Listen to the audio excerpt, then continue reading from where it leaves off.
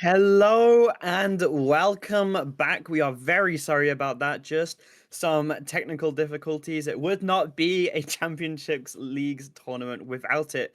But we will just head over to rosters right real quick while I make sure the teams are ready, just so you can have another look at that. For anyone who missed it or anyone who has just joined, but we are just going to double check if both teams are ready. I'm really interested to see this dive versus triple support. How about you, Flannels? Yeah, it's going to be an interesting situation. I mean, we'll see if they run triple strat the entire way or if it's just something that they default to at certain moments. But it's this is the last chance on this patch before things get shaken up again tomorrow. Hmm. Honestly, I am very excited for our American tournament tomorrow, as I really want to see some Cyclops gameplay.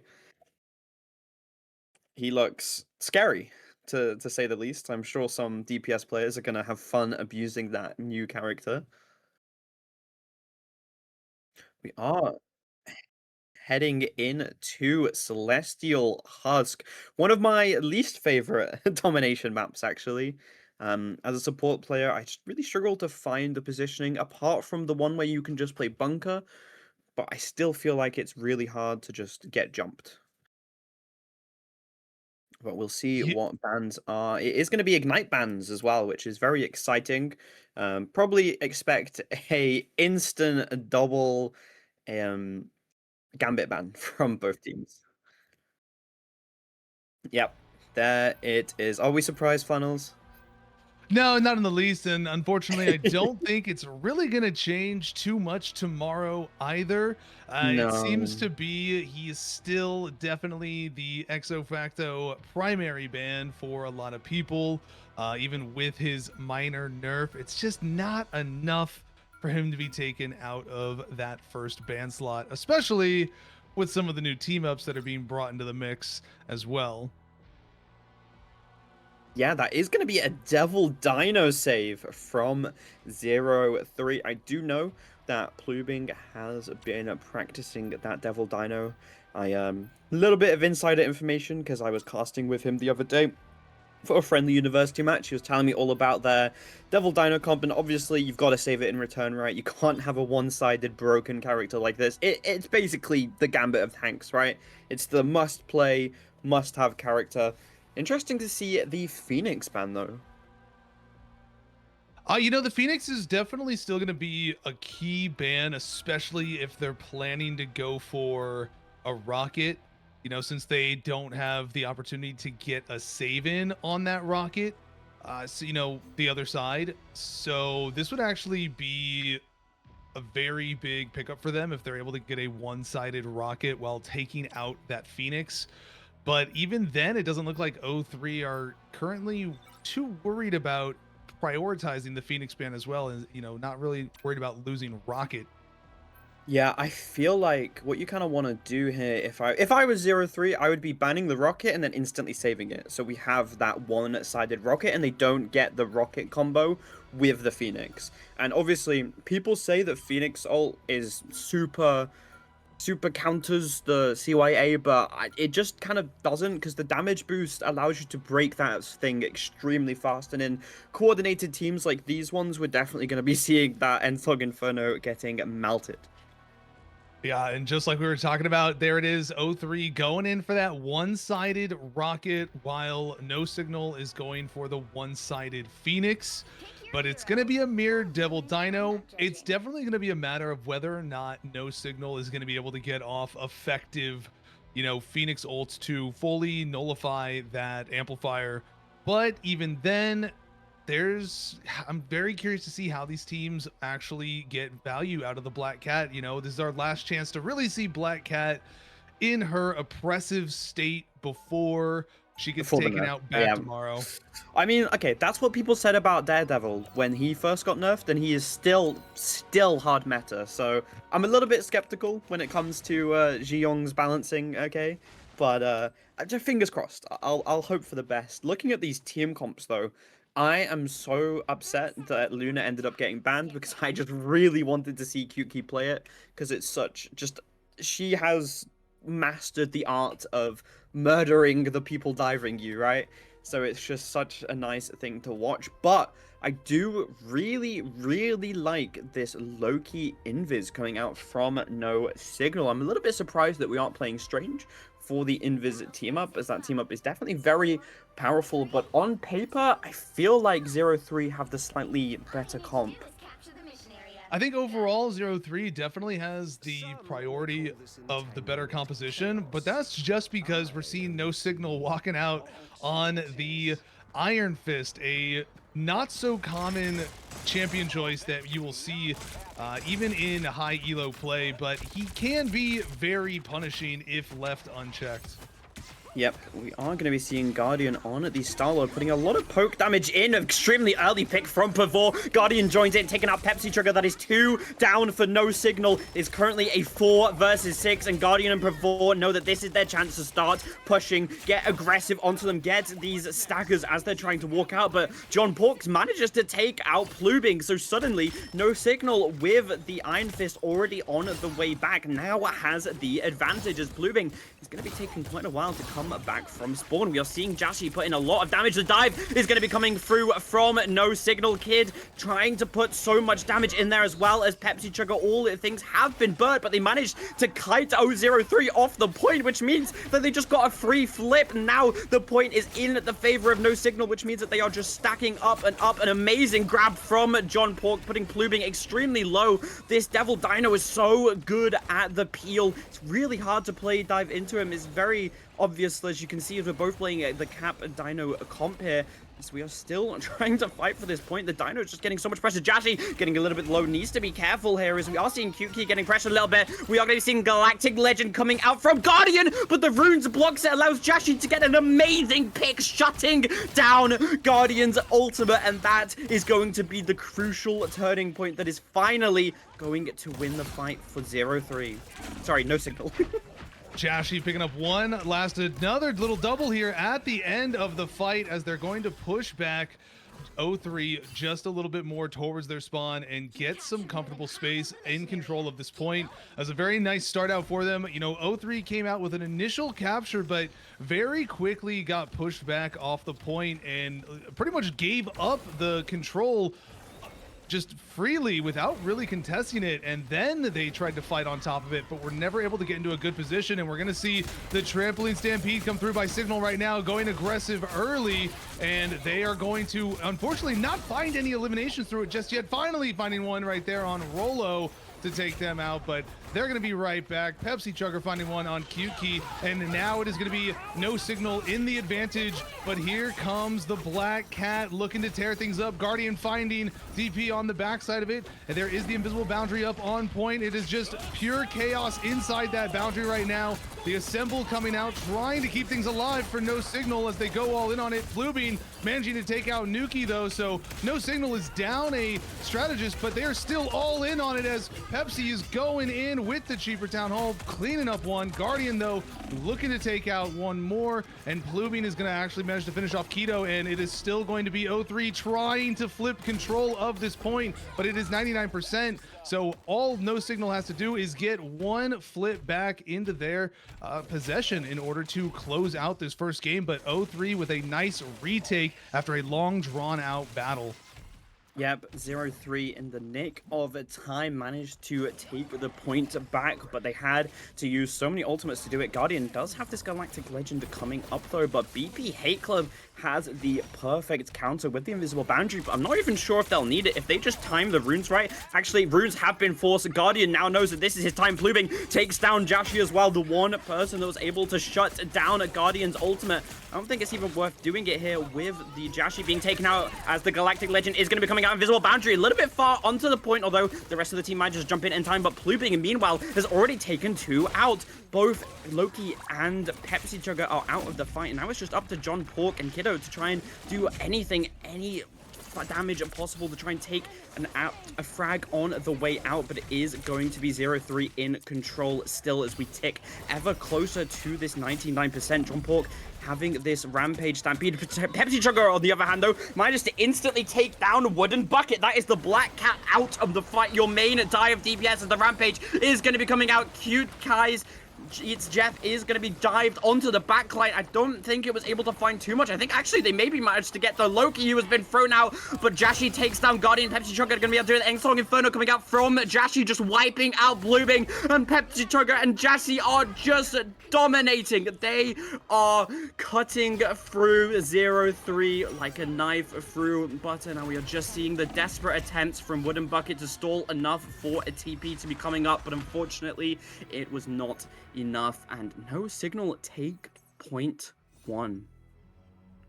That was an exciting exchange there at the very end, and it definitely leaned into the favor of Signal as we got to see the Devil Dino ultimate coming online at the back end there, which allowed for John Porks to be able to be the initiator into that exchange and kind of draw so much attention, just immediately stampeding into that back line and being able to stay alive through all of it themselves, just from all the overhealth that they were generating, and that allowed for the other members to come into play, and throughout that fight have Jashi be able to come in with that Insong Inferno to help clean things up along with Pepsi. You know, both of them having very nice performances in that first round of this domination.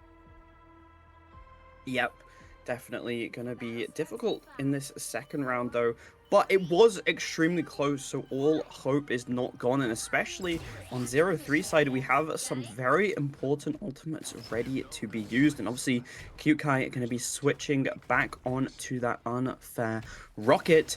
But I mean, I'm just really scared of this freedom charge from No Signal. If they manage to use that before Rolo is able to get his Kamiho Unleashed, it could be extremely problematic for 0-3. John Parkey instantly wiping out Pluving. Like I said, this is the perfect anti-dive tank.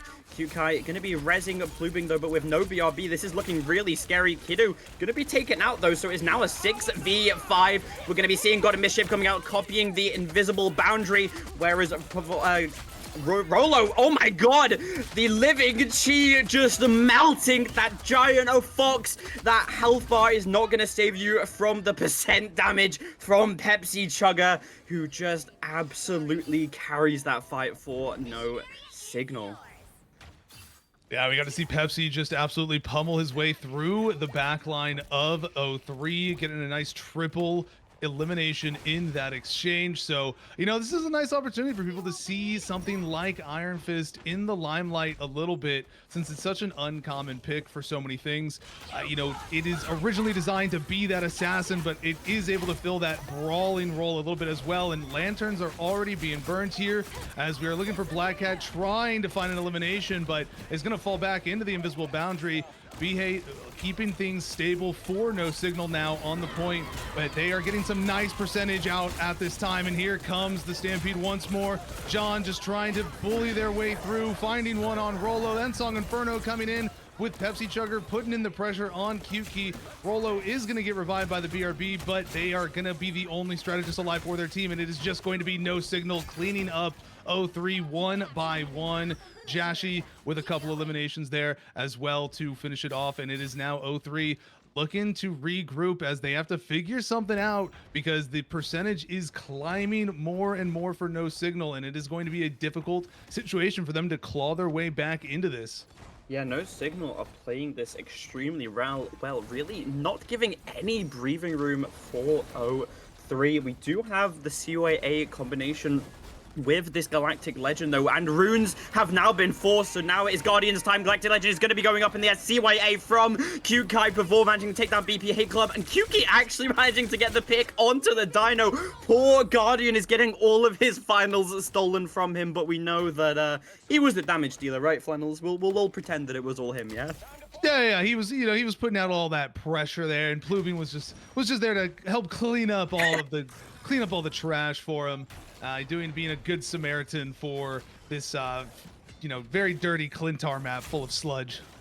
Yeah.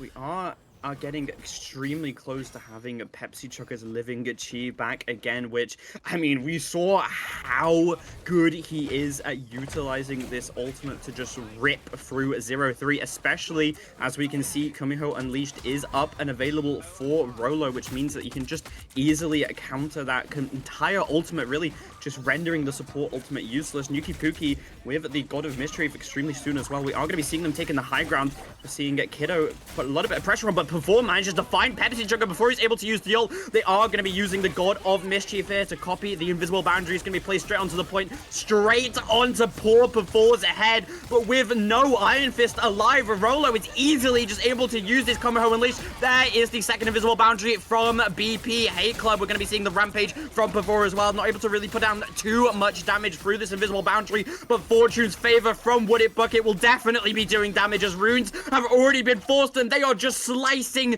and dicing through No Signal. As 0-3 are making the comeback of the century. Pepsi Chugga has been spotted out, and it does look like Wooden Bucket really wants the stagger block already being used as well, as Pepsi Chugga is going to be trying to escape as fast as possible. He is able to get out here, but Flannels, it's final fight. Anything can happen.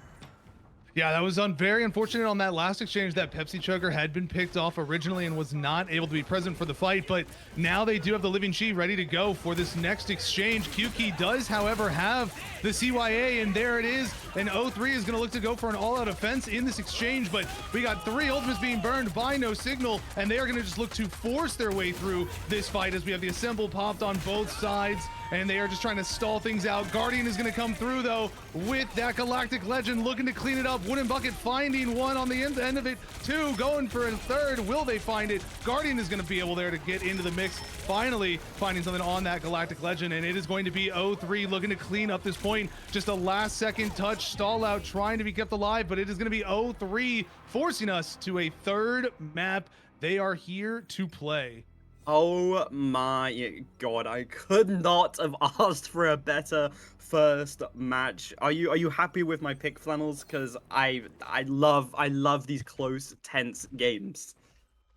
Yeah, it's always really exciting to see how close these matches can play out, because even if this had ended up in a 2-0 for the domination, they've still been close competitive matches regardless. So it's an exciting one overall, and we are getting to see Wooden Bucket get those moments of opportunity on the Black Cat, but also Guardian is being able to just apply so much pressure. But you know, we look at the scoreboard, and it's a very well-rounded performance by 0-3. Everybody getting into the mix, having big contributions in terms of eliminations and finals.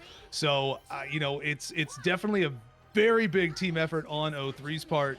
I think No Signal are in a really good position though for this exchange. They just have to, you know, make sure that they don't get picked off so easily and get stuck in a 5v6 as much as they did on that second map. I couldn't have said it better myself. I mean, if it comes down to anything, it's going to be this pocket Iron Fist pick kind of out of nowhere, but I'm seeing how well it counters the White Fox. Instant pick, cast a curse right there. Wooden Bucket wipes out Pepsi Chugga. No more Iron Fist to counter that White Fox Kiddo, having to dash away extremely low, using the health back to get sustained. With John Pork, though, getting on the offensive. They really want to get revenge for Pepsi Chugga. They want to take out, but it's going to be the revenge as Rolo finds John Pork, and now it is a 4v6. Although Pepsi Chugga is now back, instantly takes down Kyuki. That is no BRB, forcing out the Kumiho Unleashed from Rolo. They do not want to lose this fight here. Blueberry going to be able to take down BP Hate Club as well. They're seeing a little bit of a 1v1 here between Jashi and Rolo. Rolo having to use that melee form to get away, but it is going to be 0-3 with the first cap this time. Yeah, now we do see the Ensong Inferno is available on the side of No Signal to be able to match not Q-Key's CYA if they, you know, if they do manage to overlap with it. But unfortunately, yeah, there was a little bit of the caster curse there as Pepsi did get taken out at the very beginning. And immediately we're going to look to see some Black Cat action, but we're going to get the Invisible Boundary copy put out first in preemptiveness for No Signal to keep things alive. But Q-Key has that CYA ready to go but they know that Jashi is waiting for it, and there it comes. Ensong Inferno coming out, or is it going to be able to get through? It does connect, so it takes out that CYA, and it is now up to these invisible boundaries to keep things alive, but they are all burned out, so Guardian is going to look to clean up shop, paired up with Wooden Bucket, and they are going to go in for a triple on Guardian, looking for 4, as they're going to just push things off before managing to take out one more, and it is going to be a quad for Guardian on that Star-Lord, being very patient and waiting out those invisible Oh my boundaries. god, you keep taking the words from my mouth. That's exactly what I was gonna say. The patience from Guardian is perfection, waiting for the invisible boundaries, waiting for those runes to run out, and just annihilating with that Galactic Legend. Now, both teams have their freedom charge here, but if you have a look up at No Signal, Pepsi Chugger extremely close to this Living Chi, but No Signal, they need to make a play quickly, as only 20% is remaining. We're going to be seeing a dive coming in instantly from Plubing Guardian, forcing out an important cooldown extremely early and still managing to take out BP Hate Club. No Signal is not looking good here. 5v6 down a support. Pepsi Chugger almost being taken out before he's able to get that Living Chi. He does build it in time, and as well managed to trade out a Wooden Bucket, who instantly gets read by Cute Kai. Living Chi is going to be coming out now. Freedom Charge is going to be used to sustain them for the time being, instantly going onto the supports, but Pepsi Chugger just can't put the damage through. He cannot kill through this Freedom Charge. We are seeing the Wooden Bucket going on the flank here, but Kiddo has actually managed to take down Rolo, and that is a support down. And Cute Key falls to Pepsi Chugger as well, as Pepsi Chugger is starting to pop off. The John Pork Pepsi Chugger combo is wiping through the competition and clutching out this round for No Signal as they finally cap the 3rd point. Yeah, they're going to have an Everest to climb here, having to go 99% all the way back up. 0-3 just have to get one controlled flip in their favor, and they have ultimates coming online. They've got the CYA not far off, but already they have Kumiho and Wooden Bucket ready to let loose, while No Signal only is going to have the Ensong Inferno and Nuki with the copy, but we've seen 0-3 do such a good job of finding these picks to give them advantages in fights initially. So if they can find a quick one before things break out, it's going to be very much in their favor. Ensong Inferno already burned through, along with the invisible boundary. No eliminations being found yet through all these ultimates being exchanged, but we are seeing the Stampedes rolling out. Wooden Bucket managing to find Nuki, and it is going to be dropping down the back line, taken out by No Signal, and it is going to be the front line of 0-3 pushing into the back line and cleaning up No Signal one by one. Wooden Bucket managing to find Jashi, and it is going to be a portal coming out by No Signal in order to get into this last fight to try and keep things alive. Yep, this is their final chance to keep themselves in this domination. We do have a rampage coming out from John Porgy, going to be kidnapping them back into the portal. Guardian, though, already managing to take someone out with this Galactic Legend. 2 falls to Guardian. Blue being able to get that Captain America diff on to Kid Out. Invisible boundary built just in time from BP Hate Club, but I think that portal is about to run out, so I don't think it's actually going to matter that much. And ultimately, this has just come down to the overuse of ultimates from No Signal. They are not out just yet, though, as they are still stalling the point, and I cast a curse it once again. I am so sorry, No Signal. I'll stop saying you're winning. As I keep managing to curse it for you, but that is gonna be a map 1 win from No 3, and this is why you cannot count them out based on the first round, because after that round they just dominated. They showed how good they are when they are put together as a team, and obviously MVP for Guardian. Who would have thought those Galactic Legends were perfect? Like Flannel said, his patience is off the charts. Yeah, and we can see just here from the scoreboard, again, I said it in that after that second map, but just such a well-rounded performance by everybody on the side of 0-3.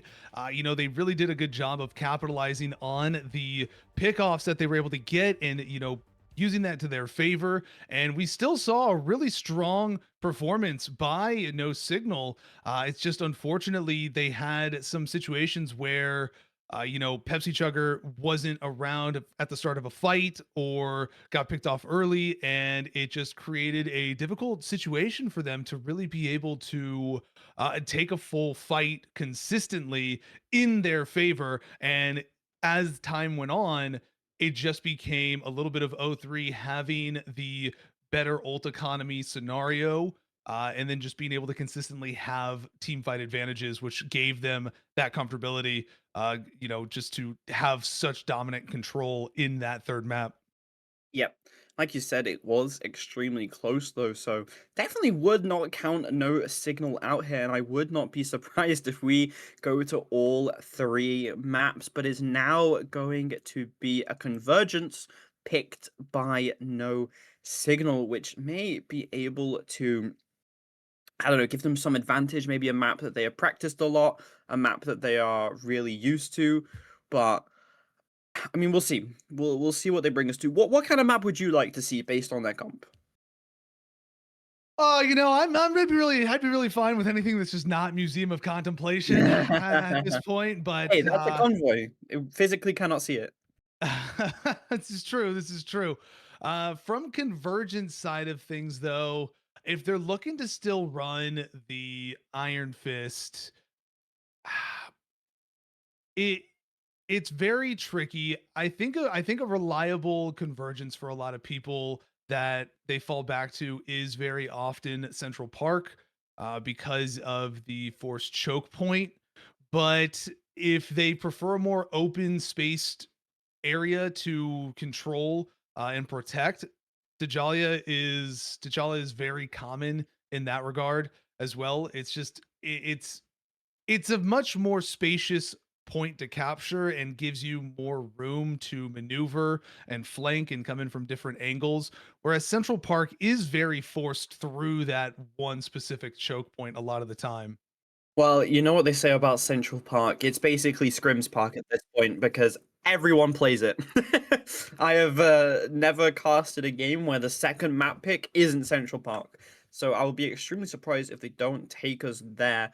But now that both teams know what the other team is kind of wanting to run Scrimrise, oh, it is going to be Lower First time for anything. Manhattan. Nice. I personally love this map. I really like the way it's laid out. It's really nice for dive. Not particularly the first point. You have to play the first point really, really well to be able to get those dives off. But after that, there are so many different back alleys and angles to get into the backline. Now, I want to know if O3 are going to be wanting to ban away that Iron Fist because they left open so many other powerful dive characters, yet they still decided to run the Iron Fist. So that might be a signal as a one trick, mayhaps, and maybe they will want to ban that away. But it is going to be that instant Gambit ban, as we all know. It has to happen. You cannot let a Gambit through. It's just, it's not going to be a fun game. We are No, seeing you the can't. Rocket ban. Yeah, immediately no signal not wanting to have to deal with that again. And they are going to save it for themselves. And it is going to be a one-sided rocket scenario now. And that's going to be a little bit of a shakeup this time around. And I think more so than the CYA, the benefiting factor that I think most commonly came through for O3 last time was when No Signal was able to get a pick off to give them an advantage for a 5v6 type scenario, that person would just be brought back to life and it was still a 6v6. And that's without the ult situation being brought into play. And we're actually going to get a one-sided Phoenix Yeah. and Rocket, but it's a one-sided Devil Dino for O3. So No Signal is definitely going to have their work cut out for them to, in the front line at the very least, to have to deal with this dinosaur on their own, clearly valuing other things over it in this situation. Yeah, I'm really interested to see what 0-3 is going to save here. They could save the Luna. As I said before, I really want to see Cute Kai playing this Luna. She is so powerful when put on this pick and allowed to just do whatever she wants. She will just annihilate any dives, anything that is happening to her. And like you said, it is an unfair Devil Dino, which I actually haven't been able to see yet. So we're going to see which meta character is more broken. Is it going to be Devil Dino Luna? Or is it going to be Phoenix Rocket? Well, and with that, we've actually got 3 one-sided picks for them in the situation of the Star-Lord as well, because they banded out away from 03. So 3 very offensive options at I their don't know if you disposal. just saw what Guardian hovered. I don't know which I'm more scared of.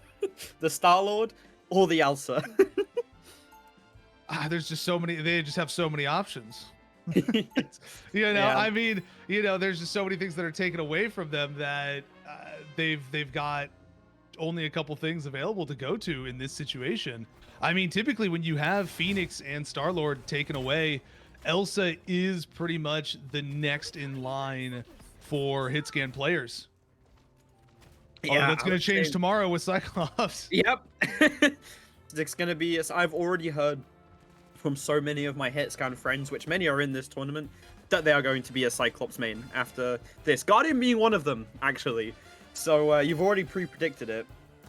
Like I said, I cannot wait for tomorrow. I can't wait to cast some 1v9 Cyclops gameplay. That character looks really balanced, actually. Yeah, oh yeah. No, definitely not going to be too strong in any way whatsoever. No.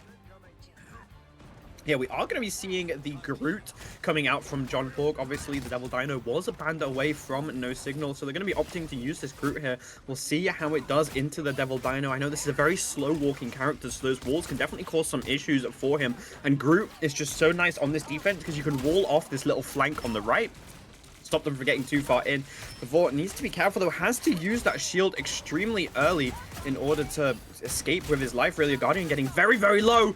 Put onto 90 health, getting a lot of damage in, though. This Glatrox is going to be crucial to build as fast as possible. It looks like 0-3 have actually got a lot of space already. Wooden Bucket going to be diving into the backline extremely early, forcing them all the way back. Guardian needs to be careful here, getting extremely low, being walled around as the entirety of 0-3 are almost pushing onto the point. The space that's been gained from Pavor is absolutely perfect. Plubing and Wooden Bucket just caught in chaos as Pavor is going to be dragging him into the backline. The Pepsi Chugger combo with Kadua getting scared low, though. Pepsi Chugger manages to escape with his life barely. BP Hate Club saving his life, as the CYA is going to be coming out. A really early CYA from No Signal. This is why this rocket pick is so powerful. It just instantly wins the fight. You press Q and the fight is over. But now you do not have that ult for the Phoenix combo.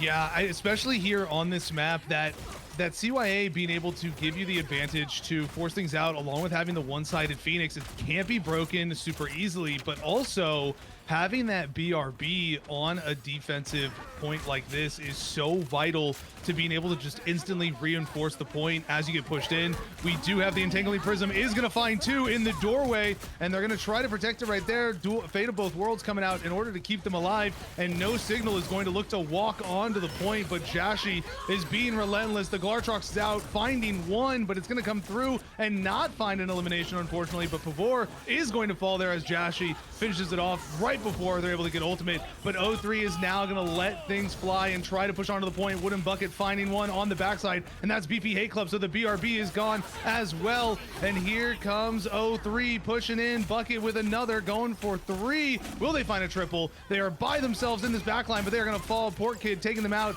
and it is going to be No Signal trying to fend them off.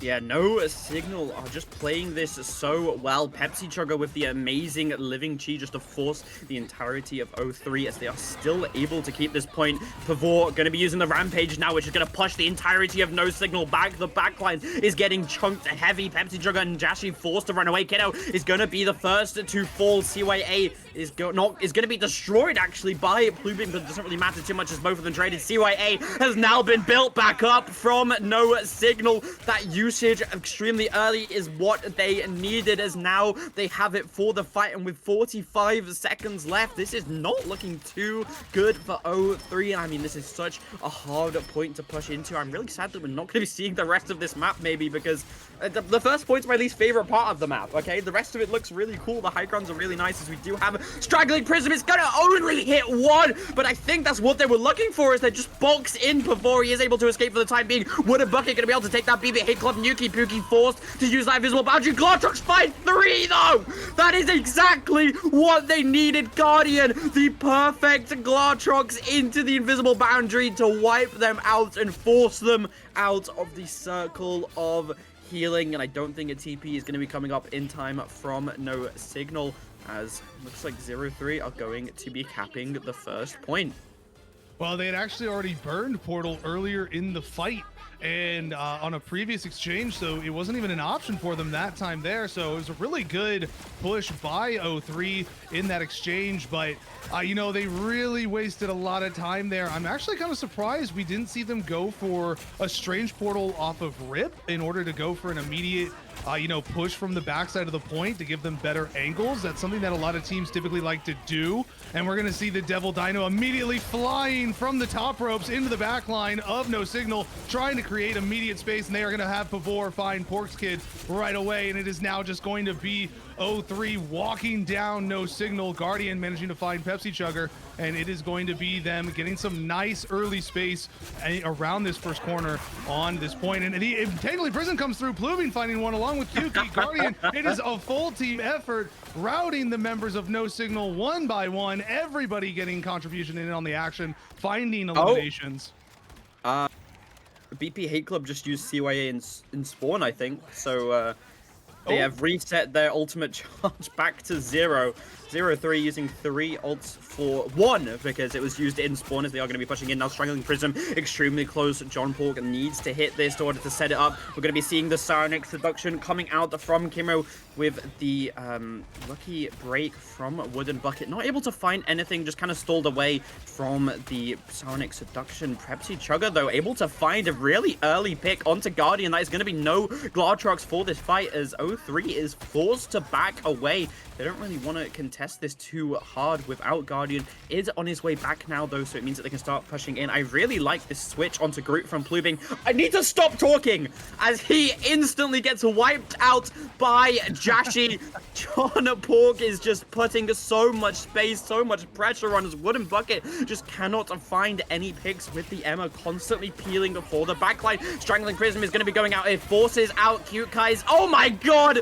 Instantly ends Song Inferno, stopping that fate of both worlds, and this is not looking good for O3. 20 seconds left on the clock, and they have to Strange TP. Both DPS ultimates are up and available. It looks like No Signal are going to be looking for the cancel here. They do back away, not able to get it. They are going to have the portal come through on the backside of the point. Last fight situation for them, but there are some nice ultimates ready for No Signal with that with the Chi ready to go, but Keto is going to be able to find Guardian here early on, so no Glortrox coming through in this exchange, and that's a very big ult to be taken away from O3 in this last fight scenario. The invisible boundary is up along with the living Chi, but you know, they're not going to be able to find any eliminations through that, as people are going to be stabilized. But finally, Pepsi Chugger finds one, but not before they also fall to Pavor. But Pepsi is going to be right back into the action. Jashi finding one, Nuki another, and it is going to be the Psionic Seduction managing to find the last one, Guardian, who once again was not able to get into position for a Glortrox, and that is going to be the furthest that O3 is going to be able to get. That is a nice stop by No Signal in this exchange. I will say, at least they got past first point. It wasn't a full hold. They did manage to cap that first point and push it all the way to almost second, but unfortunately, they could not win that final fight. And we are seeing the power of a one-sided rocket here, being able to just constantly res them over and over again. The CYA is getting built extremely fast. BP Hate Club is really putting in the work for his team. But I will say, though, Kidow's grab on to Guardian in that last fight after the TP was just perfection. Taking out that Elsa with the ult was amazing. No Glortrox, no win, as O3 are going to be on the defense here. We are going to be seeing Plubing going on to the Emma instead. We'll see what difference that makes. And yet again, we are seeing the power of Living Chi versus Komeho Unleashed. It gets melted in a matter of seconds. And we are going to be seeing Rolo switching on to Invis, probably for that reason, not knowing that Pepsi Chugger is actually on Punisher right now. Yeah, I'm wondering what kind of Punisher we're going to see out of Pepsi here. If they're a, more traditional Punisher type player, or if they like to roll out into the backline and just start Please be backline pumping shotgun. shotgun shells. Please be backline shotgun. Please be backline shotgun. That's what I need to see. And on this defense here, what are we feeling about the Wolverine here from Wooden Bucket instead of the Black Cat? Well, it's definitely advantageous for them in this defensive side of it, being able to kidnap members of No Signal and just bring them into that room and isolate them very heavily. And even from afar, we're seeing the shotgun being let fly by Pepsi here. So they're just going to be looking to pump those shotgun rounds into O3, Pavor, and just put a lot of pressure on that Dino.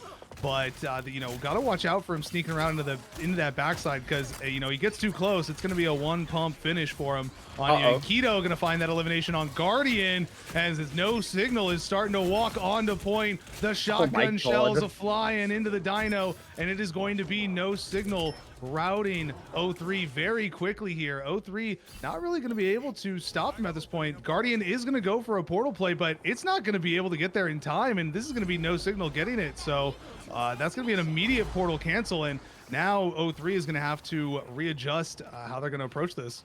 See, I can definitely see why No Signal picked this map. They seem to have put a lot of practice into it, as they are playing it to perfection. This Punisher actually doing a lot of work here, and I must say I really like this Loki pick, as with two CYAs you can combo with both your Phoenix and your Punisher for just tons and tons of damage, swiping them through. We are going to be seeing him building his ultimate with the turret here, which is taking a while to get taken out, as both supports do have their ults. We are going to be seeing the Sonic Seduction coming out from Plubing, instantly walled off from Jar and Porky. The copy is going to be coming out from Yuki Puki using that CYA. It's going to get destroyed by Wooden Bucket's hands of Conchu. Actually going to be able to take down John Pork's kid as well. Unfortunately, though, BRB is going to be bringing him back, and it's amazing! Oh my god! Strangling Prism onto 4. Jashi slams down with the End Song Inferno to clean up those kills. And it looks like this is going to be the fastest map of the day.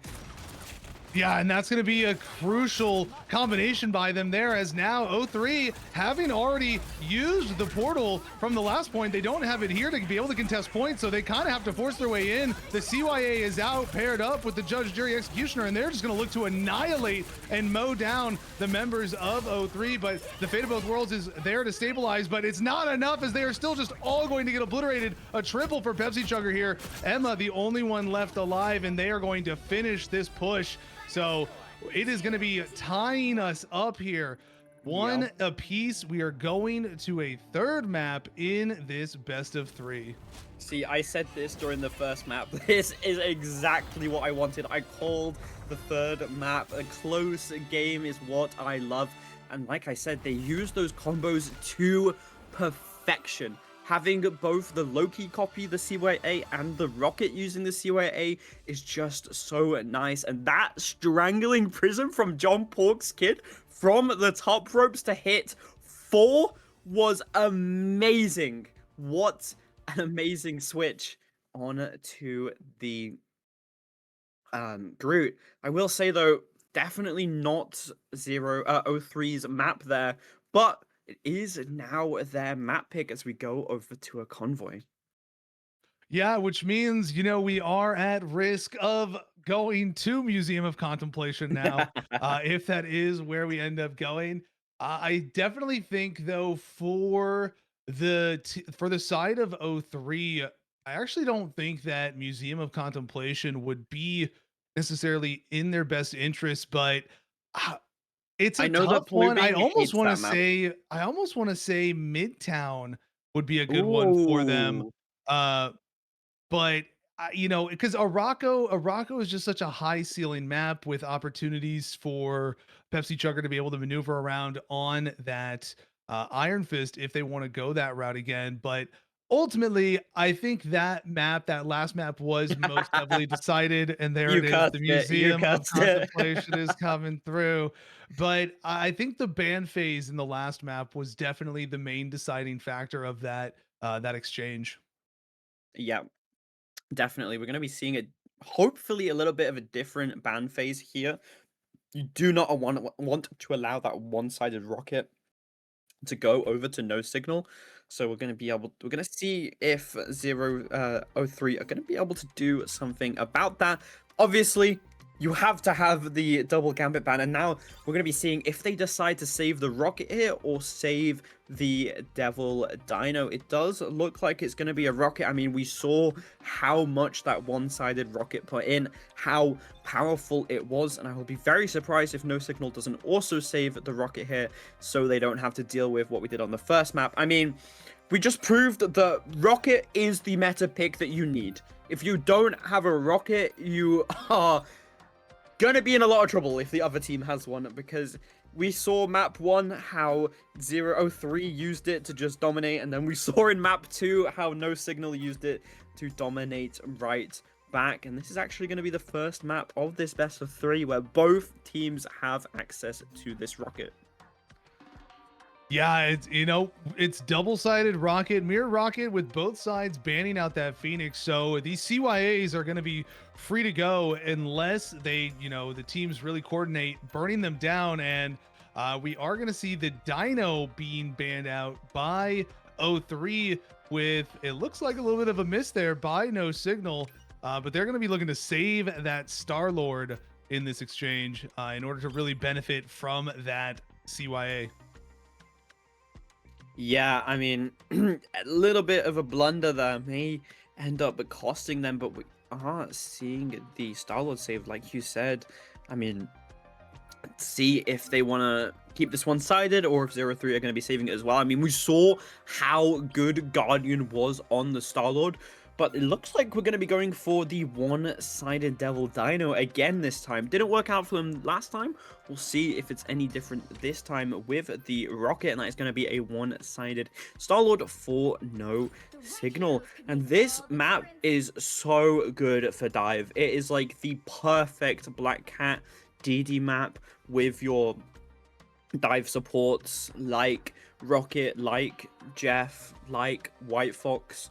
All these different characters can just do so much and just help.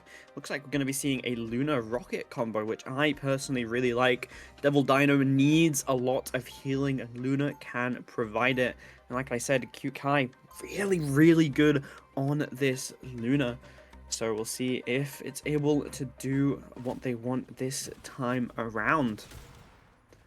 Yeah, they weren't able to get full value out of it last time, but so much of that was just because of the one-sided damage pressure that No Signal was able to really put into it, that they were able to just deal with that Dino so easily. But also just really good ultimate combinations coming through. Guardian is sticking to the Elsa once again. Actually, they are going to make a last-second switch over to the Punisher instead. So this is going to be a little more consistent pressure. Yeah, it's maybe with they the crew saw walls. that it was the spawn kind of comp that they are running. The triple support. You need to pump a lot of damage into it really to be able to break through it. Though we are going to be seeing the triple support with the Elsa and double tank. The Adam is just so good. We're already seeing a little bit of a flank from Wooden Bucket and Bluebing here. So seeing a lot of damage coming out from Pavor, just starting to push it. They have split them up really nicely. This Daredevil just putting a lot of damage in. Pavor, though, grabbed by Kid out and wiped out. BRB is going to be able to bring them back, but not Cute Guy. It's taken out as well, which means they are down their Luna, and they have to retreat back to spawn already, wasting almost a minute of time. We are going to be seeing instantly switching off of that Devil Dino onto the Emma. Yeah, the Dino just so vulnerable in this exchange. You take a look, you see that Adam, and as a Dino, you're just free eats for that Adam to be able to, pump headshots into you and be able to get, successive chain heals one after another off.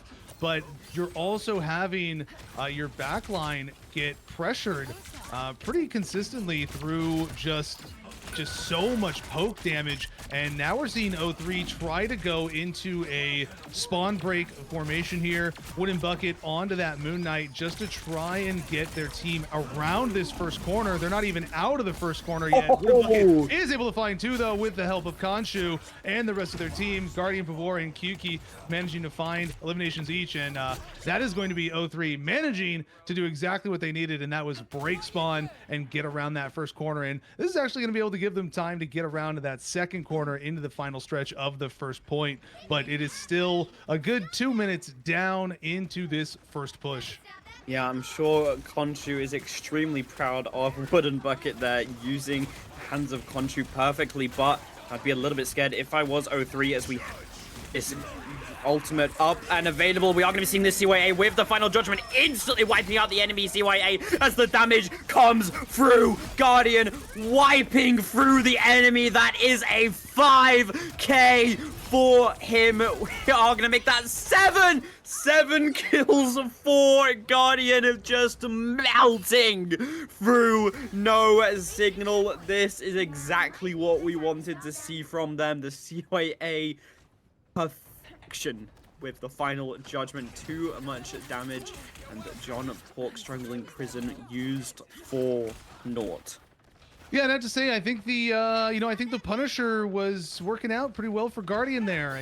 Finding themselves a nice little Hex elimination with a one extra little piece to a little cherry on top for 7 overall. But that is a tough situation for them, and O3 still has so many ultimates available in this exchange. The Entangling Prism managing to find 2 on the backside of the room through the opening, but they're not going to be able to find too many eliminations through it. But Wooden Bucket does find 2 off of it, as they're going to manage to route O3, or route No Signal back further. Glartrox, though, coming out.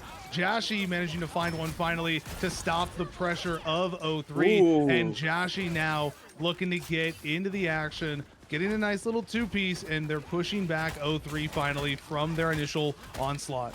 See, I thought that O3 had that fight in the bag, but Jashi, the saving grace for No Signal, comes out with the crucial Glartrox to wipe out 0-3's offensive push here.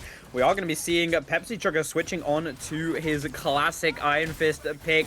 Living Cheaters up and available. Amazing grab onto Kiddo, slammed into the wall. Is going to be able to take him out. Sound Introduction is going to be coming out as the Strangling Prism does found 5. Fate of Both Worlds from Q-Kai is going to be able to keep them alive for the time being and start the push. Wooden Bucket takes down John Pork's Kid, and with no BRB available, that means that they are going to be in a 5v6 here. Jashi in a bit of a precautious situation, going to be taken out by Wooden Bucket as well. Wooden Bucket just taking names. CYA comes out with Pepsi Chugger's Living G. This is so much damage instantly taken out, proving CYA in return from the team of 0-3 here, as the Living Chi is going to be running out before they're able to take down that CYA, which means the 0-3 just have a perfect way to push in. Pluving so close to this Strangling Prism, as the final judgment is going to be coming out. Freedom Charge in response, just to try and keep them alive. They are just kiting the ultimate currently, as they are finally going to be jumping onto a point, and Guardian gets taken out by Nuki Pookie, and without that final judgment, the entirety of 0-3 is forced back to spawn once again. But there is still 1 minute 30 on the clock. Plenty of time to cap this second point.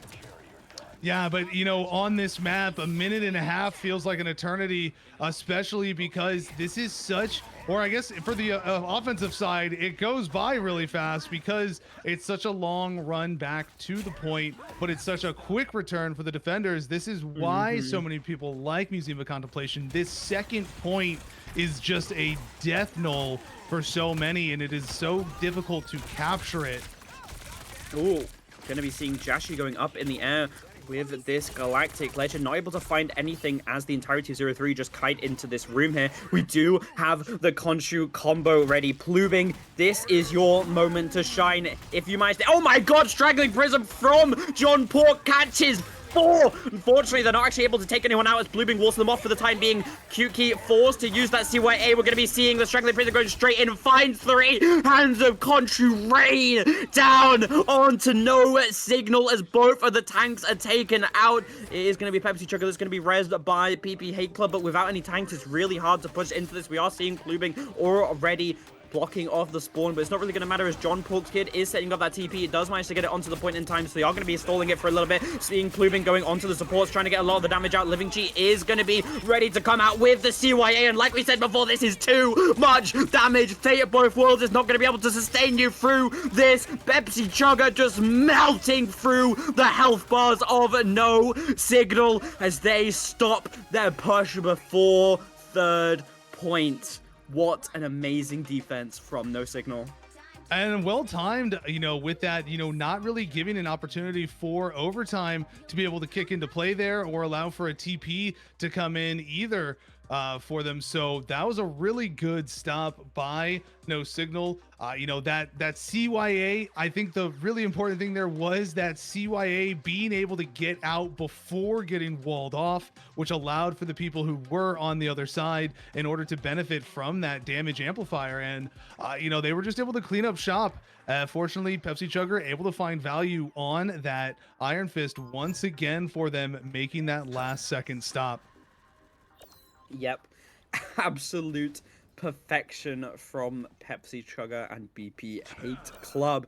I mean, Pepsi Chugger is showing that Iron Fist maybe should be in the meta and not enough people are playing him. I mean, he is so good at shredding through tanks, especially in a meta where no one really seems to die. It's definitely the character to do it. And I mean, that Pepsi Chugger might just be Iron Fist. He might just be him. He has it in real life. He won the tournament. He is Iron Fist, and that's why he is so good on it. We aren't going to be seeing a spawn comp from 0-3, kind of sticking to exactly what they were playing. So we'll see if this is enough to defend them and stop No Signal from pushing to that second point. Yeah, where No Signal is going to go here with that. They're just going to start off with a spawn break, having Pepsi Chugger on that Moon Knight. They don't want to waste any time. Guardian still back on this Punisher. You know, definitely a lethal threat. We saw that final judgment being able to find so many for them, but Jashi is going to find an early elimination, but Pavor is going to get revived by that BRB. So 0-3 still holding on. Plubing, though, really low. Pavor is going to go down again. Keto finding that elimination. Keto with 2, looking for a third as Pepsi Chugger continues to put on the pressure, pushing back the members of 0-3.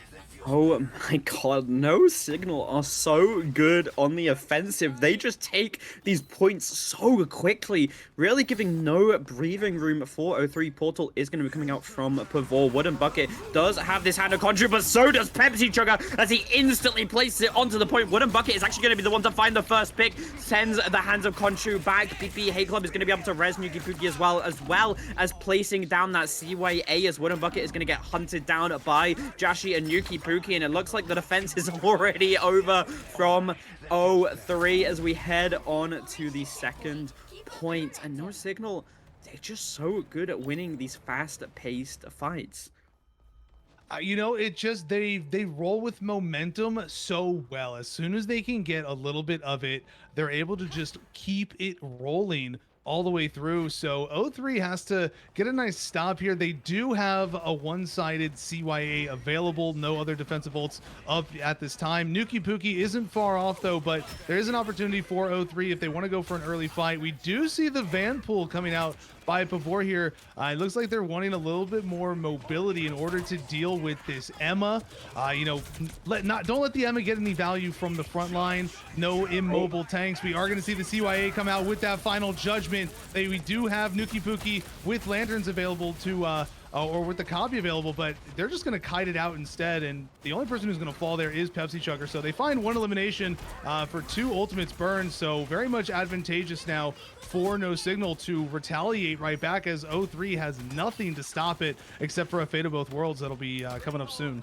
Yeah, I'd be really scared if you're an 0-3 fan here, as the CY is going to be coming out as well as Jassie's Galactic Legend. The entirety of 0-3 are trying to walk away. Kyuki gonna be the first victim. It looks like Rolo follows soon after, before trying to use the ban hammer, but to no avail, as Pluming is set up ready to stall this point for his team to get back and get another touch. Freedom Charge is up and available. I am just so worried as No Signal has this combo up and available. Runes being forced out extremely early from Pluming might be the way they win this, but that is a 4-man strangling prism as the hand of Khonshu rains onto them before only one to be taken out, as the fate of both worlds is going to be keeping them alive for the time being, but it has now ended. Sound Seduction not really able to find anything. Wooden Bucket going to be able to find that CYA as BB Hate Club uses the CYA of their own. Pepsi Chugger going to be able to take down Pluming, takes down Guardian, and Pepsi Chugger just wipes them out as the point is C9'd, and it is going to be No Signal that take the series win and move on to quarter finals. Oh my god, Flannels, what a first series. It's definitely an exciting one. You know, we got to see one of the few times that we actually got to see the tenacity come into effect was the was right there at the very end. It didn't really matter though, but Kidao actually on that Psionic Seduction wasn't able to seduce anybody because everybody had tenacity from the Entangling Prison previously. So that actually, you know, could have really gone against them, but Pepsi Chugger still just did such a great job of applying Pepsi pressure. Chugger did And Pepsi Chugger things.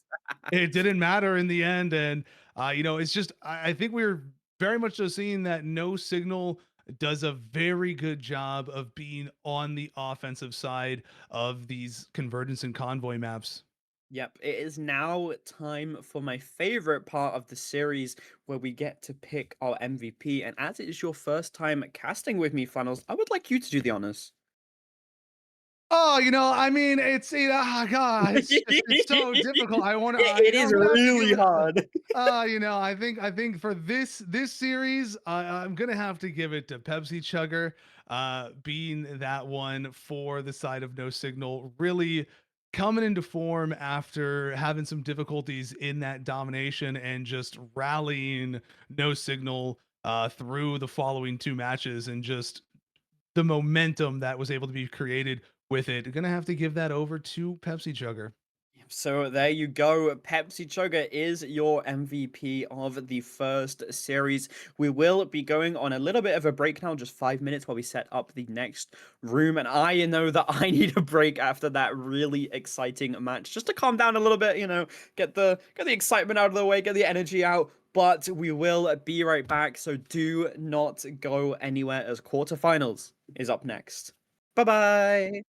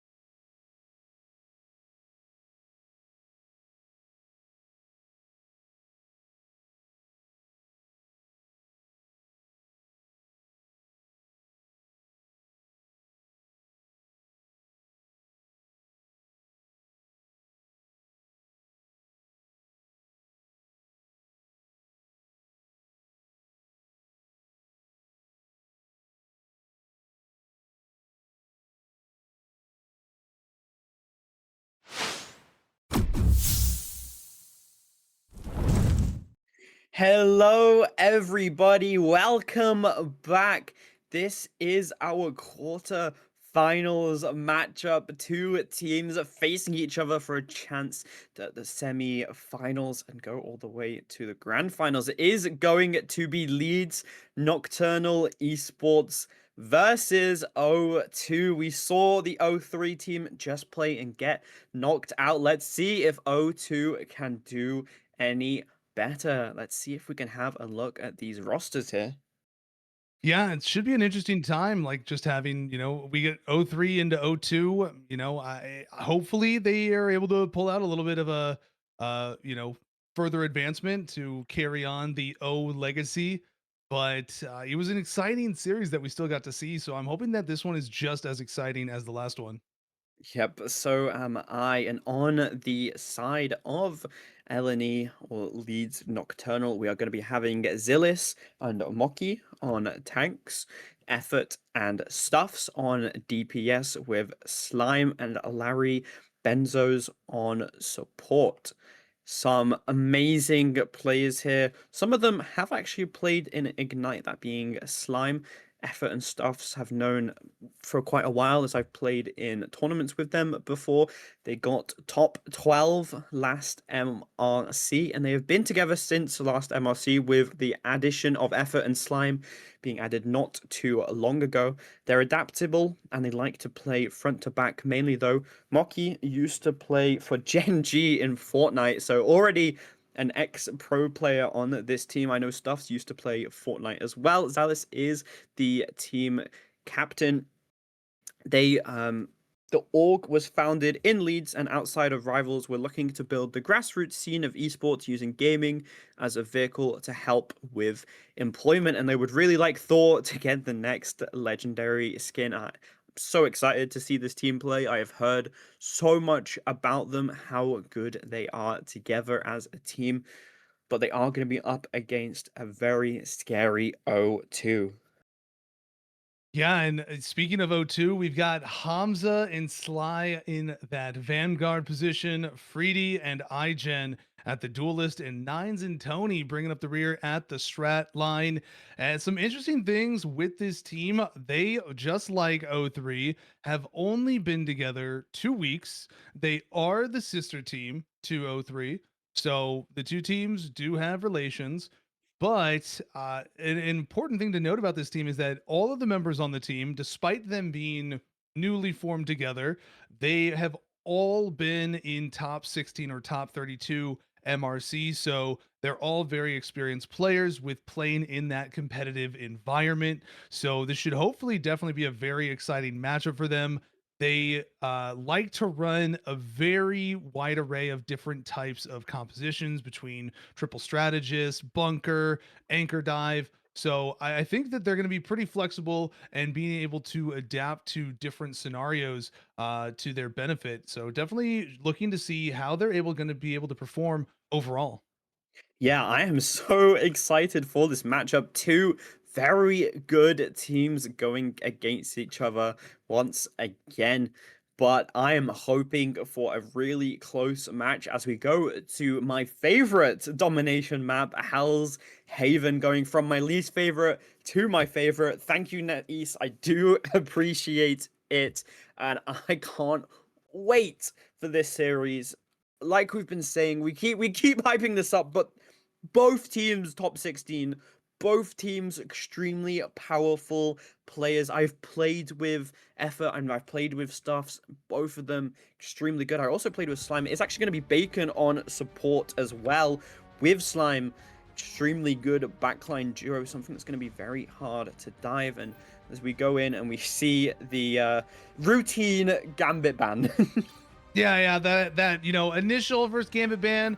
Unfortunately, the only thing that's maybe next season is that it'll be Cyclops taking us back to the way season 7.5 was, with it alternating between Gambit Elsa, prioritizing which one you want over the other. So but I still just see Cyclops gonna always be that first ban, and we are gonna see a mirror Devil Dino with a double rocket ban. So gonna be a battle of the dinos.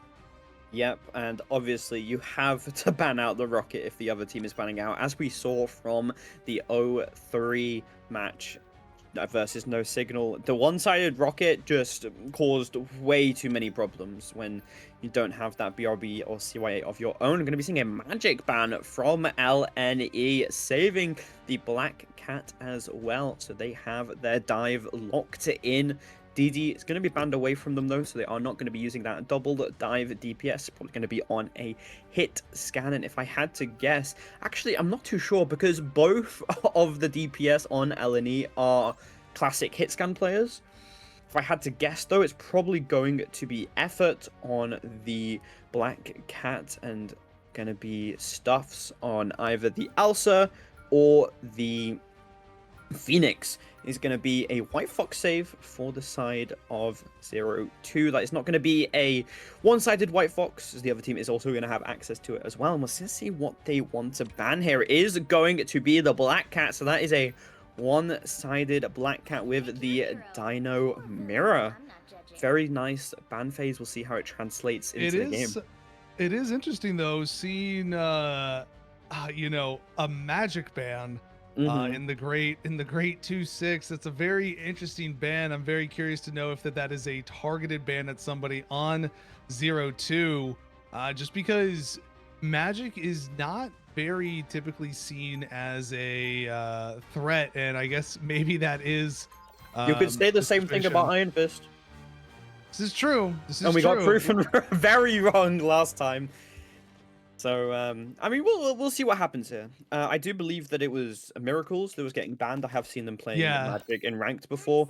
But they are going to be going on the DD. They flexed that animated there a little bit. Yeah, I mean, arguably, right, DD is theoretically the better dive character.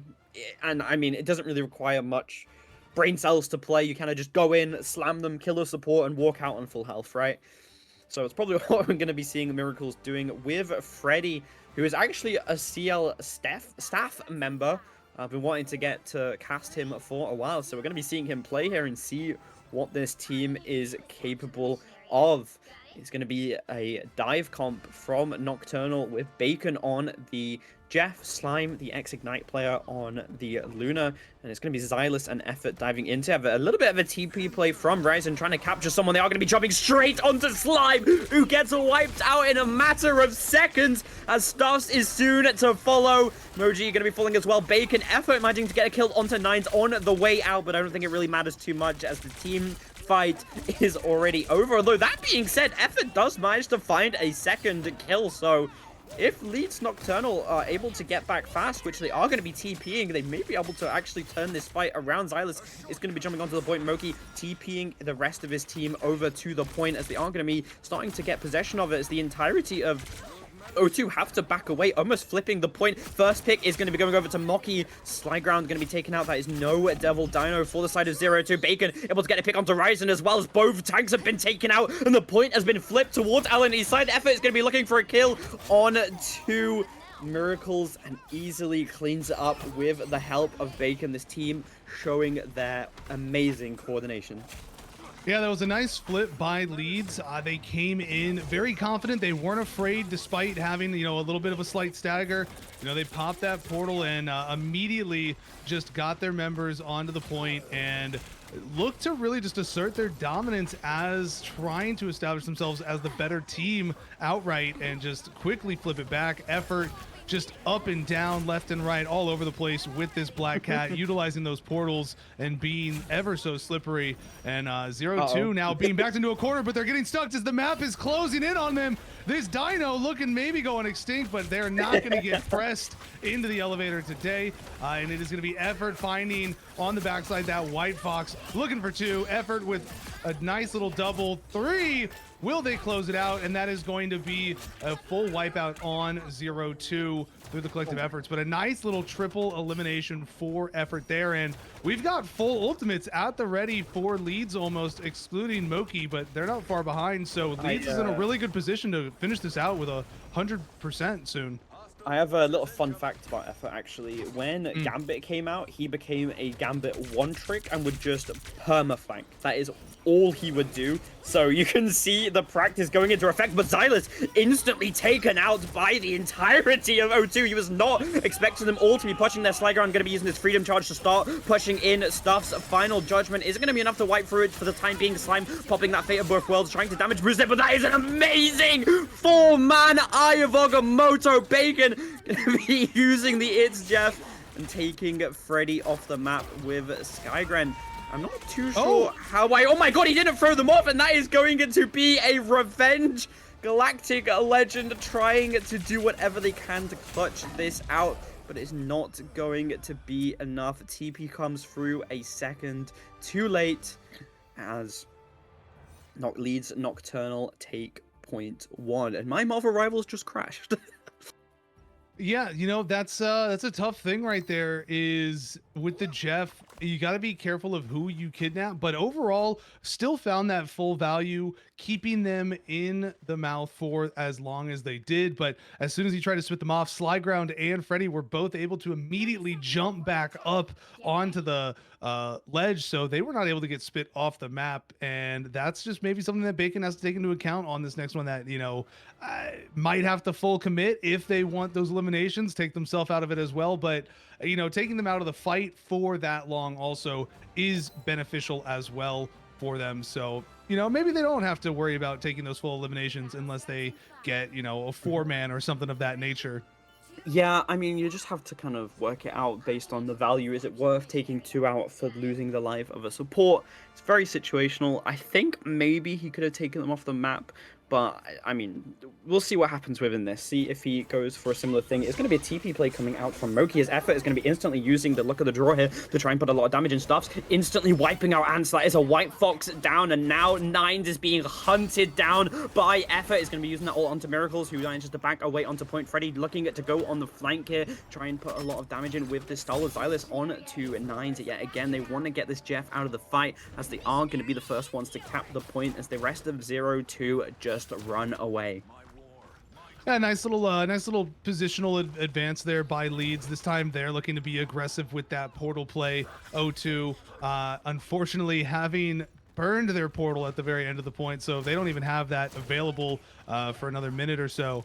But, you know, Leeds getting that early control is going to be advantageous. The Abyss looking to take something out, does find one, takes out Nines, and that is going to be a strategist down for O2, putting them on the defensive right away. But they're looking to push back, but are very quickly being stuffed by Stuffs, and Moki and Bacon getting in on the action with one apiece, and they are pushing O2 back to spawn, and it is going to be Leeds in full control with that final judgment at the ready to immediately, you know, put them back down once more as they try to push out. Yeah, I mean, nice plays all around here. Freddy, though, getting pretty close to having that Galactic Legend. Actually, never mind, I misread it. 60%. He is struggling to find his place in this game and get the damage off. Miracles is going to be the one with the Devil out as they're starting to cap the point here. Slyground was frozen. Leeds just backing off, giving them a little bit of space. They know they have time before they need to really commit into it, as we are going to be seeing Freddy jumping around, coming out unleashed, as well as let the Devil out, starting to jump onto the point as we finally get Pig Slime and Stuff is going to be the one to be taken out. The Eye of Agamotto isn't really able to find much. Never mind, finds 4 as Bacon jumps off the map to get a 5k with the ultimate. Oh my god, Flannels, this is exactly what you wanted from him. He gets 4 in his mouth and he jumps straight to his death. Yeah, I mean, that's what you have to do in that situation, and it is going to be a last-second portal play here by 0-2, but that's exactly what Bacon had to do in that scenario. You know, you have 4 in there, you can't risk them getting back up, and it is immediately going to be 0-2 trying to get out here. The final judgment coming out by Leeds, looking to just immediately nuke down anybody coming through that portal, and we are going to see 2 people go down. Stuff's looking to keep things rolling, and here comes the Galactic Legend by Freddy, trying to find some last-moment eliminations, but nobody's on point, and this is just going to be Leeds taking this in a quick 2-0 fashion on this domination. So they are going to claim game 1 in this best of 3. Yeah, I thought that Eye of Agamotto hit nothing just because of how instant that Jeff ultimate from Bacon is going to be a Bacon MVP. No surprises there. He played absolutely amazing. And if I could get a invite back to the game from production, please, that would be really, really nice. But yeah, these Eye of Agamotto combos with Bacon's It's Jeff have been so nice. They just instantly wipe out the team, and I feel like every single member of Alani is so coordinated that it's just really hard to push through them. But I won't give up hope too yet if you're a O2 fan, as these players definitely have the potential to bring it back, and we'll see if that's what they're able to do as we move on to map 2. If you were the coach for O2 though here, what would you be telling them, Flannels? They're definitely going to have to deal with the anti-dive a little bit better for their lineup right now. Effort is just getting a lot of value on that Black Cat, being able to put so much pressure on them. So, maybe you have to have the Daredevil just fully isolate onto that Black Cat to try and keep them locked up, but you got to be able to win that 1v1 exchange. But it's a tricky situation, it's not easy. I think that right now it's just a bit of a team experience differential because O2 is so young in being a team that they're still, getting a feel for each other. They're still figuring things out. Maybe there's, occasional communication breaks or miscoms and stuff like that. Whereas leads are a bit more familiar with each other, some of them having been a core together for a very long time. But overall, I definitely think 0-2 is a very solid team, especially, we saw them make a really good early play on leads at the very beginning of the first map. But from that point on, they had a little bit more difficult time, and leads really just kind of executed their experience of playing together so effectively. Yep, it does look like we're going to be going over to Scrims Park here, the classic convergence pick. Such a powerful map if you're really good at running the penny on the first point, especially. Really good at countering the Devil Dino as well, as you can't really get much value into Penny, as he really needs to get up in your face, and the mines just really stop him from being able to do that. But I will say they have picked a really strong dive map, so if Effort is able to get that Black Cat through yet again, he might just dominate even harder. But I believe that if I was on O2's team, I would be wanting to ban that Black Cat out instantly. Well, after the classic Gambit ban, obviously, you can't let Gambit through. No, of course, you can never allow the great Raging Cajun. It's just too oppressive. It more so enables so many other things, between allowing Rogue to become Thanos, makes Star-Lord a priority ban then in that situation as well, and he's already something that you want to consider banning just because of that ammo clip increase and the elimination pressure that the Galactic Legend provides. Is just such a factor that you have to take into account. But so far, it's looking like a little bit of the same from last time. The double Gambit into the double Dino save, and potentially here the one-sided or the double rocket as well. But first, we're going to see the Black Cat being taken away. Yep, there is the classic Black Cat ban. Effort not going to be allowed to be on that. I wonder if we'll be seeing a little bit of Stuff's Psylocke here, as I know that he has definitely been practicing that, and I used to duo with him pretty much all he ran. So we'll see if that's going to be coming out today, as I know he hasn't really been able to use it recently, as Psylocke really hasn't been as prominent in the meta as these other dive characters like DD, which we are seeing saved, which means we are not seeing Psylocke. So, never mind that point. Magic being banned out yet again, as we do not want to allow Miracles to play that Magic. We'll be seeing if they choose to maybe ban out. I'm not sure here. Probably a support, right? You want to get rid of that Luna. You want to get rid of that Loki or the Jeff. That is going to be a Jeff ban. Jeff on this map is terrifying. He has perfect sightlines, really nice ways to get into the backline and cause a chaos and cause the team to turn around and get confused and try and deal with the flanking Jeff that is pretty much unkillable. We are going to be seeing a Mantis save from O2, potentially the triple support coming out here as an answer to Effort's dive. Yeah, we're going to be able to see Leeds definitely change some things up in how they want to approach this. We're going to see how flexible of a team they are, being able to have that Black Cat taken away, but also the Jeff. So we're seeing two of the things that were problematic for 0-2 last time, the Jeff with the ultimates taking them off the map, but also you know, that Black Cat being such a backline pressure factor. But Effort, probably no stranger to the dive, is going in on that DD, it looks like. So that's going to be interesting to see how that works out as we see the potential triple strat coming out by O2. I mean, if you know how to play Black Cat, you definitely were playing DD in the previous seasons where he was the main meta. So we're going to be seeing his skill, really see how good he is at this DD, as I'm very used to him playing hit scan characters.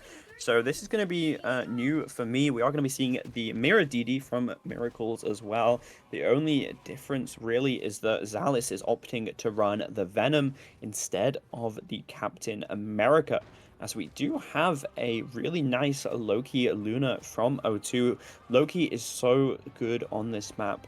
Not as good as characters like Jeff, but just to be able to copy that Luna roll and get the damage boost with the Phoenix is going to be so nice. And Freddy going off of the Star-Lord and deciding to go Phoenix here instead. Let's see if it's going to be enough. We're going to be seeing a TP coming out from Risen here to start us off.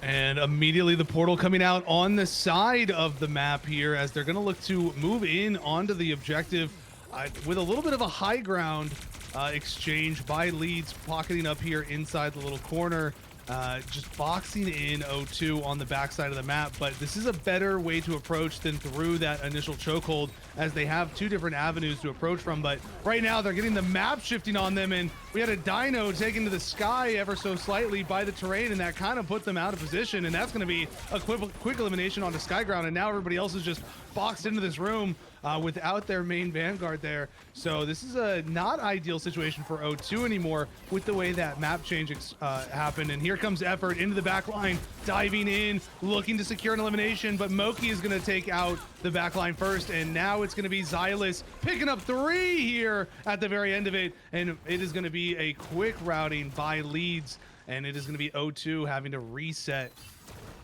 Yeah, it is really hard to kind of defend yourself against the Venom and DD, especially when pulled up in a little corner like that, boxed in.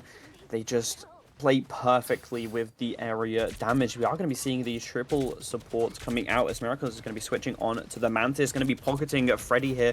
We'll see if Freddy can do something with that pocket. Stuff's getting shot down a little bit, but the supports are instantly going to be able to bring him back up. We're going to be seeing Effort diving into the backline, already getting them extremely low. Nines has to back away as fast as possible. Runes have already been forced from Nines, which means that now Alani can start pushing in extremely aggressively, not scared of that countdown, as Skyground is going to be grabbed and wiped out by Stuffed. Shotgun to the face, as we are going to be seeing the Kamiho Unleash coming out, with Stuffs just melting with the final judgment. The perfect counter to that Kamiho Unleashed. Just shotgun rounds being pumped into the dino. He's going to be able to ever so slightly get away, but Sly almost slinging himself off the map there instead. Gotta watch yourself. But O2 having a very difficult time getting in onto this point. This is the tricky thing with Central Park. It's just such a difficult chokehold to push through. The End Song Inferno coming out by Freddy is going to be able to manage to hit the ground, but not find any eliminations, as the Kumio Unleashed is through in order to stabilize them out. Bacon there on it, but here comes Nines with the copied up undefeatable, and it's going to be immediately popped again, but matched by the Fate of Both Worlds, and it is just going to be a little bit of a back and forth stall out, one down on each side. O2 needing to get Risen back into the action as they have that Stampede ready to go, and Effort though is cleaning up shop, with tremendous effort, finding a triple elimination, and that is going to be an unfortunate situation for them, as now Risen is the only one there. Stuffs did come back with a TP to block off that entryway a little bit, so O2 is only going to really have one opportunity left, but they are just getting staggered one after another right now, as Effort managed to find one more on Freddy, and it's just a little bit of an exchange here. An opportunity to take out Moki, but Moki's just going to ult to stay alive instead and just kite back to point. Not even doing anything else other than just using it to get away and get their cooldowns back so they can live, and it's working very much so to their advantage here.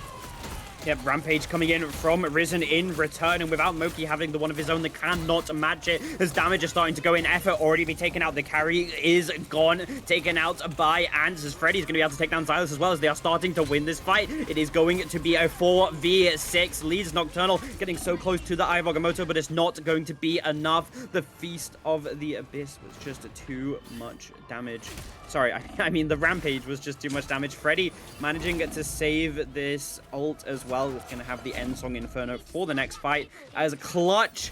They finally capped the point at the last second possible. They had to make all the fans' hearts race. They couldn't make it any closer than that. Alani are going to be backing away and not switching up the team comp. Yeah, you know, I mean, I think it really did come down to Moki having popped that Stampede in order to keep themselves alive, where maybe it would have been better for them to have just died and then came back full HP with that ultimate to match it. But, you know, with that, it's great heads up by 0-2 to acknowledge the fact that there was no Dino ult to match it, and that they could use the just full aggressive pressure of that Stampede to their benefit. Unfortunately, Moki not able to find a kidnap there at the very end, and here comes the fate of both worlds by 0-2. We got 3 ults being let loose. The Abyss coming out by Sligron, but not able to find anything. Moki manages to take him out, and the end song Inferno not able to finish anybody off once more, and it is going to be 0-2 just trying to get something rolling, but they are going to be sent back to spawn and forced to regroup once more. Yep, Alani instantly back into the driving seat. They do not want to allow any breathing room for 0-2, and that was 2 ults to 1, whereas Alani only had to use their Fate of Both Worlds to survive there.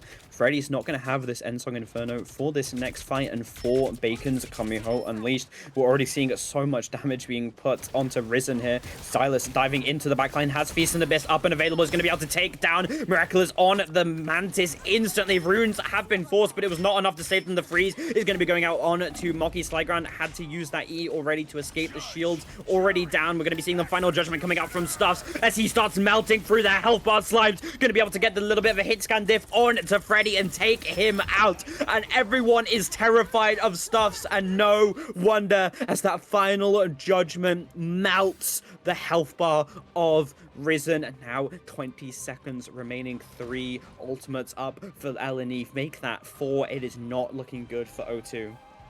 So much information right there that we're able to see from Effort, and that's going to be one of those nerfs that we see coming through tomorrow, where the range in which he's able to detect how where everybody is going to be nerfed a little bit. So would have to be in a little bit more of a riskier position to get that information starting tomorrow. But for right now, the Abyss looking to come through. We do see an elimination on Stuffs. That's an important elimination here early on. The Undefeatable is out, but not before we see them fall. One falling on 0-2. Stampede rolling through, and it's going to be a back and forth trample as these two teams are just in a full battle for this point, looking to get positional advantage. And Moki under half, got to be careful here, does get kidnapped a little bit, but they're going to be able to stabilize out around this corner, and is going to be Sligron now at the very low side of it, but Xylus falls to Freddy. Quick elimination by Phoenix. It's going to be slight advantage for 0-2 right now if they can hold on and get any little bit of extra distance that they can. They're around this last corner.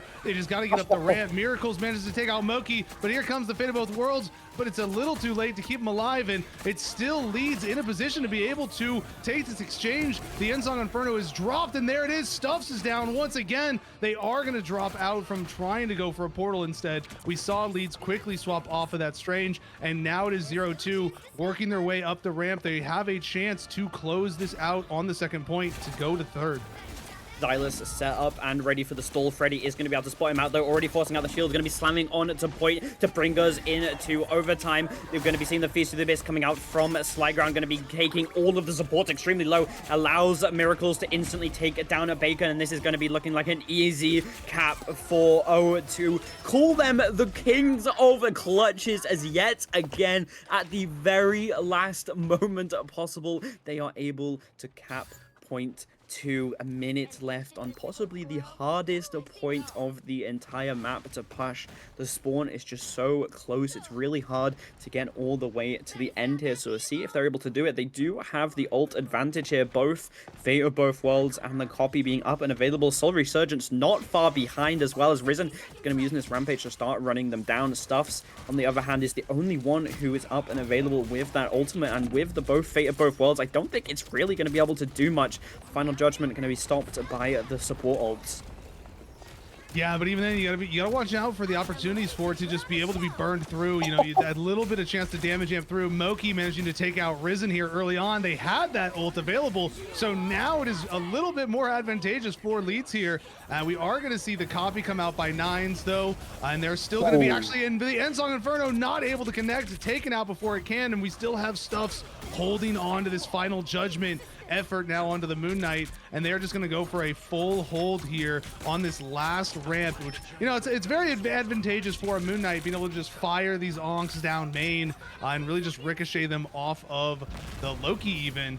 As well as the Dino. So 5 seconds. They are going to have to go for a last second touch, but that's what worked out for them last time. And very quickly, Stuffs is low, though. He's going to get taken out. Great elimination there. And it is going to be, you know, no judgment coming through. And it is going to be O2 once again looking to make a last moment push. Just full tenacity from this team here. And it's going to be a Dino getting thrown off as well, Moki. And it is Freddy with a double there that came through. Triple. And it is going to be a triple for Freddy. And that's going to just be an overall nice push for O2. They still have to get it into the throne room, and it's going to be a last moment push by Leeds. They have all their ults available. Psionic Seduction coming through. It's going to push back everybody on 0-2. They have to kite this out. Nobody's on the point. They have to get back on there and contest it, which just forces them out. Effort with a nice elimination, and he's just going to sit in his pocket and look to wipe them out. But it's still a big push by O2 in this series. Yep. Everyone on LNE just press Q. They knew what they had to do to win the fight, and I thought they were going to be able to hold it a lot sooner than that, as they had 5 ults up and available, but Stuffs getting taken out from Freddy on the off angle was not something that they were ready for. It seemed like they really wanted to combo that Fate of Both Worlds with the Final Judgment, and Slime being at 97% and Stuffs being taken out before he's really able to get any damage in was just the turning point and allowed O2 to push it almost towards the end. I mean, perfect ults. I mean, I cannot glaze Freddy enough for that last fight. The triple kill, just walking in the Mantis pocket, proving exactly what they needed, as he just wipes through LNE. Even though they had 6 ults, apparently it was not enough, but didn't manage to push it all the way. But like Flannel said, still a super far push, and it's going to be really hard to match it. Yeah, I mean, I really have to give credit to 0-2 for, at the very least, no matter how this series plays out, they are tenacious through and through. They have not gone down easy in this convergence map. Both times where they could have gotten held up, they managed to persevere and find a way to push it. You know, getting it ultimately all the way into the throne room, which is where they got stopped. So they got almost a full push on this map. So, you know, we're going to need to see how Leeds does on offense now on a bit of a push scenario. Yeah, we are going to be seeing a little bit of a change up here in comp. Xylus going on to the Emma just to match Slyground here. Obviously, the triple support from O2 is going to be really hard to push through, which is probably why Effort has decided to go off of the DD and go onto the Moon Knight instead, just to be able to pump so much damage in, but without the Groot to get the combo. Oh my god, an amazing grab from Xylus instantly onto Riven. Moki setting that up perfectly for his Emma, dragging kicking and screaming Risen off the high ground, and now the entirety of O2 are instantly forced into this back room. It's going to be Moki pushing them away. Xylus getting the first pick. Xylus getting a triple kill. Stuff's going to be helping to clean it up. DPS taking away the Penta from Xylus. TP is going to be set up, but I don't think there's much point. It is going to be cancelled. Not a way to get it, as Effort manages to get a stagger onto Freddy, which might actually be really bad and give them a lot of room to work with here. Effort going for an early flank positioning here up on the high ground just to, hold up the advancement of 0-2 coming out. But, that was a really, really strong push by Leeds Nocturnal with that early pick from Xylus pulling down Risen in. Now they have so much time to work with on this second point. Effort in that flank position on Moon Knight, finding an elimination, did get slept, but Miracle's paying the price overall, having to stay out in the open and getting eliminated. Bacon with one as well. Stuff's taking out Risen. It is going to be 0-2 getting staggered one by one, and this payload is advancing ever so steadily for Leeds Nocturnal right now.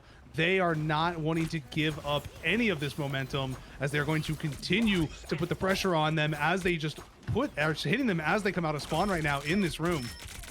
Yeah, LNE are just showing us how to play the offense on this map, how to make it over as quick as possible. Stuff's going to be coming out with the final judgment here, instantly going to be melting out Risen. Freddy gets taken out as well. Miracles soon to follow, and it does look like Slyground is going to get wiped out from this final judgment. Only Nines is left alive. I don't think the singular land shark is going to be able to do much here, as we are 5 minutes 30 seconds on the clock. Effort getting the stagger onto Nines as well. This is not looking good for O2. Yeah, I mean, we are really just seeing that difference of experience for Leeds really knowing how to adapt to what they were going up against. O2 was very tenacious on offense and were able to clutch up at critical moments, but right now we are seeing Leeds just with consistent execution with their lineup, with their composition. Immediately coming in, a nice freeze. The invisible boundary is out for Leeds to contest the undefeatable, and there comes the fate of both worlds as well. So it's ult after ult being mashed right now. Freddy finds one to match Xylus. The Abyss looking to come through and secure one more, but nothing happening just yet. The Jeff's Eat looking to take something. It's got one in his mouth. He's going to be able to take off Moki with him. So that is going to be a little bit of the front line gone for Leeds here. So O2 have a chance to finally stop this cart from moving, but Effort still managing to find an elimination. 2 eliminations here, and this cart is not stopped for very long. How did no one see Effort?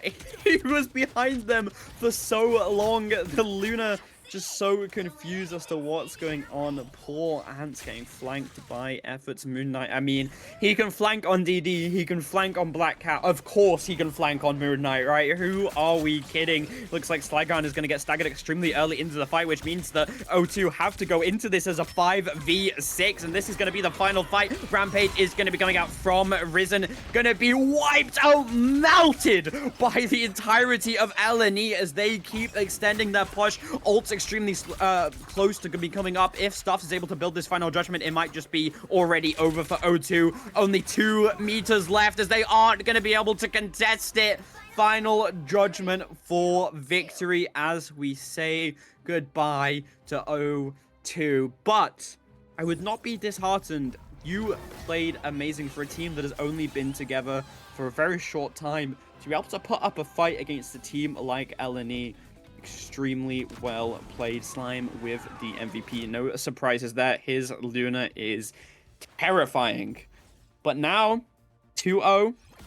LNE moving on to semifinals. It's time to pick our MVP of the series. This is actually going to be a really tough one, finals. I do definitely want to first piggyback off of that sentiment to 0-2. They played a heck of a series against them. Definitely a much better performance here on the Convergence. They had a difficult time on the Domination, but they really did play this quite well. They played it very competitively, but on the defensive side of it, it was clear that Leeds, they just knew what they wanted to run and how to execute through and through on that offensive side. So well done to 0-2 for putting up a strong fight there. Leeds, though, Oh man, I think this all starts.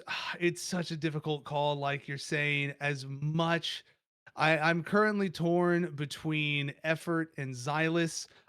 Mainly just because Xylus put on such a performance on this convergence map with that Emma getting the ball rolling, yanking down Risen from the high ground, and just that's what started this avalanche of momentum for LNE going into it. But effort We really can put it did to two do people if so you need to. much. If it Say needs what? to be two people, it can be two people. If you cannot decide. Well, let me hear what do you think between, Me? Oh god. who are you feeling? I mean, you're gonna be like completely thrown off. I was gonna say Moki for the amazing Ivor on Hell's Haven, just setting up the perfect Jeff eats for Bacon, as well as the Devil Dino outplays on the second map, just creating as much space as he likes, chucking the enemies onto the floor, and ultimately just creating so much value. So it's tough. That's yeah, I mean, it's tough. I mean, it was a great performance all around. If you want to go for a little 50-50 split, so we can get a little duelist, little Vanguard, we can go with a little Moki effort. Moki effort. You know what? I'm okay with that. We will go with the Moki effort, as I do like it. I mean, sorry, Silas. Moki was the one that won you that first point by grabbing Risen off the high ground, so it's gonna be a double MVP, which we don't do very often, but it was just so hard to pick that we just had to give it to two, unfortunately. But we will be right back. A little bit of a short break while we set up your semi-final matches. The match that decides who is in grand finals and who gets a chance at winning our cash prize. But we will see you very soon. Bye bye.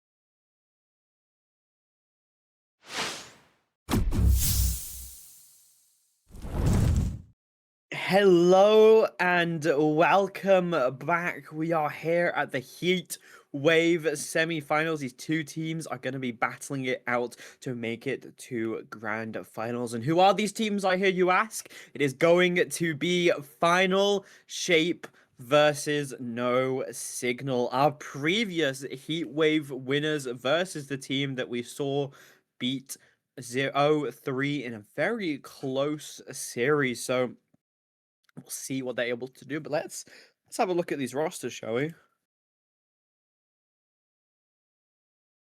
And over on the side of Final Shape, it is going to be Lapsilotilus, Abuhu, SO Legend XXV2, Simba, Teddy Tedster, and Maverick. Yeah, and then on No Signal, we got to see them a little bit earlier today. Thyman and Keto, Jashi, Stixie, Rockin, and Nuka. But we do have one current sub in, Opso for Pepsi Chugger. So a little bit of a exchange there. There's a some of these names are not necessarily direct matchups for them, but you know, it's gonna be the same team that we saw from earlier overall. So Yep. definitely going to be interesting to see how it plays out with this situation. You know, a very tough matchup for No Signal here going up against a Final Shape. Yeah, this is a top 6 Ignite team, top 2 MRC. So a absolutely terrifying team to be going up against, but really good at practice. And I think that No Signal might be able to push them back a little bit. But without further ado, we will be heading into map 1. It is going to be a best of 3. It's meant to be a best of 5, but both teams did agree on running the best of 3 instead. And it is going to be Krakoa. What are your thoughts on Krakoa, Funnels? You know, it's an interesting one. There are definitely teams that prefer this map over Hell's Heaven, even though Hell's Heaven tends to be a map that a lot of teams in MRI like to go to most oftenly. Some of the higher ranked teams do have a very much more so preference to Krakoa, and I think it's just some of like the openness of it as well as it's just not being Clintar. I Anything other you than know, Glintar. anything but Clintar, you know, it's just one of those things. Yeah, Celestial Husk has to be one of my least favorite maps in the entire game. Now is going to be the classic Gambit first ban. The Gambit, shall I say, of every team is to first ban Gambit. We are going to be seeing a rocket save from No Signal, which means they are wanting to play for this one-sided rocket. We'll see if Final Shape allow them to do that, or if they're going to save the rocket for themselves. They are going to be getting rid of the Black Cat, though. Clearly watching the first series, as we know that No Signal likes to run their Black Cat, and there is the rocket save from Final Shape. No unfair rocket this time. Yeah, you know, as Phoenix was something that we didn't really see worried about too much last time, but that rocket is being a pivotal factor for these teams in each series that we've seen, whether or not he's being fully banned out or he's being double saved. But you know, no Phoenix either, so gonna be different. And all the way down the line is when we're seeing the first sign of the Devil Dino.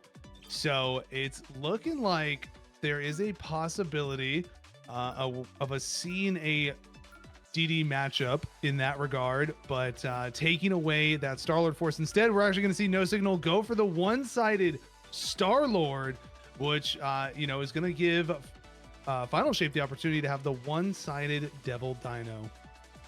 Yep, and that one-sided Devil Dino is something to be scared of. I do like No Signal's way of getting rid of these hit scans from Final Shape. Simba, obviously, the usual hit scan player, but on their sheet, there isn't much listed. Pretty much nothing, other than their best team comp is Psylocke. So we may be seeing a Psylocke here from Simba. I mean, we'll have to see.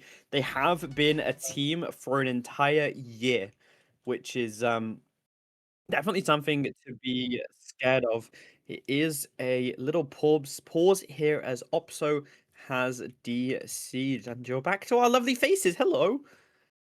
Hello, everybody. It's sometimes these DCs do happen, uh, but overall, it's not too bad.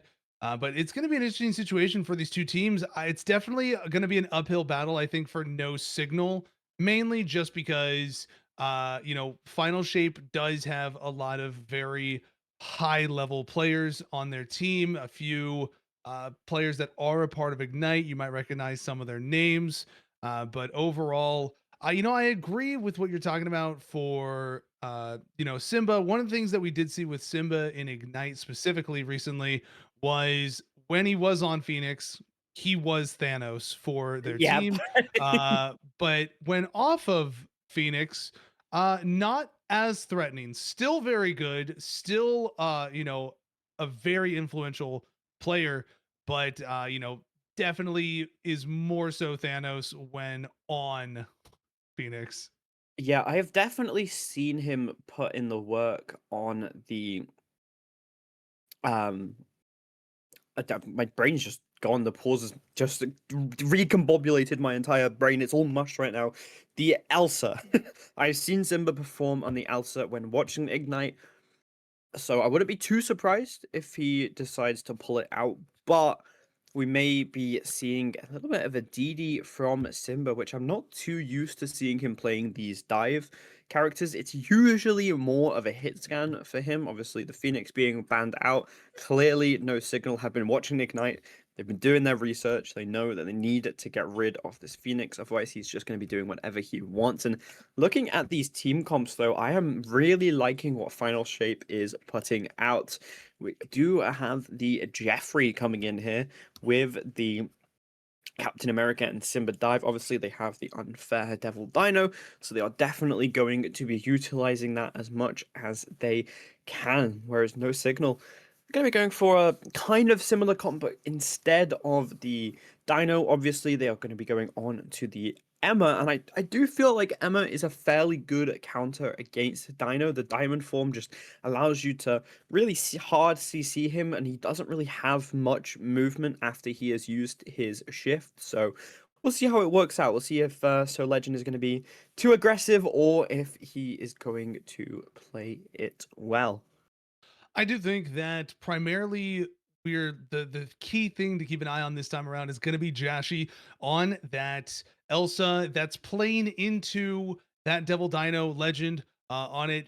That percent damage that comes through with that elephant gun round, as well as just the really high uptime pressure of what Elsa's able to do is going to be one of those key matching factors with that Emma in this exchange. So it's going to be difficult. We still, unfortunately, we do have that DC, so we don't really know what Opso is looking to play into this front right now, from what we can tell from these players. But Final Shape has a very interesting lineup for sure. It is definitely rare to not see Simba on that hit scan character. But this could be them preparing for different lineups or different things, maybe, expectations for him in Ignite, since there is going to be a meta shift once again for playoffs, with the way patches are. These teams, the best teams in MRI are always the teams that are um, the ones able to adapt the most I will to say we things. are seeing a little bit of I think they're just I think they're just trolling. I can't lie. I'm gonna be so for real with you. I mean this comp is interesting. It can work. I mean Rocket super powerful character, definitely something that you want to be using, and I feel like we're going to be seeing Abuhu use this Luna more offensively and aggressively Yeah, in the DPS triple Luna. Yeah, Simba going to be able to get the first pick on to BP Hate Club. That is a rocket out of the fight. BRB not going to be able to be used as a 5v6 legend, just melting the health bar of John Pork's kid. Also able to take down Teddy Tedster, a Spider-Man, not a pick that we see very often actually. Freeze is going to be coming out on to Jashi. He's able to escape with his life just barely, though. But yeah, how do we feel about this Spider-Man pick? You know, I feel like the Spider-Man pick is maybe a little bit of a niche option on this map, specifically looking for like those pull-offs. So we see a Boohoo there picking up that elimination on Kido. But you know, each time right now, they have to be able to consistently get eliminations, because twice now we've seen No Signal gets a pick, or we see somebody get a pick and immediately they're brought back by the BRB. So, Final Shape is going to have to, they're not really going to have an issue being able to, fully execute their eliminations. Very experienced team. Signal is going to have to be really on their game to capitalize on these eliminations in order to make the most of them and not let those BRBs be such an influential factor. I mean, Jashi was able to kill the unkillable. Lapsalota is going to be taken out, but it doesn't really matter too much. As you said, this is such an experienced team. They can win without their rocket. They don't need their rocket alive to win the fight. They just do whatever they want, really. But I will say, Jashi being able to kill Lapsalotas on the rocket is kind of scary.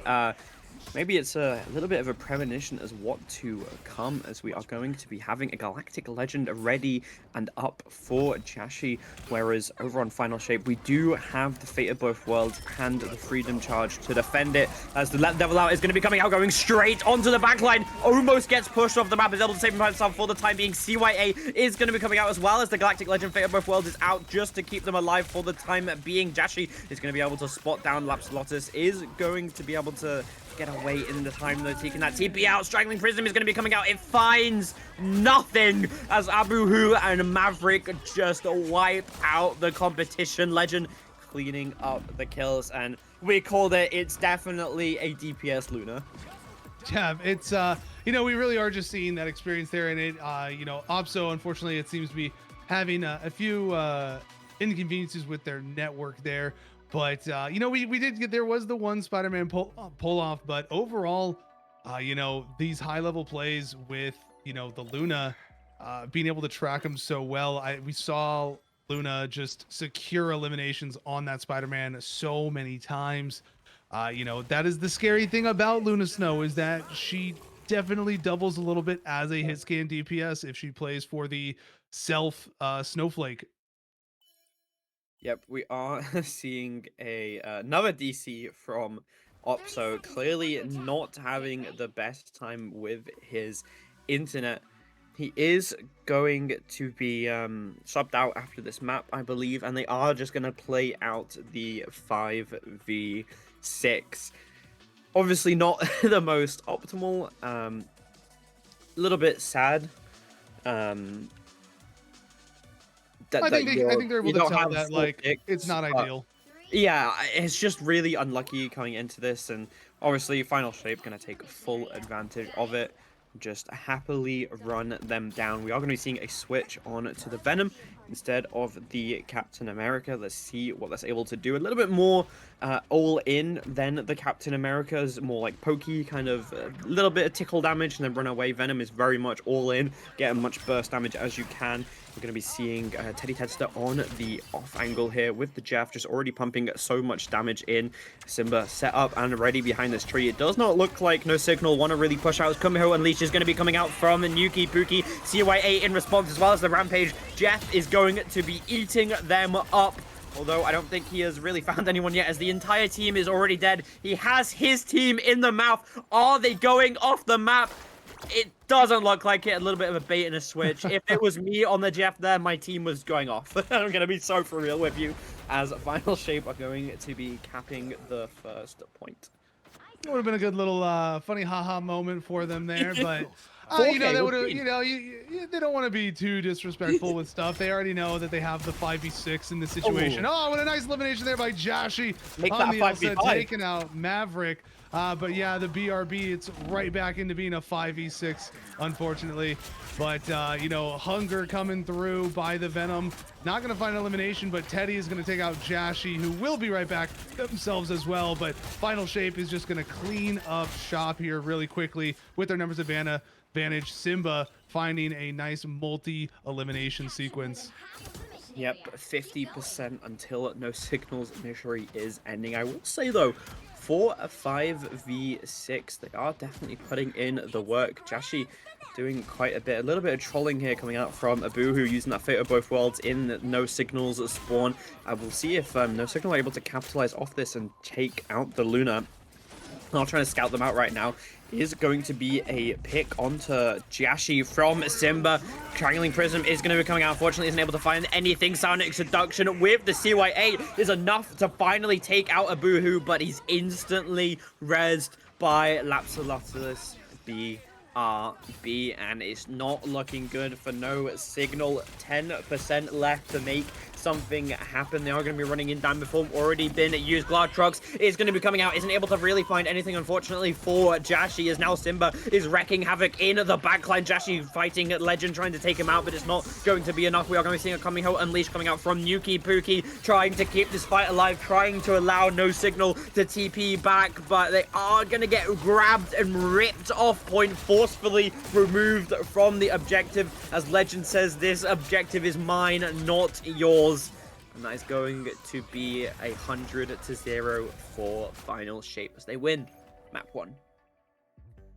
Yeah, that's just how that's going to go with a 5v6 type situation. You already are fighting in the uphill battle of going up against Final Shape, this team that is very much so the favorite within the tournament, but you then have to take into account that you're also down a member. So you just kind of know that this match is going to be very quick. It's going to be that 100-0 on it. And that's just how those types of things play out sometimes. Unfortunately, disconnects do happen, but you got to make sure you have good internet when you're playing Marvel Rivals. Yeah, that's just how the cookie crumbles. I will say though, Final Shape definitely on the way to keep their crown and remain the reigning champion of Heatwave. They do have a little bit of competition on the other side of the bracket, it seems, as LNE have been performing so well, as we saw from the previous match, and I'm really excited to see who is going to win that semi-finals match on the opposite side of the bracket and face the winner of this match. And Final Shape, they do not want to give up their crown. They do not want to give up their reigning lead. They want to remain the champions of EU within championship leagues. And we'll see if they're able to do that. So we are going to be going on to map 2 here. What kind of map would you like to see? I know we've had Scrims Park, we've had Manhattan. Would you like to maybe burn into Chala?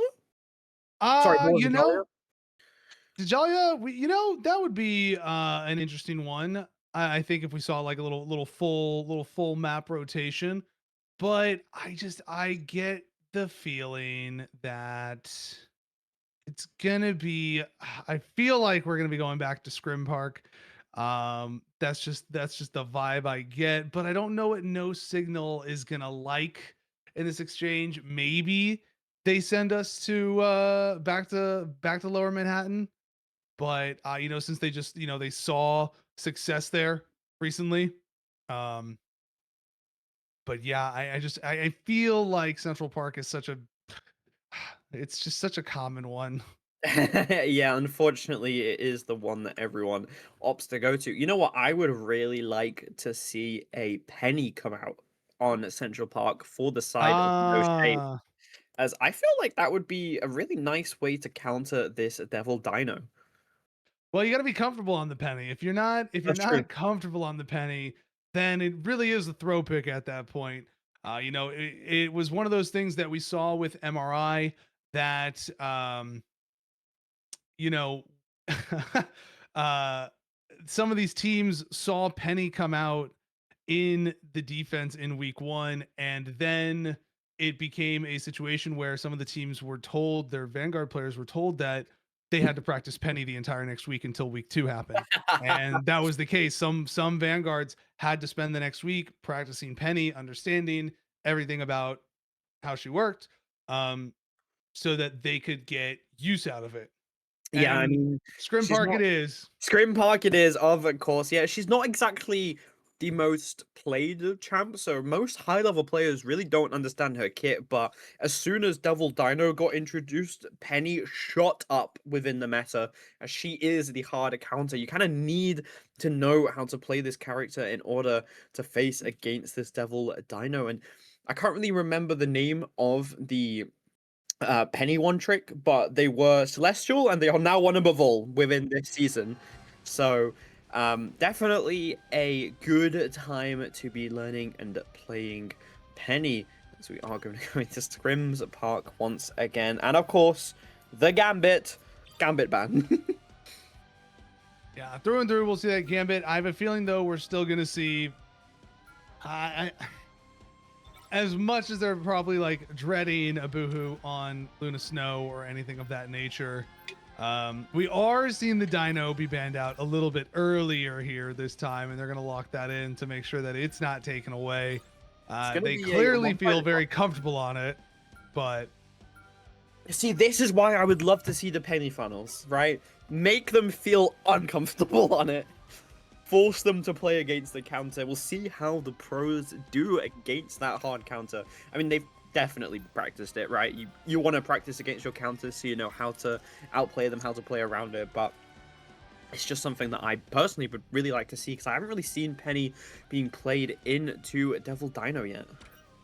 well, it was definitely less common in the EU side of things, the EMEA part for MRI, and it was something that we more so commonly saw brought in the America region specifically. And sure enough, though, I think No Signal still, they just don't want to take any chances, and they're just hard targeting those hit scans to be taken away from Simba.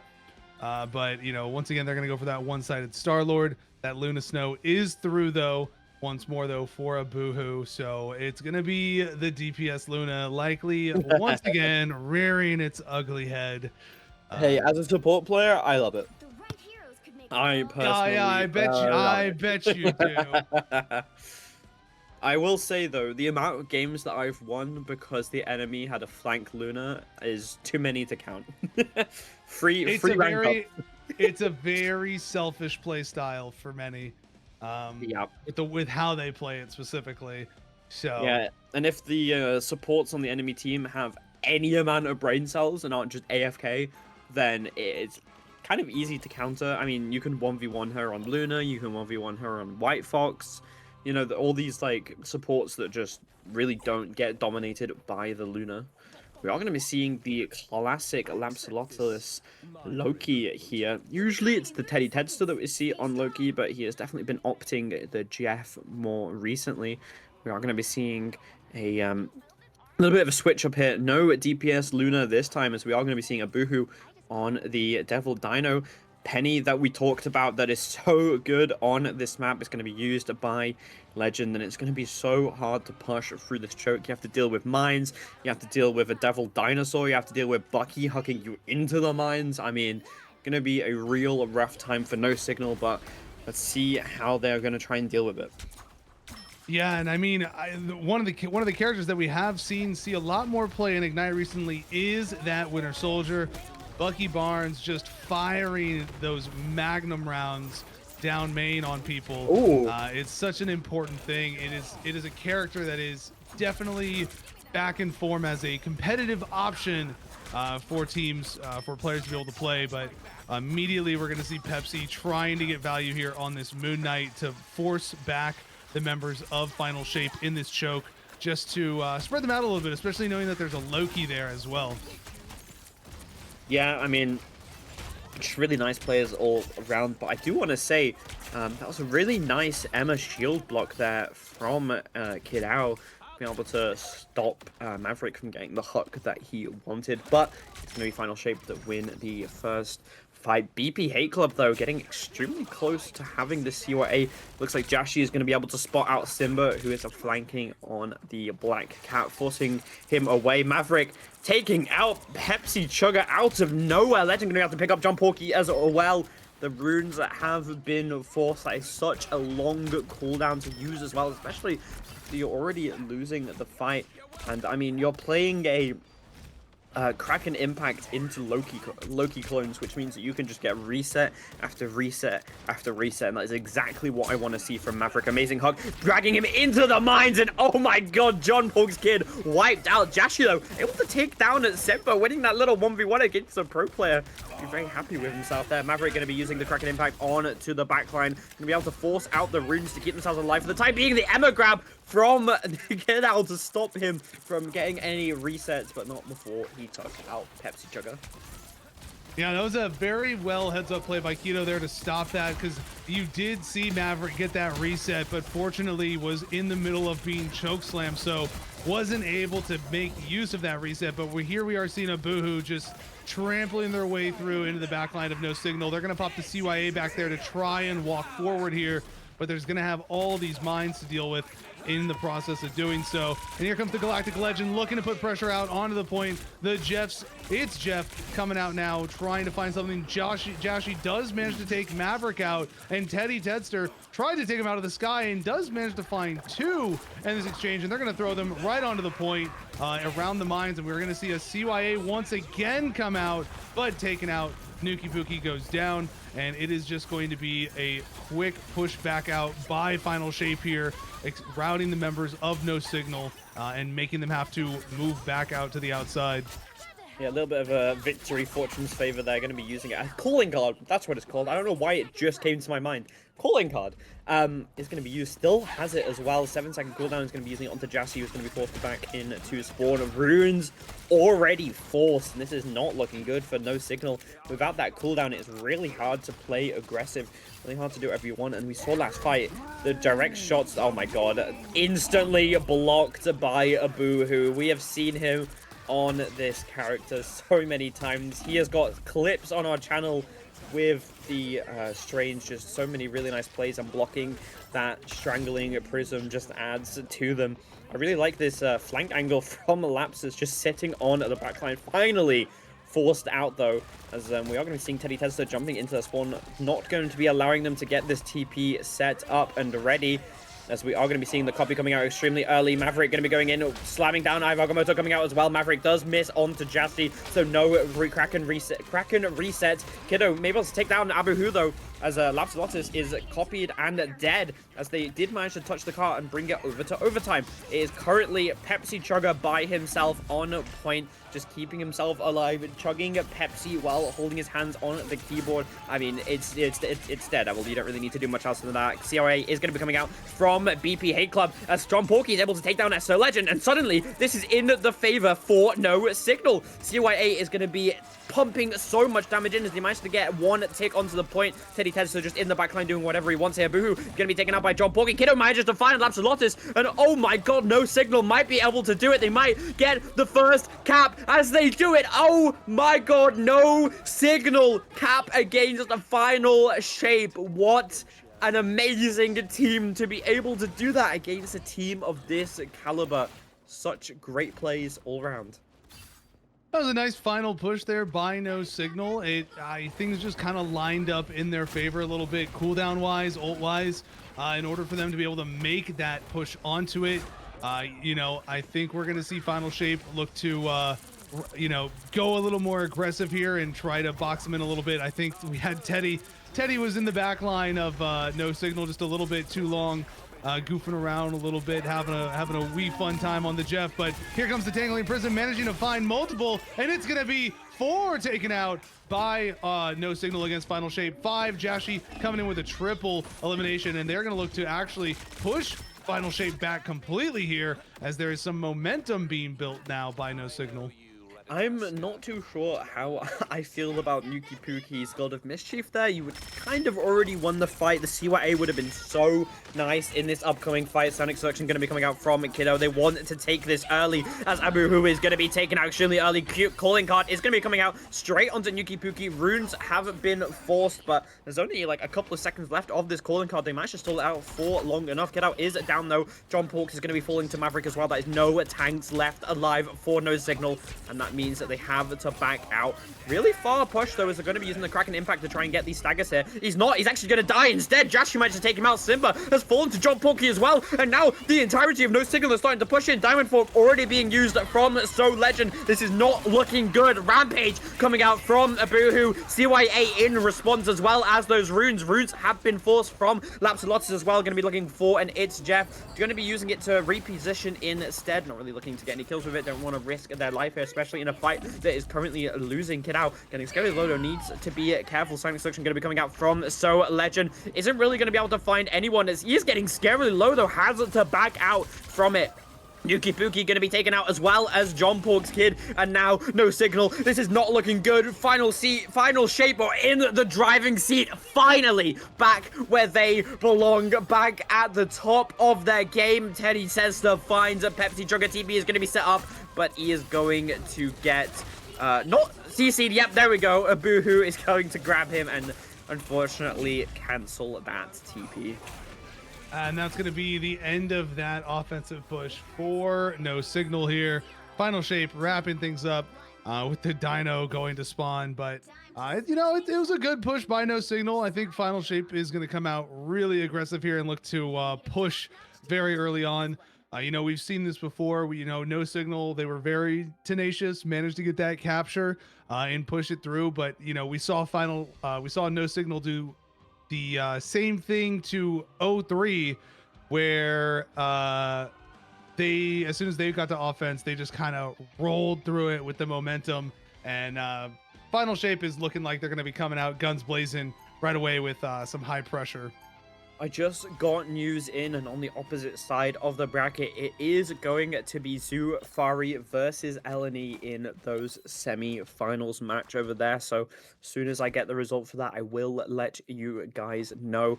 But those two will be fighting it out for a spot in the grand finals to face whoever the winner is here. And I will say, if No Signal lose, they should be so proud of themselves for a team that has not been together for that long against a Ignite team that has been together for over a year. To be able to cap that first point and almost cap the second is extremely impressive. And we are going to be seeing the John Porks penny here, which is exactly what I wanted.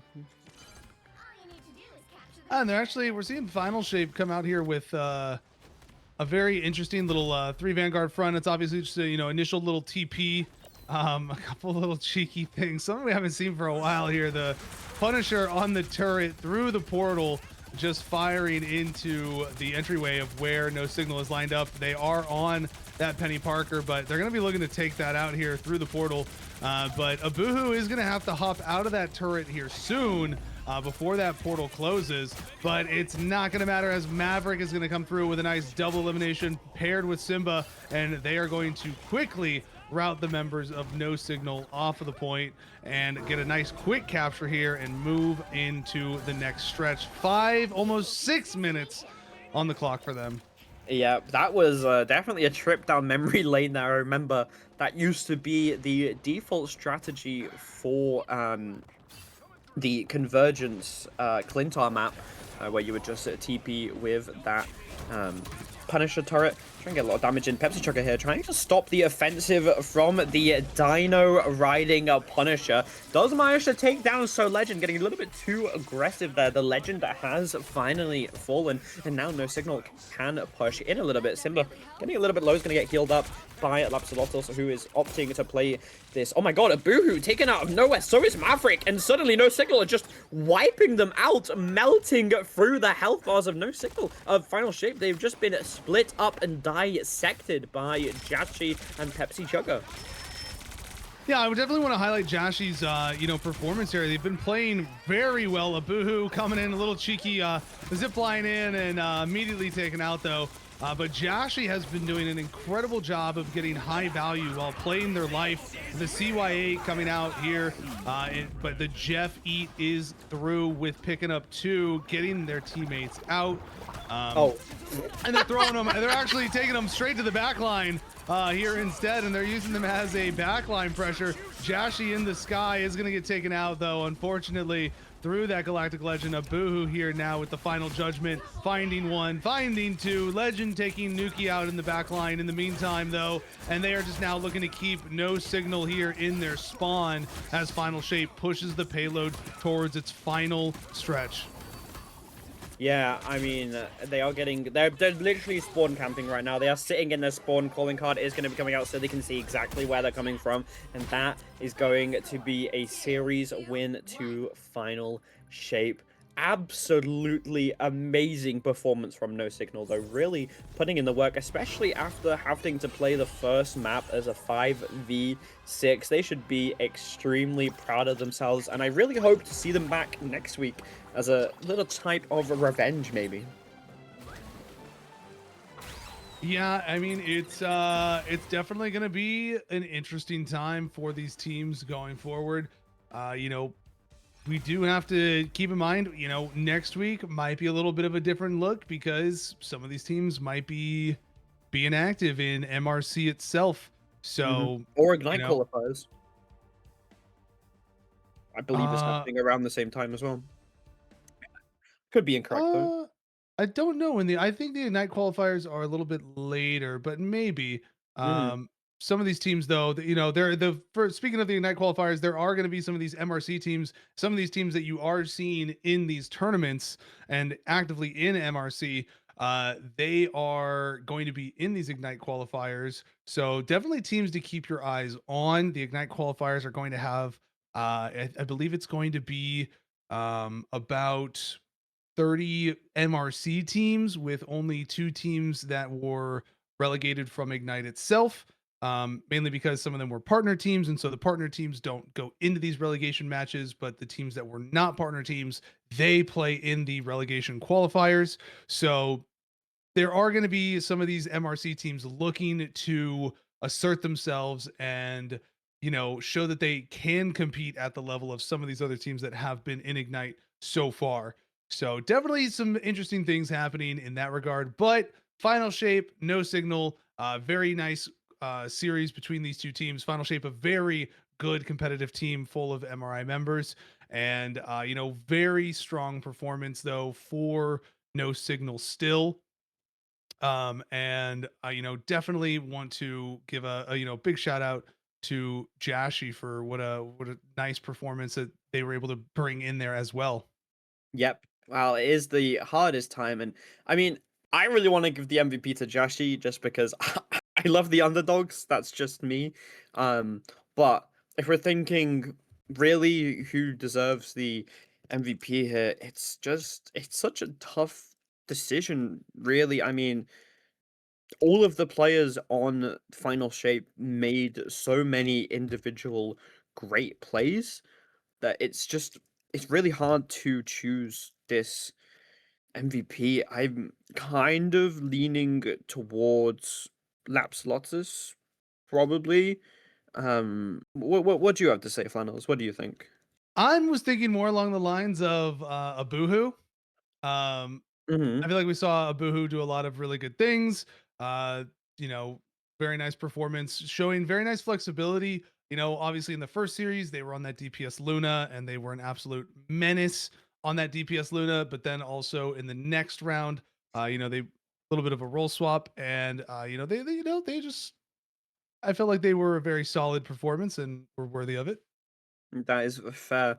Well, we aren't actually gonna go anywhere as we have the next match ready for you. It is gonna be the semi-finals from the other side here. Um, and we probably don't have the rosters ready because I don't think the production was ready to be doing the other semifinals. But the other quarterfinals match took long enough that we were able to catch this one, thankfully, which I'm very happy about. The more teams we get to cast, the happier I am, and it is going to be LNE versus I believe it is Zufari. So Mm. very good matchup. Rival teams, actually, I've been told, as Zillis used to play with some of the members of Zufari. Um, I do believe we have Zufari in our information sheet. Let me just double check real quick. But overall, I think this will be an exciting series. We're seeing some nice, equal rank distribution across both teams. So I think this is definitely an opportunity for these to be a very competitive matchup overall. And LNE is a team that we did get to see earlier. They were highly competitive and were able to really show their coordination and experience of playing together, and how they were able to execute their performance against the other teams was really one of their bigger deciding factors in how they were able to get those wins. Yeah, definitely. And we haven't actually been able to cast Zufari yet, but they do have Shio, Fezzi, Elikar, Calm, Skard, and Calzone. So very, very stacked roster. We have seen quite a few of them play before in our tournaments, especially Piscard and Shio. So I'm really excited to see what they can do here. This should be an extremely close match. It should be something that something to get excited for, really. I'm really hoping that we get to see Effort play more of these hit scans, because I just really like watching him play hit scan, right? It's Mm. just his aim is terrifying. Well, I think that might be something that we'll have to wait maybe until next week. I feel like some of these players are really wanting to get the most out of their dive characters before some of them get taken out back tomorrow. Mainly the ones who are playing Black Cat. DD still very much so going to be a factor for these teams following the nerfs. The nerf is a little more on the utility side. None of it is like output nerfs. I think that if there was going to be anything that was nerfed by DD, they targeted the correct things. Nothing that it has like direct influence on his TTK for taking out backline or anything like that, because you don't want to touch the damage any more than they already have, because then it's just not very threatening per se in the way that it is. But it's more so on the utility side of, you know, information acquisition, how far and how close he can be, as well as being able to mark targets and close the gap on them. So I think it was the appropriate things to nerf if they were going to nerf something. But I think DD is still very much so going to be just fine as the dive character, but is going to be moving very much so back into that primary seat of being the dive over Black Cat or anything else in that dive selection. Yeah, I mean, I I like that Black Cat is being nerfed. She is way too strong at the moment, but I really don't know how I feel about DD being back up at the top dive spot. I miss the days back in season 2 and 3 that it was a Psylocke BP that you had to deal with, two very skill expressive characters, I feel. And I mean, a lot of people are probably going to hate me for saying this, but I just don't believe that DD really allows you to express how skilled you are compared to these other dive characters. I think even Black Cat has more skill expression than DD, so him being the number one dive pick to me is just a little bit boring, but we'll see where it goes. I think for a lot of people, it's just he's been the default dive for so long. Pretty much since his introduction, he has been the dive character in that spot without really any room for others in the same vein. He's always been a cut above the other dive. Psylocke did get some buffs that brought her back into form, especially in the Ignite scene, but she's a bit different of a dive character, definitely a different type of dive. Yeah, it's more Is of a hit kind of scan that dive. ranged hit scan that Mhm. has dive components to it. So it's a little bit of a different type of dive than the full melee involvement of a Daredevil. Yeah, definitely. I mean, it's, yeah. I mean, you've got these like Daredevil, Black Cat kind of melee. I don't know if you can really call Black Cat melee when she can hit you from miles away. It feels with her special. We are going to be seeing that Black Cat banned at the time that I am saying it. Effort has his DD saved right afterwards as well. Obviously, going to be mirroring the Devil Dinosaur save, especially on this map. It's just really powerful. Going to be seeing a cap ban. Clearly, Zufari have been doing their research. They don't want Zillis to be going onto the cap, but we saw from the earlier matches of LNE, they really prefer putting Zillis onto that Venom instead of the Captain America anyway, so maybe a little bit of a wasted ban. It does mean that he can't switch off the Venom if it's not particularly working. We are going to be seeing a Luna save for the side of Zufari, and probably going to be seeing it's either going to be a Black Cat or a DD ban here. I think they realize they don't really need to save something because, you know, the enemy team has to pick which one they allow through. It is going to be the DD loud through, so we're going to be seeing that mixed together, as well as we're going to be seeing which dive character is better, the Captain America or the Venom. If you had to guess, what would you think, Flannels? I mean, I think it just depends on what type of dive backline proponent you want to see. If you want something that is more bothersome and distracting, or something that is more high TTK potential. Obviously Venom is much more aggressive in that regard, but you typically are able to have a Captain America stick around a bit longer in the backlines, whereas Venom is kind of he's committed, and then he just fully swings out a lot of the time, depending on how much pressure there is initially. But right now we're not seeing either one. Xylus currently showing that Vanpool right now in Calzone on the Groot, and it is looking actually like the only dive here right now is going to be Effort. So it'll be an interesting situation to see how Effort gets value as a lone dive character in this lineup, but I'm hoping for a very exciting matchup.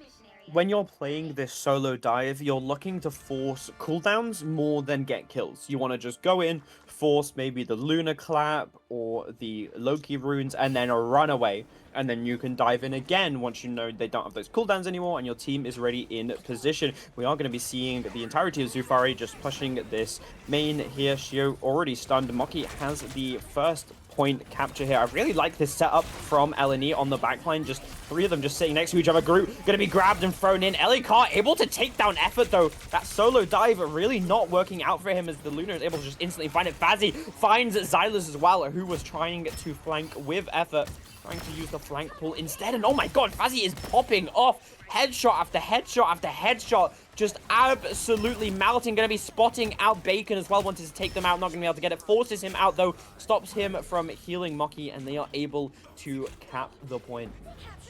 Yeah, Zufari doing a really good job of just being able to apply that front line pressure, while Fazzy slowly worked their way up the side angles and were just able to secure a few repeated critical eliminations that allowed for them to let the rest of Zufari just walk forward essentially and now take control of this point. Moon Knight already having the hands of Khonshu rain down upon them and forcing leads back once more. Zufari definitely going to be giving leads a competitive showing here this time around. So it's going to be a really good series that we're seeing right now. Leads on the backside of Zufari now. These teams having traded places a little bit, having rotated around the backside of the map, and already we're seeing Fazzy play so aggressively. The Unsung Inferno coming through at point blank, not able to find the elimination, but it's still in here in the backside. It still manages to take Effort out. You are insane, Fazzy, with a quick double on the backside by their lonesome, and that is going to be Zufari locking up this point and continuing that percent advancement right now. Someone needs to stop Fazzy, man. He is popping off, showing Effort how the solo flank is meant to be done. We did see Effort switch off of this DD and on to the mirror match, and we are going to be seeing Bacon switching on to the Invisible Woman instead of the Jeffrey. Fazzy going to be pushed out a little bit. Effort going to be able to find the first kill. Stuffs running in with the final judgment. Hand and Khonshu is going to be able to take him out, though. That is a double fate of both worlds as well. Loki can't be going to be used to keep them up and alive in this fight, but Effort using the Hand of Khonshu of his own, though, is able to take down Shio, and with no tank, it's going to be a little bit difficult as Mochi is just allowed the free reign to really do whatever he wants here, start pushing it as fast as he can, but Fazzy, once again, in the backline, taking out Bacon, is going to be traded, though, as Slime is able to get a kill. Elikar going to be using this Fate of Both Worlds for the time being, just to keep the team alive, going to be bringing it up to 99%. Looks like it's just the tanks trying to do whatever they can for LNE, trying to stall, buy time for the DPS to be getting back into it. Stuff is now back into the fight, so is Effort. Mikey is going to be using the Rampage from Shio here, just to put a lot of damage into some invisible boundaries. Going to be coming out from Bacon. Alani Mucky going to be using the Rampage of their own, getting a little bit too aggressive there. Managing to take down Fazzy, though, finally wiping out the back line threat as Calzone is going to be using that Freedom Charge to keep his time alive, trying to keep the point, but I don't think it's going to be enough as Slime is able to take down the Moon Knight as well, and Effort is here just to help clean it up. A little bit of flank going on from Calzone as LNE finally cap the point, finally find their footing in this map.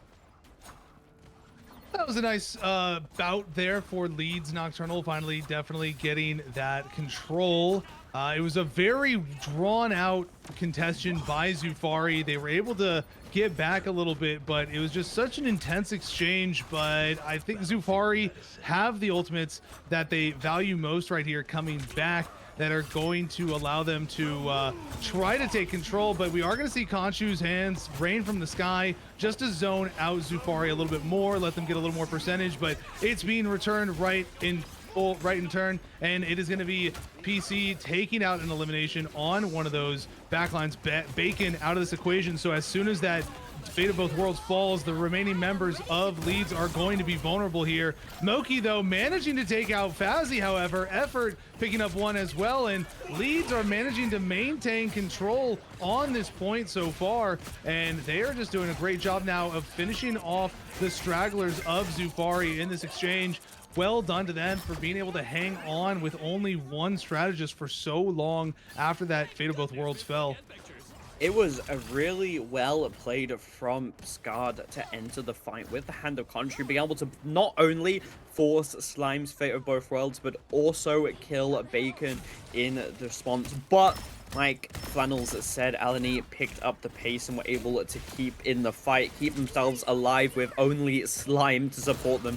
Now we're getting really close to this Mocky, but no support ults available because Bacon died so early. He doesn't have that invisible boundary yet, as we are going to be seeing the Endsong Inferno coming down, slamming down. It's going to get broken just before, as we are now seeing Elikar using the Fate of Both Worlds, trying to push in as far as possible. Mocky going to be getting scarily low, though, has a Rampage up, and Available is going to die before he's able to use it, though, as Pascard is going to be able to take him out, and now we're tank down, means that they can push in. Effort, though, able to take down Fazzy, which is what you want to see. A tunnel bond, visible boundary is going to be coming out. Stuffs manages to find Pascal, switching on to this Phoenix as well, just to match the other one. Devil Dino Shio going to be taken out. Rampage not able to get as much value as they want. TP has come through from Mocky, and LNE clutch it out. What a performance, what a reverse from LNE.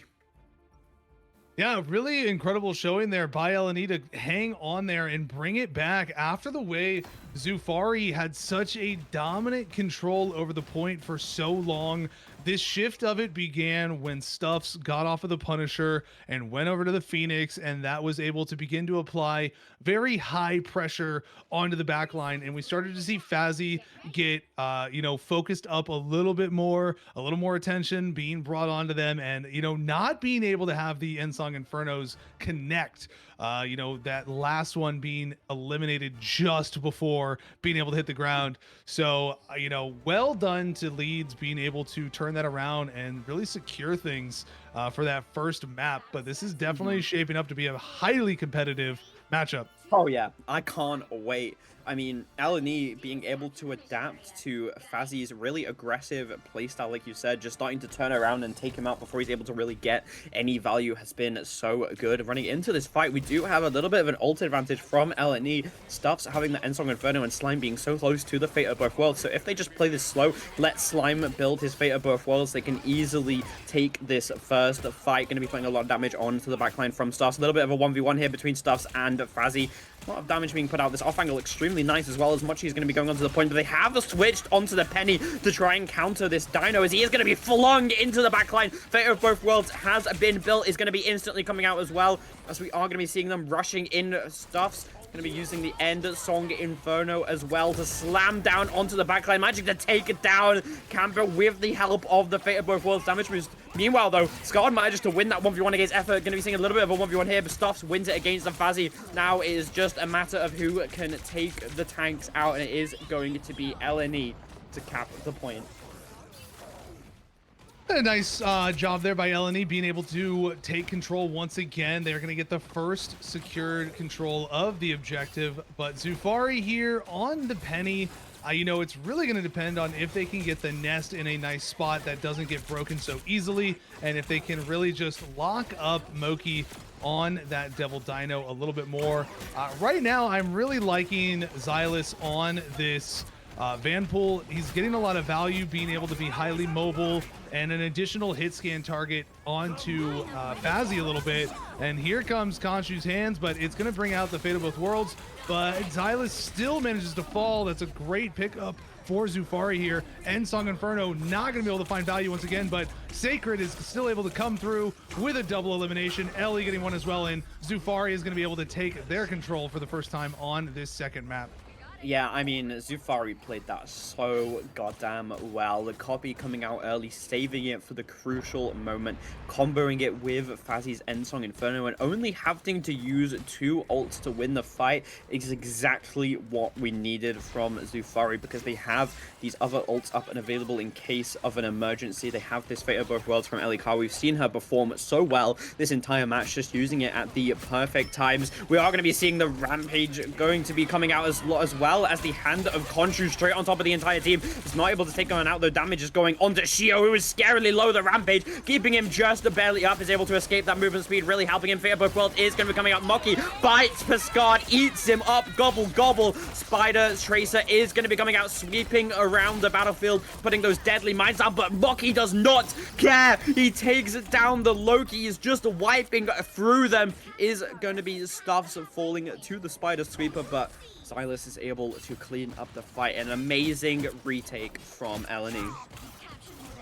Yeah, just really nice aggressive showings by LNE consistently here every time. They're able to find the key eliminations that start the ball rolling for them to be able to take back control, you know, and it's so interesting to see Vanpool still being able to have such an influential placement in a match like this. You know, people have talked about Vanpool being, you know, gutted, but, you know, if you've been watching MRI, you know that Vanpool is still very much so in the meta for these teams as one of the alternate Vanguard options that we see consistently. Effort finding a quick one there onto Karm, and that's going to stagger out Zufari a little bit here now. That's a big elimination, taking out one of the strategist. Stuffs taking out Sacred here as well, and they're actually going to just have Shio off the map, dropped off the map most likely, and they're going to quickly look to try to portal back, but are being peppered from afar by the Moon Knight. We got the DD getting in the way to contest it a little bit, and now Zufari through the portal for this last attempted of contention, but Ellie is staggered out immediately, so that is a strat line down for Zufari. They got to try to get back quickly in order to keep things going, but Stuff's taking out Shio really quickly as well, and it is just going to be one after another eliminated for Zufari here, being taken out by Leeds, and this is looking like it's going to be the second map going to Leeds as well, in a little more dominating performance this time around for them, but it's going to be a nice little 2-0 for them in this best of 3 on map 1. Can we talk about how good these two hit scan players are together? They just play perfectly. They know which off angles to take. They know who to be shooting at. I mean, Stuffs just puts in so much damage with this burst damage from Phoenix, and just allows effort to just get so much value with the Moon Knight, as we're now going to be going into a map 2. And I mean, I would be terrified if I was Zufari right now, as this team is looking scary. A little bit of a slow start for LNE, but you know, all trains have to start slow. Once they go, they are chugging along, and we saw such a dominant performance from LNE in the second round of that domination. Yeah, I mean, a lot of this really started for them when they got off of that Punisher, and we saw, uh, stuff's just really starting to get hot on that Phoenix, and was being such an influential hit scan member paired up with Xylus on that Vanpool. They were able to just consistently apply pressure and secure eliminations where they needed to, and that was such an important part for them. And it was Zufari had a difficult time getting control on that second map. They were able to get it that one time. They held it for a little bit, but they were not able to consistently contest it or stall out the point in their favor in that exchange. So, I'm very curious to see how these two teams are going to function going forward between the Convergence and Convoy if we get to that third map. We've seen some of these teams do better on domination, and then they struggle a lot more on the Convoy or Convergence, and it gives opportunities for these other teams to do a lot better. Yeah, that is true. I mean, I'm hoping for a little bit of a comp switch up over on Zufari's side. Maybe adding a Groot into combo with that Moon Knight would be really nice. I'm wondering which convergence are they going to take us to. I just really want to see a Shinshibuya. Only recently got back into the map pool. It is going to be a different convergence, one that we have not seen yet today, as they are going to be taking us to the Hall of Tajalia, a map that is really well known for how bad Daredevil is on it. Really hard to get value on Daredevil on a map that is so long range, so hit scan heavy. But as I've been saying, Effort does not care if he has to play hit scan. He will happily lock in the Moon Knight, happily lock in the Phoenix, and I will be extremely surprised if we don't see a Slime Loki on this map. And immediately, sure enough, the double gambit as always. Loki, this is definitely a Loki favored map, especially on the defensive side for it. There's so many different high angles to be able to place clones and different ways to position and maneuver around and escape. But early on, we actually are being faked out a little bit. They were hovering the Black Cat save, but they're just going to go for the Devil Dino. Sure enough, and probably see that Devil Dino mirror once more. Rocket being locked out though from the side of Leeds, taking it away from Zufari. So Rocket's still very much so an influential factor for these teams. It's really interesting how quickly he returned to the meta after being such a non-factor for so long. I can't lie, he never left. He has always been the meta. I think it's just the other supports getting nerfed is what brought him back up, really. Because, I mean, his CYA is probably one of the best support ultimates in the game. 40% damage boost is so goddamn much when you partner it with a high damage DPS like the Galactic Legend himself, like the Punisher. It's just terrifying, and no other support can provide that much damage boost. Even Luna is only around 20%, so really Rocket never needs to be buffed, but Netty somehow still buff him every season. And so here we are in the hard Rocket meta once again. We are going to be seeing a Black Cat save for Leeds Nocturnal, so we are going to be seeing Effort Black on the Black Cat. I am actually very surprised that Zufari didn't decide to ban it out. They are going to be banning out the Phoenix, and Luna instead going to be having a one-sided Luna. Do not want Slime to be on his Luna, but like I said, he is probably going to be on Loki if I had to guess, as this map is just so good for Loki. Yeah, and we are going to see the Phoenix taken away as well, so we're going to see some different looks from players this time around. Right now, though, effort on that Black Cat, we've seen them on that Black Cat before, and we know how dangerous it can be. We haven't had a chance to see Fezzy on anything else just yet, other than the one time we saw the Phoenix in that first round of domination. But they're looking at a little Psylocke action right now, which I Ooh, like to see because we don't that's see what that I've as much been anymore. wanting. Yeah, definitely. It's one of those really high skill picks. You have to know what you're doing in order to get those kills with the Psylocke, but her burst damage is just so nice. We got baited, Flannels. He has switched over to the Punisher, unfortunately. Ah. I hope he's gonna walk out on the Psylocke, but it is not looking like it. Maybe at some point. Maybe at some point. We Maybe you are. know after first point taken. Yeah, after the point that's really hard to flank on, but not the point that has the high ground. Anyway, we are going to be sealing stuffs on the Star-Lord, which we actually haven't seen him play yet. Effort back on the classic Black Cat pick of his. Going to be having Xylus on the tank pool once again. It clearly feels very comfortable on it after last map. Effort going to be spotting out the enemies, seeing who is going to be playing on the enemy team. And it looks like really nice at team comp here. I do like the Loki and the Punisher here, but they really need to clear this high ground. They need to get Xylus and Slime off of the high ground as quick as possible. You cannot allow them to dominate it. Emma Crystal on it to Mocky, going to be putting him scarily low though already, as Stuffs. Slime is getting really low as well. Manages to hold onto the runes though. Such patience is what you need from Loki players, but FaZe's going to be able to take down Effort. Scarred is going to be able to find Mocky as well, and suddenly it's in the favor of Zufari. I mean, Calzone needs to be careful here, not get too aggressive. It does back up when it is needed, and Effort going to be trying to TP back here. I don't think there is even enough time. Do manage to get the stall from Xylus, but TP it does not come out in time, and what a quick first cap from Zufari. Yeah, I mean, that was kind of what you wanted to see from them, is being able to have this momentum, have that aggression like we were talking about.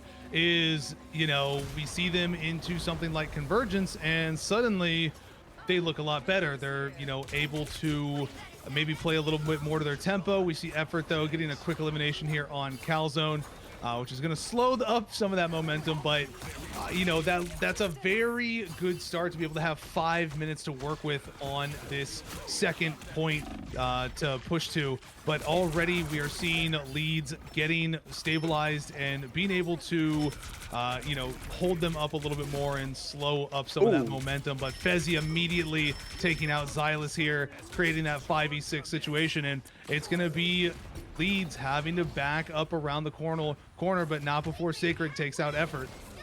Yeah, and because of how quick Zufari was able to cap that first point, it means that the LNE supports do not have their ults just yet. Bacon, 95% onto this boundary though, so they are a bit closer than Zufari would probably like, but Zufari have the really scary combo here of the Final Judgment and Fate of Both Worlds, which we're going to be seeing. Invisible Boundary is going to be coming out in response, trying to keep his team alive, but there is so much damage coming through. Stuffs is going to be taking a full Punisher shot to the face as Effort managed to get a really nice pick onto Elicardo as the Fate of Both Worlds ended. Using the Hand of Conscious Karma is going to be able to take down Xylus though, and it doesn't really matter too much as the copy is going to be coming out. The Fate of Both Worlds, little bit of a victory dance there to win second point with 5 minutes on the clock. Yeah, again, Zufari is doing a really great job of rolling with their momentum this entire way through, as they're already pushing up to take space and gain control of this last corner point. This is a nice thing that I'd like to see them doing right now, because if they can just kind of like neutral game this section of the map, they are able to get so much space off of that. But they're gonna have to kite out right away, as Stuffs is coming out with the Final Judgment, looking to push them back around the corner. They did have lanterns available though to give them time to be able to kite back, so we're actually going to see nobody being eliminated during that Final Judgment. And now Zufari is going to be looking to push back in this exchange. Sacred taking out Effort, they have the advantage. Khonshu being dropped is going to find another there on Bacon. Psionic Seduction through as well, and they're going to just look to keep things moving as Sacred finds another on Moki, and Calzone manages to finish off Stuff. So right now Zufari looking to take this going, and they are going to stagger out Xylus as well. So now leads have to wait a few more seconds to be fully regrouped. So this payload is going to be moving into this last stretch of the third point.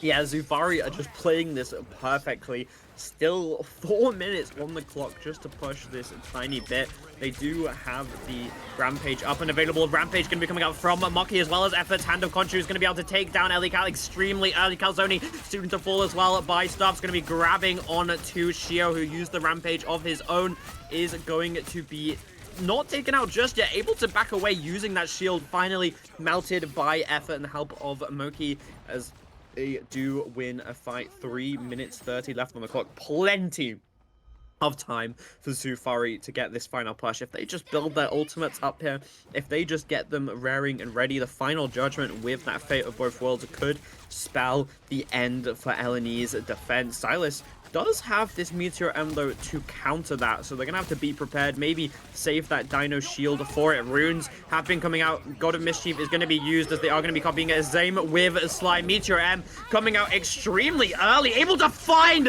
Ellie Carr though. Fair both worlds from both teams is going to be coming out, whereas Effort managed to take down Fizzy as well as a 4v6. This is not in the favor of Zufari. It's really sad that they committed that ult so early into the fight. They forced to use it in the losing fight, and LNE are going to be able to win yet another fight. Yeah, there was a nice aggressive Meteor M there. They were fortunately able to find the value on Ellie Carr, but now they're going to have that Fate of Both Worlds coming back this time around. But Bacon will have the Invisible Boundary ready to match it, as well as Stuffs being able to have that final judgment. So a little bit of an ult advantage right now for Leeds, but I think Zufari has done a better job. But more importantly, Sacred being taken out in that neutral is so much more impactful now, as it's going to just force Zufari fully on the back foot, as Stuffers is going to find one more on Shio, and the remaining members of Zufari are just being routed one by one. Fezzy does manage to find one, but it's still going to be a wipe on Leeds. Leeds wiping out Zufari, so it's still, you know, a nice bit of time being burned off the clock by Leeds here on this defense. You know, they had 3 minutes that they have been able to kill off of this clock so far. Yeah, it feels like LNE just always have a really slow start into this map. They take a second to get their footing, to get warmed up, but as soon as they are, they just do whatever they want. Effort going to be using the Hand of Khonshu on top of them, going to be helping Mocky to be able to take down Shio. Calzone going to be falling as well, as much he gets a double kill into this stuff. We have to find Kim as well. A shotgun to the face is going to be able to finish off that Loki, as Scarred is scared low on the backline though. It's going to be healed up, not going to be staggered, although never mind. I cursed it once again. He does get staggered, as Stuffs is going to be able to find him, and now Zufari have a lot of ults coming into this next fight though. Yeah, Leeds definitely, I mean, we can see this cart has now been pushed all the way back out of the final room and, you know, back into that second hallway halfway through. So they've done a really good job on the defense. Less than a minute now for Zufari to push through here. They almost have their entire team's ultimates available. Now is a really good opportunity for them to take advantage of that situation. And here comes the final judgment. The Invisible Boundary is out. Slime managing to take out Calzone though, so that's a Vanguard down, but no eliminations to be secured yet for Zufari here. And fortunately, they only burned 2 ultimates, but one of them they never even saw value from to begin with. But right now, Leeds is doing such a great job of contesting this Effort, taking out Sacred once more. That's a double for Effort, wiping them out. Bacon's going to take out Shio, and they are just fully pushing back Zufari to spawn, and they are going to have to try to go for a portal play here, but Moki is right here at the doorway waiting, and they're going to have to actually go for just a direct touch instead. No time for them to get a portal play out as they're being covered, but here comes the final judgment. Stuff's getting protected as well. Zyla's taking out Sacred, and this is going to be an overtime situation. I likely would see Sacred swap over to Strange for a TP play here, but they're going to stick to that Daredevil and just try to get back to point while Elikar hangs on, but they're going to get blasted by the shotgun through their ultimate. One tapped out of the Fate of Both Worlds, and this is going to be Leeds Nocturnal wiping things out on the point, holding the defense for 5 minutes. And that is going to be what a incredible stop for them. And Zufari now have their work cut out for them. Yeah, like you said, I'm really surprised that Zufari didn't switch onto the Strange there after the initial touch. especially scarred, as it may have been able to make a different story happen, as LNE had to use so many ults there to stop Zufari's initial push, but extremely well played by Effort, Stuffs, and Moki there, just to keep them all away as much as possible. The final judgment really just used to make them scared to get onto the point. Did manage to get a really nice early pick onto Shio, and I mean, Effort's Hando Khonshu as well, just getting them away from the point for as long as possible to buy as much time as possible, and then swoop in, pick up the kills, and take us to round 2, where it's now their turn to attack. Quite far to push though, as Zufari did play extremely well, and we're going to see how they decide to use this defense here. We are finally going to be seeing that Psylocke coming out. Yeah, I mean, they do have a nice situation here. I think the important thing here for Zufari is to not let Leeds get as much momentum as they had on their turn on offense, because if just being able to slow them up a little bit is going to be so important for being able to put more pressure on Leeds. The way you put pressure on Leeds for defense is to destroy that clock time.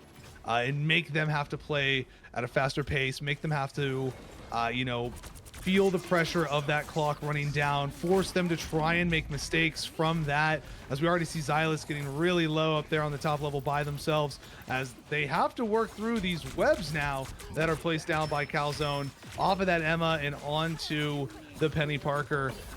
Penny being such a common pick here as a defensive option, and already Xylus down. Fezzy taking up that first blood on the Psylocke. Yeah, really nice pick from Fezzy. We're already seeing the value from this pick, as Xylus instantly going to be switching off of that tank pool and going on to the Hulk instead. Oh my god, Effort caught out of position there by Shio, but they're going to try and capitalize off this and take it down Shio, which means that they are now a tank down, and I would say the Moon Knight is going to get a lot back a lot faster than Shio is, but runes have been for Slime. No longer has that really strong cooldown, as Scarred also has this Hand of Khonshu up and ready to be used at a moment's notice to take them down, just zone them out as far as possible. Xylus going to be webbed up and taken out. He gets stunned mid-charge, is able to survive though, as the Hand of Khonshu is going to be placed directly on top of him. Stuff's going to be able to trade out Scarred though for Xylus, but now the Dino Shio is back. Ether almost able to get another pick there, but it wasn't enough, unfortunately, as Xylus is still back in spawn, going to be coming back into the fight. Slime almost has this ult, as Effort's able to take down FaZe. That is a really big threat. Out and done. No DPS alive for Zufari, as Scarred is still coming back. We are going to be seeing the copy from Slime. Invisible Boundary coming down on top of Stuffs, just to allow him to do whatever he wants with this final judgment. And it looks like Spider Sweeper is going to be coming out to try and stall it. Is going to get body blocked for the time being. Fate of Both Worlds as well, also body blocked. 2 ults wasted to try and keep the point alive. That is not what you want to see from Zufari, as LNE bring us to the second point.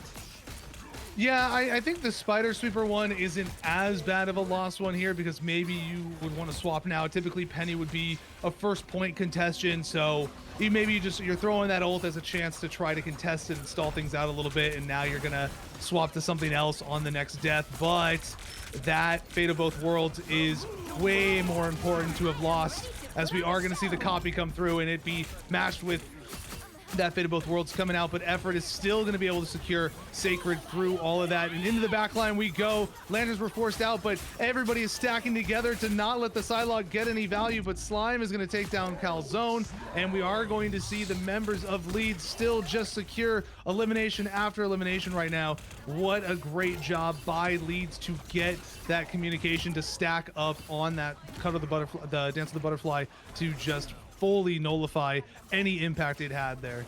Yeah, LNE are showing that Zufari aren't the only ones that can dominate the attack on this map. Xyla's going to be able to take down Fezzy as well. Had to use Worldbreaker Hulk last fight to keep himself alive, but clearly worth it as he is instantly able to get a pick. Stuff's going to be taken down. Dino Rampage coming out from Shio. He does get exiled, which almost makes him C9. Invisible Boundary is going to be coming out from Bacon as Scarred gets taken out before he's able to use that. And Conchu Xylus really putting in the work on this Hulk, doing whatever must be done. Slime gets a double kill as well, taking out both of Zufari's tanks and pushing them over the line, as now it's all or nothing. This is the point that Zufari couldn't get to the end of. Fazzy winning a little bit of a nice 1v1 against effort there, but this is going to be the difference maker if LNE are able to push this final point. I mean, we saw how hard it is. We saw Zufari really struggle. Are LNE gonna have the same problems?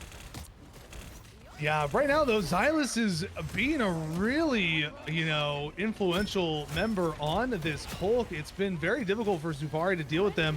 And, they have 3 minutes, a little over, 3 minutes and 40 seconds to work with here to move this payload the rest of the distance. And they're getting some good distance right now overall. We're seeing Fezzy get value periodically, but it's mostly in a traded out exchange. Effort, though, taking out Sacred. They're running a little bit of a double dive right now for Zufari, but they're going to have to fully reset here to make a one last second stand here. Calzone popping the Abyss and really just using that as overhealth to get out and back. But this is going to be the final fight stand for Zufari. If they can't stop it here, that's going to be all she wrote, and Leeds will take this series. But the Fate of Both Worlds does come through, and they are going to be able to push Leeds out of the doorway at the very least. They got to find Stuffs and get him off of this shotgun. He's just pumping rounds into the entire side of Zufari right now. Calzone finally finding an elimination there on the Venom, and they are going to, at this time, at last, stop the momentous push of Leeds as we see Sacred go on a tear on this Black Cat all the way to their spawn door and immediately retreat back out. Yeah, calling card definitely saved the day for Zufari. Only 2 ults up and available, though. There's Dance of the Butterflies and God of Mischief able to keep the fight going, whereas Leeds, they have this Worldbreaker Hulk, they have the Hands of Khonshu, which are going to be seeing pretty much instantly used to try and get a lot of damage out. But Scott is going to find 2 on the Black Cat. Both of the supports taken out in one swipe. The claws are out, and he is showing how good he is on this Black Cat when it is allowed through. Not only can he play the Moon Knight, he is also extremely good at these melee dive characters. 2 minutes left on the clock. This is exactly the position that we saw Zufari in not too long ago. Yeah, and immediately we are seeing effort swap over to that Daredevil so that they can actually keep track of where Sacred is on that Black Cat, because it's been such an issue. And unfortunately, we see Stuff missing those shotgun blasts, and Fezzy's going to get the better of that exchange. Dance of the Butterfly comes out. Lanterns are burned down, trying to find elimination, forces the Invisible Boundary out so far back away from the team, and that's actually a great value from Fezzy there, forcing those defensives out. Worldbreaker looking to come through, and they're actually going to very quickly burn Xylus down out of it. He's going to be sent back to Little Banner as Fezzy finding a quick elimination there, and it is all momentum for Zufari right now as this Fate of Both Worlds is going to come to an end, as the final judgment going to come through, but is just going to be trampled on by Shio here, who's going to be able to get back around the corner and sustained out by their team. And it is just a totally different look for Zufari right now into the full dive for defense.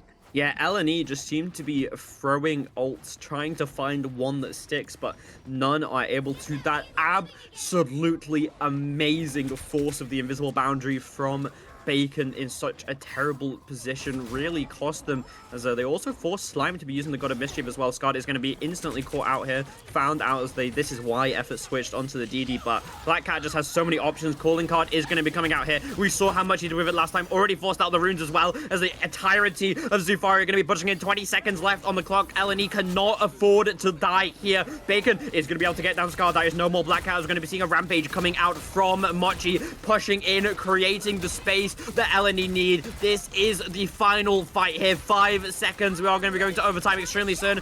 Ellie managed to build the fate of both worlds in time is going to be coming out as well, which allows them to start putting on the aggression onto Eleni. Effort going to be using Let the Devil Out onto point, straight onto it, as we are seeing Fezzi on the backline here. Isn't able to get a pick, is going to be forced out as well as, oh my god, Effort finds Ellie in the backside. Effort is also going to be able to take down Shu as well, and he taking Fazzy out. Scott is going to fall, come, and oh my god, Eleni are doing it. They still have a little bit left to push. They are on the offensive. This Calzone almost has Feast of the Abyss. The combo with the Dance of the Butterflies can be deadly. Bacon needs to get this invisible boundary up as soon as possible. Dance of the Butterflies is going to be going out invisible boundary in response. Feast of the Abyss comes out. It's going to be instantly taken out by Mochi. Fazzy, 0 health. Basically, Shio wiped out. Fazzy needs to get back and needs to call and get a little bit of healing. It's not going to be enough though, and Scott is going to be taken up by Slime, and they win it. Ellen, they have done it. They are your grand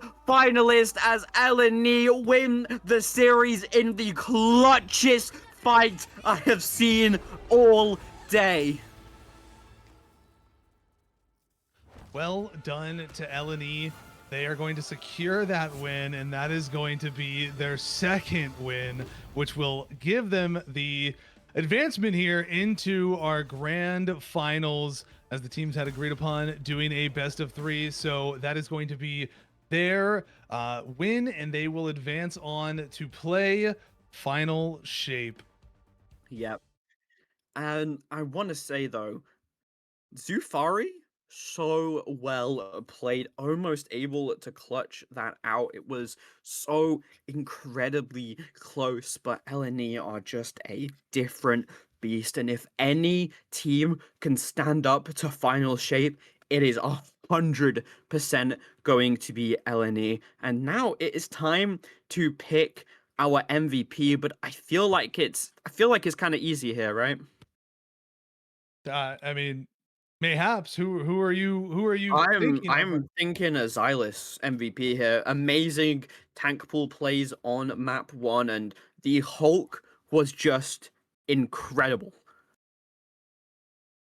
I can go with the Xylus here. I can go with the Xylus here. I think that What are for you the most thinking though? part, Xylus did have between both games, Xylus had a very influential play in the domination series, as well as some very pivotal Hulk moments in that game too. It was a little dicey at the back end of the match there, but they got it together and they were able to, really create the space that was needed for their team.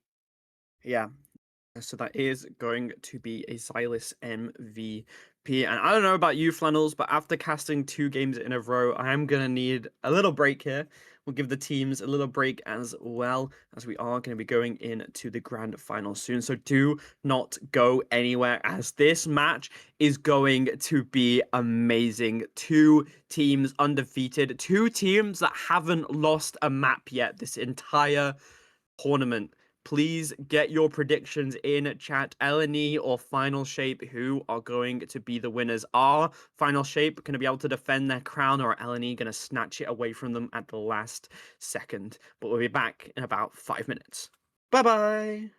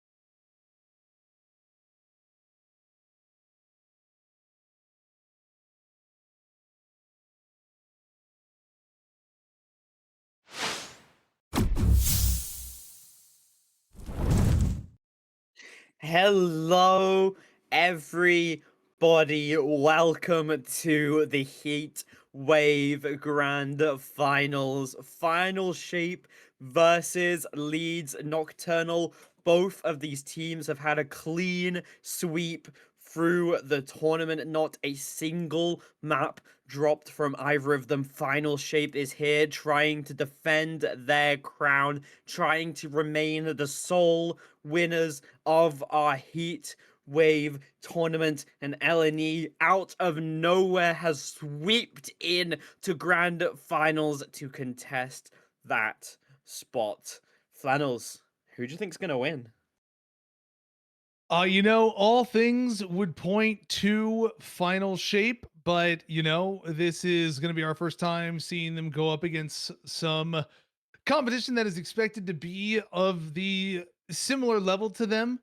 Both of these teams are very experienced and have seen a lot of MRC action for the players, and have played in very competitive environments overall. Final Shape though does have that tier 1 experience though on their side of having people who play in MRI. So I think some of this is going to come down a little bit to the ban phase in terms of how it's going to play out the results. Yeah, definitely. I mean, you don't know this as this is your first time casting with me, but baseline definitely does. I am an absolute sucker for the underdog, so I am voting LNE all the way. Not only because my friends are on that team, but also because I would love to see the underdog story. I did get to talk with Slime just before the match starts, and they don't sound too confident, but I think they should be. They have been a team for a much shorter amount of time than Final Shape, but from what I've seen today, they have the potential to contest them, and so we shall see what happens. We are going to be seeing the classic Rocket and Gambit ban with the Devil Dino being saved. Yeah, and we're immediately going to see, Phoenix was hovered there for just a moment. I think some of these bans are going to be very much so mirrored through the first few, just because they're so staple. I'm not surprised at all to see Phoenix going next, but right now it's been a full mirror all the way through, and this is where we'll start to see the first bit of potential deviations as the Leeds is going to lock in saving that Black Cat, and this is going to be interesting to see what final looks to prioritize. It looks like they're going to be getting rid of the Star-Lord here, which, I mean, we haven't really seen the Star-Lord too much from LNE. We saw effort on it for a very short amount of time before switching over on to the Phoenix, so a little bit of an okay ban. You don't really want him to have that flex opportunity, so they are going to get rid of it. It looks like we're going to be seeing a Mantis save here, so I wonder if we're going to be seeing that Black Cat ban in response to Final Shape. We know that Simba is very practiced on the Black Cat, definitely happy to bring it out, and they are actually going to blunder the save there. It looked like they were going to want to save DD last second, so I wonder if LNE are going to catch that and ban out DD and not allow Final Shape to go onto it. But it is going to be the Star-Lord instead. Do not want Simba on any of the hit scans, something that we have seen very, very often throughout this tournament. But I like these bans. A little boring that it's basically exactly the same, but that's just kind of what happens sometimes, especially at this high level of play. You know which characters are meta, you know which ones you want on your team, and I'm really interested to see the team comps that are going to be walking out here. Yeah, I mean, we haven't had a chance to see Simba on really on Black Cat. It's mostly, they were on the DD earlier. Final Shape had the team in their quarterfinals. They chose to forfeit, and so then we've only seen Final Shape play one time so far, and unfortunately, at that time, also the opposition had somebody who DC'd in the Yeah, first game, and then they subbed but in on the second game. but Um, come on, give me the butt, give me the copium, give me the hope that Alani have got this finals. I need it. I need the copium for this match. Well, I was mostly specifically speaking on Simba on Black Cat, so that's something that we haven't seen yet. But you know, we did see signs of life from the opposition during the convergence map that, you know, Final Shape can bleed, they can give up points. But when it comes down to it, Final Shape also knows how to really execute quite well where it counts. So that's going to be the main thing for Leeds here as they try to get a portal playoff early on for a quick early elimination. Ooh. They did actually manage to get a very crucial cooldown out of Lapsus, forcing him to use that teleport away. A very long cooldown, very vulnerable now, as they are going to be seeing the opposite user. Starts managed to take down a Hibu extremely early into the fight. The support falling instantly is not what you want to see, as LNE now have the advantage, and they're going to start to press it instantly, stopping them from capping Legend, though. Going to be forced back. Lapsus is going to be able to take down Bacon in that 1v1 stuff. Finds Simba, though, on the back foot. Xylis is going to be able to take down Legend as well. And this fight is looking so good for LNE. They are a support down, but I don't think it really matters that much, as Moki is going to be able to find Lapsus out of nowhere. And that is going to be a cleanup from Xylis. Oh my god, Flannels. This is not what anyone was expecting, and that is going to be an LNE first cap. Yeah, I mean, you know, we've seen teams take first caps, but then, you know, they never get it back again. I mean, it wouldn't be the first time in MRI either, you know, so we don't want to get ahead of ourselves here a little bit. I know you're excited for LNE because you see them as the underdog, but, you know, I'll reference, yeah, we lost versus TLC. You know, yeah, we lost, got an opening fight against TLC in their matchup, and then we're quickly hounded down the rest of the way. But here we see Bufu coming in, picking up stuffs. Teddy taking out Xylis. And one by one, LNE begins to fall as Abuhu comes through. And they're actually going to force out a cooldown from Slime. So this is actually, it was, would have been a decent cooldown if they had managed to get it off before the point had flipped. But Simba's going to pick up a double there. Abuhu with one more as well. You know, the fate of both worlds coming out was wasted in this scenario because they didn't get it off before the point had flipped, so they weren't able to get any additional percentage from it stalled out. Hands are in my head right now. I cannot believe the blunder right there. Such a crucial ultimate being forced out. It's not what you want to see. We're going to be seeing Abuhu going instantly with this Hands of Conchu, able to take down Stuffs. We are going to be seeing the Feast of the Abyss as well from Maverick, not really able to find anything, though, as Simba is going to be taken down by Effort. A little bit of a back cap going on right now from Xylis, as Effort is kind of popping off right now. He's getting kill after kill after kill. We are going to be seeing the Come Here Unleash coming out from Losses, and that's kind of what you want to see if you're LNE. You are already down, so forcing out that support ult is really, really nice. We are going to be seeing a Legend putting a lot of damage into them here. Maverick on the back line, forcing out. A Bacon going to be taken down, as we are going to be seeing a little bit of a switch up here. Effort going on to that Black Cat, and be trying to match Simba here, as Xylis needs to find the way out. Cannot get staggered. Stuffs, though, manages to find Maverick. Extremely good. Calling card is going to be coming out now from Simba, going to be instantly going on to Slime. They know that they have no fate of both worlds, so it should be easy picking,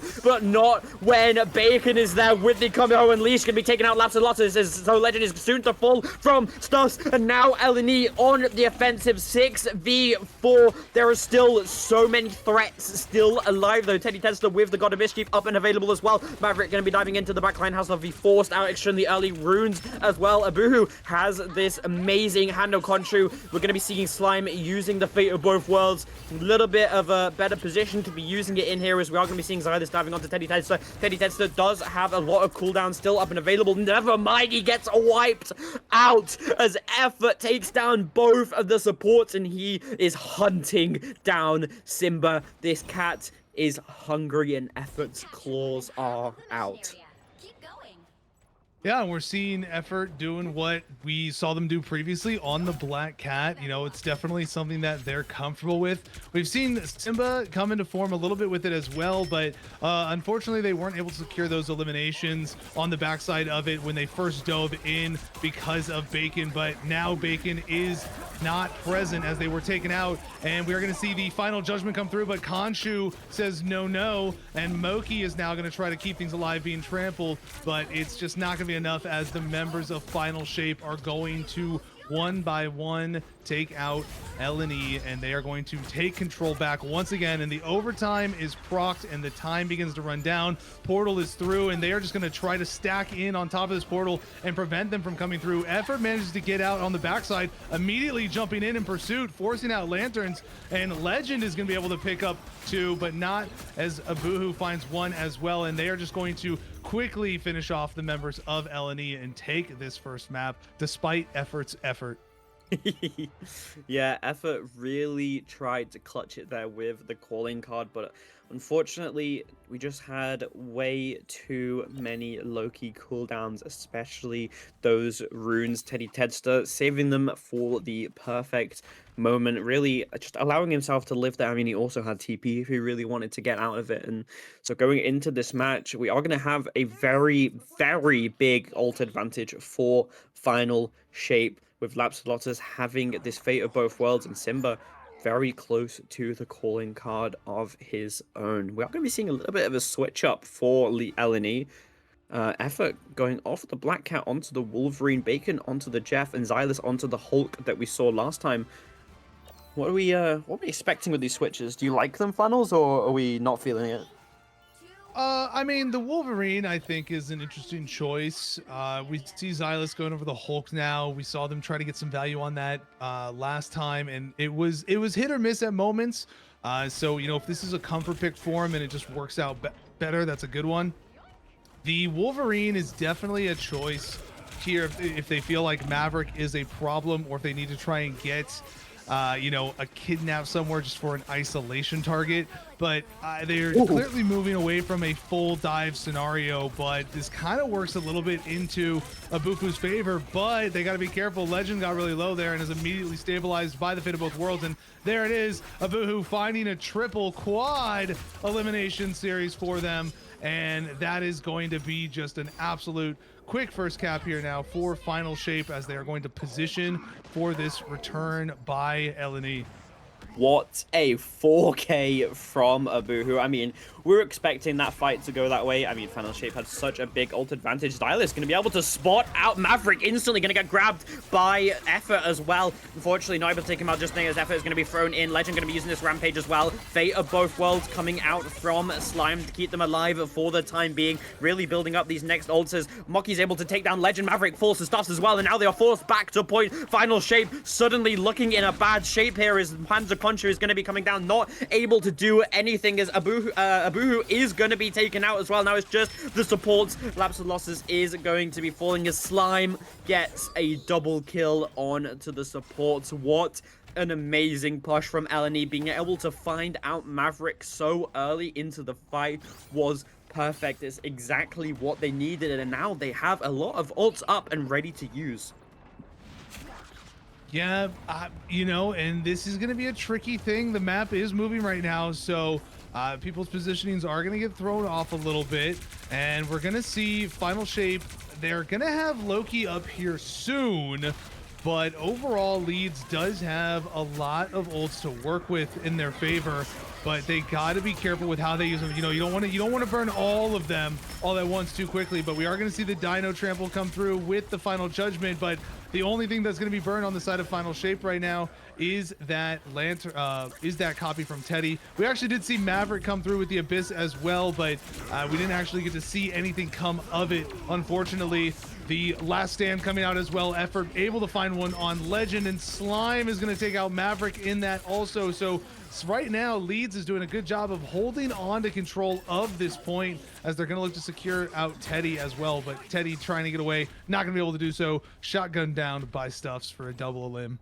Slime is playing so well on this map, getting it kill after kill after kill. This is the kind of hybrid DPS support gameplay we like to see from the Lunas, and the kills have really contributed to having the ult charges. Fate of Both Worlds is already back up and available to be used. We are going to be seeing Xylus Effort in hand, ready to throw them onto the backline, try and get a cheeky grab. Diamond Form already forced out from Maverick, going to be grabbing Effort as well by Legend. He's going to be grabbed as well. So many ults users are going to be seeing the Fate of Both Worlds coming out as well. Invisible Boundary in response from Lapsus Lot is going to be keeping the team alive for the time being. The final judgment is going to be coming out as well, and it's going to be so much damage. We are also going to be using the Hand of Conjure. So many ults used from Final Shape. They are desperate to win this point, and I think LNE have noticed that, and they're just going to back out using as little as possible. Bacon is going to be going into the ground with the Jeff here. Going to be trying to get it after he got a pick on top. If I do, wait, this could be it. This could be LNE's chance. He has two in his mouth. It is only Legend on the point, and LNE are going to bring us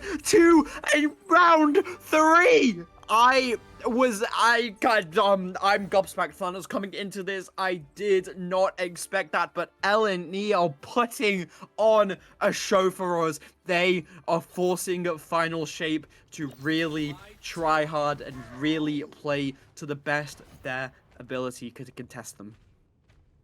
Yeah, I mean, that was a really great showing for LNE there. They did a good job of, once they got control, they were able to maintain control the second time around after they got re-acquiesced by Final Shape. But, you know, I think we'll see an interesting change here. I think that Hulk change did work out for them. Xylus clearly very comfortable on it.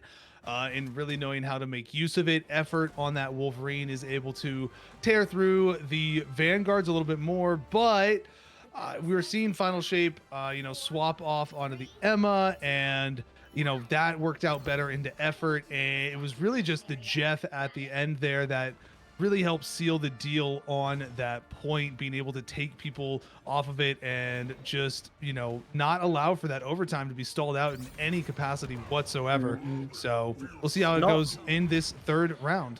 Not only did he manage to get killed on a Boohoo, he then picks up 2 with his ult, a 3k for Bacon, absolutely carrying that last fight. We are going to be seeing the final judgment coming out from Stuffs extremely early into this fight, as Effort has been thrown onto Legend. Runes have already been forced as well, as the fate of both worlds is going to be coming out from Teddy Tedster. The copy has come down. Never mind, they switched roles. I just realized Stampede and Sonic Seduction are going to be coming out, both at Tangled and Final Shape. They want to win this first point. Last Stand is going to be coming out. It doesn't manage to find anything. It's going to be getting them extremely little. Boohoo in a little bit of trouble here, as Mochi is just stampeding on his head, but it is going to be Xylus who's going to be taken off the map by Legend Labs. Is going to be able to take down Mochi as well, as it's now a 4v5. A Boohoo finds Stuffs, as finally leads are going to be forced back, and Final Shape are the ones to pick up first point. Yeah, you know, this is going to be a bit trickier for LNE this time around. This map doesn't move, and there's less, you know, options for approach that are a little more vulnerable. It's a little more predictable for the approaches, so they're gonna have to be very convincing in their execution, as we see a 1-for-1 trade on these two right now. And we do see a swap over to Strange from Maverick. That's quickly back to the Emma there. Laps is going for the copy on the Undefeatable, and they're gonna be able to take out Moki, and looking for a Swallow. Does he have anybody? I think he has one, but he actually doesn't have anything. He's just swimming around back there trying to be a distraction right now.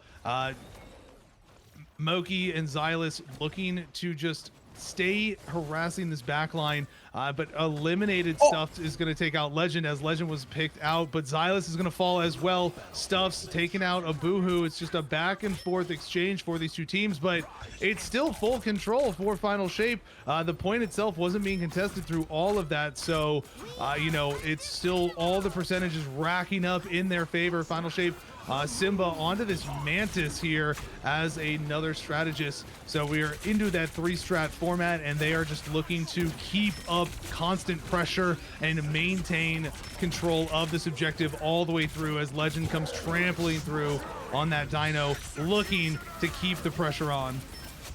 Yeah, we are going to be seeing Worldbreaker Hulk coming out, as well as the last stand from Stuffs, and it truly is the last stand, as the point was on 82%, as they finally managed to win the point, but they had to use so many ults to do so. And we are seeing the power of triple strategist here, the double soul resurgence, the movement speed to stop Bacon from getting the eats that he wants to, just really causing a lot of trouble for them. I mean, the sustain is absolutely insane. It took not only Worldbreaker Hulk, but the final judgment to actually able to win that fight, as we are now starting to see them push on the high ground. Mochi getting a really nice grab onto Legend here, as we are going to force runes extremely early. Sound Extraction is going to be coming out from Maverick. It's Jeff going to be looking for it, and he finds two. Both Legend and Simba is in his mouth, and he's going to be throwing them off the map, and that is pretty much an easy fight win for LNE. They did unfortunately have to use the Fate of Both Worlds as well. We are going to be seeing the Hand of Conchu coming down, going to be able to take down Stuff's Final Shape are still in this fight. They are not giving up just yet, as now we are seeing Slime and Effort in a little bit of a sticky situation here. They are able to back them away for the time being, though, as Mochi is able to get a really nice pick onto Abuhu, staggering them and forcing Final Shape back. Yeah, we do have Legend available with the ult, but you know, Moki is going to be able to you know, counteract that, be able to return it into a turn, but Effort with the Moon Knight ult is the big aggression here.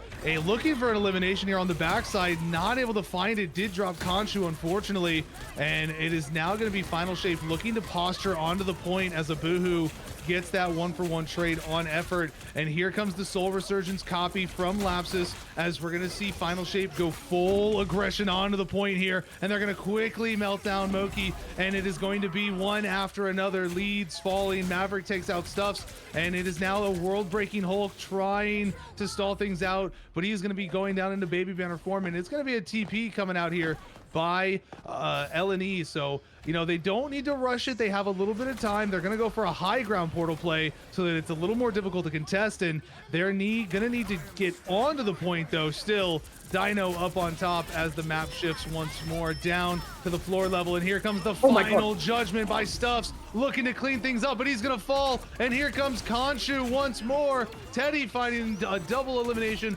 Abuhu won as well. Abuhu with a double to wrap things up, and it is going to be Final Shape taking this third map away from Leeds at the last moment. That was so incredibly close. The final judgment was looking amazing, but Abuhu shut that down. He threw the Hand of Khonshu straight onto Stuff's face, which makes him extremely slow and not really able to avoid it from the final judgment, slowing his movement speed so much. I will say, though, what an amazing performance from LNE against this seemingly undefeatable team. I mean, so incredibly well played from all the members, really. No one really stands out, but unfortunately, Final Shape are just so good. Their coordination is amazing. Their ult rotation is basically perfect. I have not seen them waste a single ult this entire series. LNE really need to step up their game if they're wanting to win the money. I mean, I think the big question here for LNE and that we're seeing is, you know, EMEA, EU, that high level scene is very much so known for being able to fall back onto that triple strategist gameplay format to give those extra edges, especially in something like domination, where being able to maintain control of the point for so long is so imperative for being able to get those wins and create those win conditions. And that's something that we saw them do there. That, you know, they really wanted to win. We saw Final Shape really wanted to win that third map. They went with their best choice here. Simba got onto Mantis, still a character that's able to do good damage, especially into a thing like a Devil Dino that's easy to headshot, while still being able to provide damage amplification to Abuhu to allow Abuhu just to be able to really carry that damage on Moon Knight, quickly eliminate targets with just regular shots, as well as just, you know, getting the ricochets off of the Devil Dino, who's such an easy target to hit in general.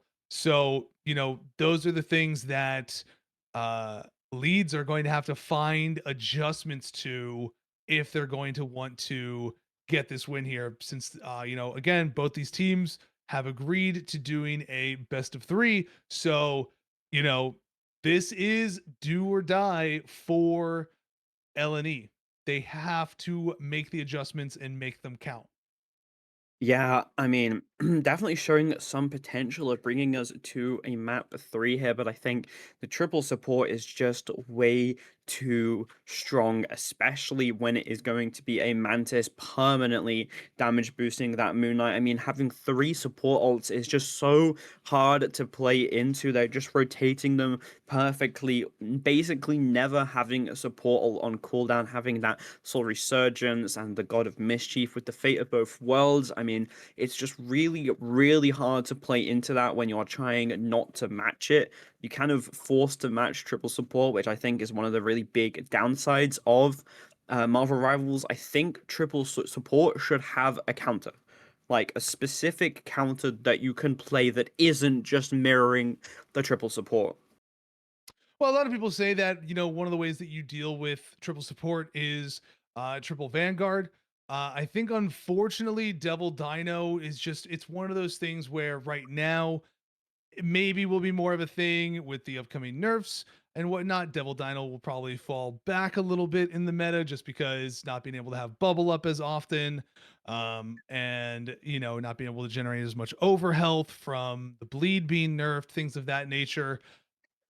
It'll open up other vanguards once again, and you'll see maybe more aggression vanguards, more of the brawly vanguards, and that will be ways for these things to come into play. I mean, rogue is going to be better now, even without the access to the team up, because Gambit's still just going to be permabanned. But with the changes that she's got, she's still going to be very good, and you can definitely make it work. I think it's also just a matter of running like really good high damage, uh, combinations or dives, things of that nature. And we're seeing that main thing here is a lot of the normal, typical high damage characters that would be heavily favored into a triple support lineup are being banned out. So it makes it a little bit trickier.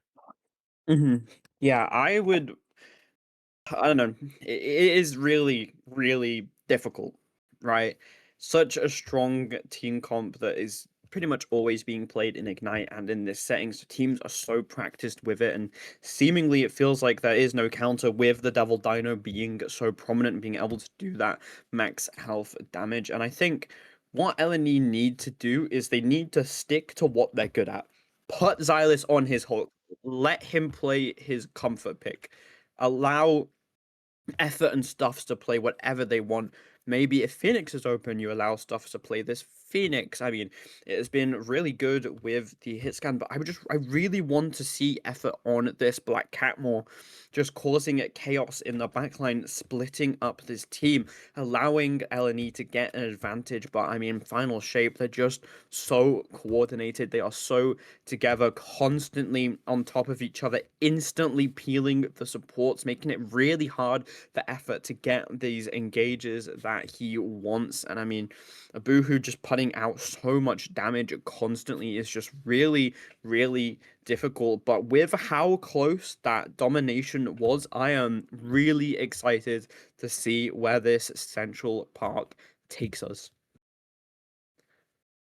Yeah, I mean, this will be an interesting one. I feel like we'll see maybe some ban adjustments this time around, just because of the specificness of how Central Park can be.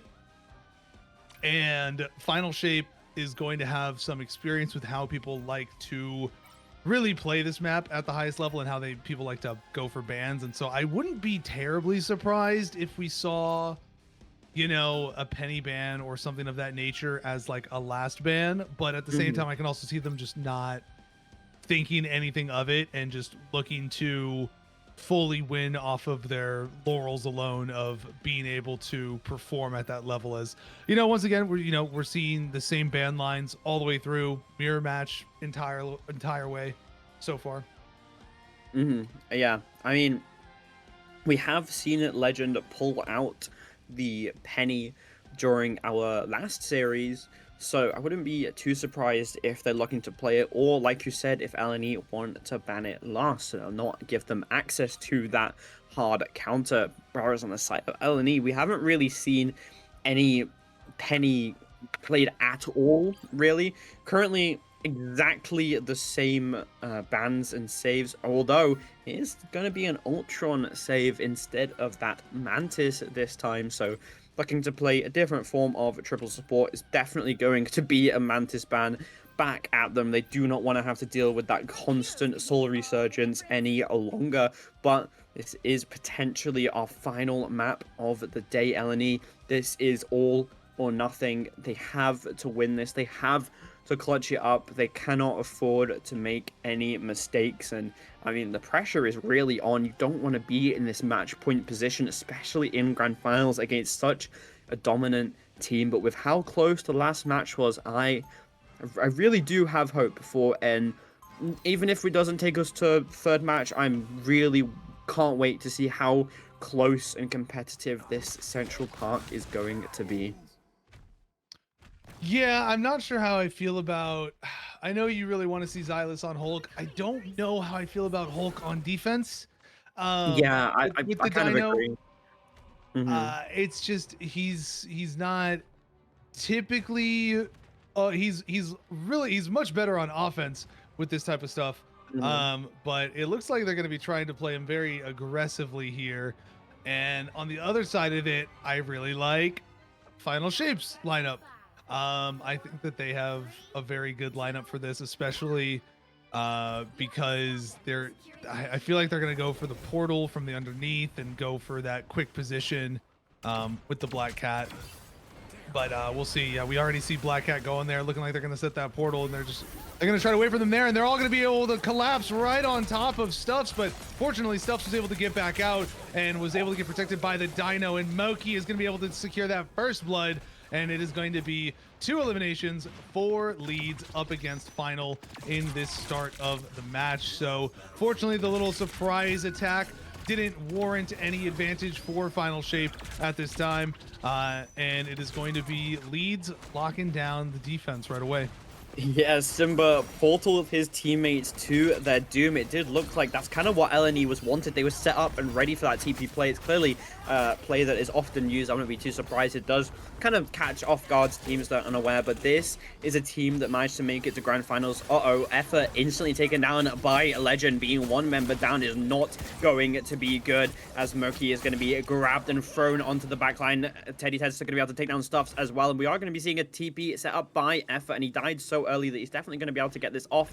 It's going to be TPing them straight on to point. Don't really have time to waste here. Slime extremely close to this fate of both worlds. We're going to see Hand of Country from Abuhu straight onto point, stopping them from getting on. Slime gets the pick, but it's not enough. Hands of Country force them to C9, force them off the point as 5 minutes on the clock for Final Shape. Yeah, a lot of time for Final Shape to work with here on this second point. This is exactly what they want. You got Xylus trying to hunt down this Black Cat, but he's just going to get pulled back immediately by the Inviswoman, or pushed back immediately by the Inviswoman. And, you know, this is going to be really tough for Xylus. Teddy can make Hulk's life miserable on that Inviswoman and just really mess up his jumping, which will... A well-timed pull on his jump will get him executed, which right here we already saw. He gets pulled out of the air there and then chomped by the Dino and kidnapped immediately back, and he's now into Baby Banner form and immediately bubbled so that he can't be healed. And that is the perfect execution of what you wanted to watch out for on Hulk. And now Abu is going to take down Stuffs, and we are going to see Final Shape just push leads into their spawn room right now and just try to keep them zoned out as this payload looks to move into that second point cleanly. Yeah, Final Shape are just using the momentum to the best of their ability and just pushing back LNE as much as possible. It does look like Mochi is going to be trying to catch them off guard here, but it's actually Mochi that is being caught. We're going to be seeing another Hand of Country being built from Abu. Final Shape going to be using the invisible boundary, going to be taken out by Stuffs though. The fate of both worlds damage boost is too much to handle as they finally manage to stop Final Shape's push. If only that could happen about 10 seconds earlier. we'd be in a completely different spot right now. Yeah, unfortunately, it's, you know, at the door of the checkpoint. So, I mean, Final Shape, yeah, they lose that fight. And while the Teddy's invisible boundary is wasted, which they did a great job eliminating him through. And as Effort finds Teddy once again, and now Khonshu rains down. You know, it's at their spawn doors, basically. It's at their respawn. So it's not like they lose a ton of time here. As we see invisible boundary now come out by Bacon, who was originally kidnapped outside of it, unfortunately is able to get value out of it still, and his Effort comes through with a double elim, and it is going to be Final Shape being slowed up once again. So Leeds doing a good job now of just being able to burn a little bit of time here, minute and a half off the clock from that initial capture, but 4 minutes to work with still on this last point. Yep, Simba has the calling card ready. It's just waiting patiently. Stuff's able to find a Boohoo as a calling card is going to be coming out from Simba instantly onto Slime, who's just going to get healed up by the Invis Bacon, keeping his fellow support alive. Sonic Seduction is going to be coming out from Xylus. Invisible Boundary got it. It's going to be coming out, but Stuffs kills Simba anyway. Simba getting a little bit too big for his britches. A Boohoo trying to get a little bit of damage off here is going to be getting a really nice onk. Going to be forced out by Effort, though, in response, as Legend is getting really low here, getting pushed down by them. A Boohoo going to be taken out by Effort, winning that Moon Knight 1v1. Legend going to be grabbed and just kind of thrown around from the tanks over at LNE, as they are going to be winning this fight once again. Simba caught out. Is going to be fine. He's going to be getting the final hit from Slime. Already 2 minutes have been burnt. 3 minutes left on the clock, and LNE have built all of their ults back up pretty much. So in a really, really good spot right now. Yeah, they're in a good defensive position at the moment. As particularly right now, they're going to see Khonshu fall, but I don't see the hands. They were a little. It almost looked like they were a little delayed. Oh no, he was holding it, and then he drops it down on them. And Abuhu and Effort are going to trade Khonshu at the same time. Bacon's still able to take out Maverick, and it is still advantageous for LNE right now, holding on strong against Final Shape here, as Abuhu has to fall back, Simba falling once again, and Leeds is doing a great job of stopping the advancements of Final Shape, and they still have a nice ult eco exchange for this next fight. Yeah, I mean, they are just playing this so well. The fate of both worlds there, just to keep the members of LNE up from that hands of Khonshu. We are going to be seeing the Invisible Boundary coming out in response to Stuff's amazing final judgment. He's going to be able to take down Legend. Stuffs is going to be falling to a Boohoo. Both Invisible Boundaries have come out now, as Boohoo is able to find two, but it is currently a 4v4. Final Shape actually on the back foot here, as Maverick is a little bit too low to try and contest the front line, getting scarily punched out. And oh my god, Mocky, amazing grab onto Maverick, takes him out of the fight. Mocky's going to get grabbed off his own nose, able to get away for the time being though, as the supports keep him up and alive. And now we have a lot of ults on the side of Final Shape. I mean, the LNE just need to play this slow. They need to allow Slime and Bacon to build their support ultimates back up.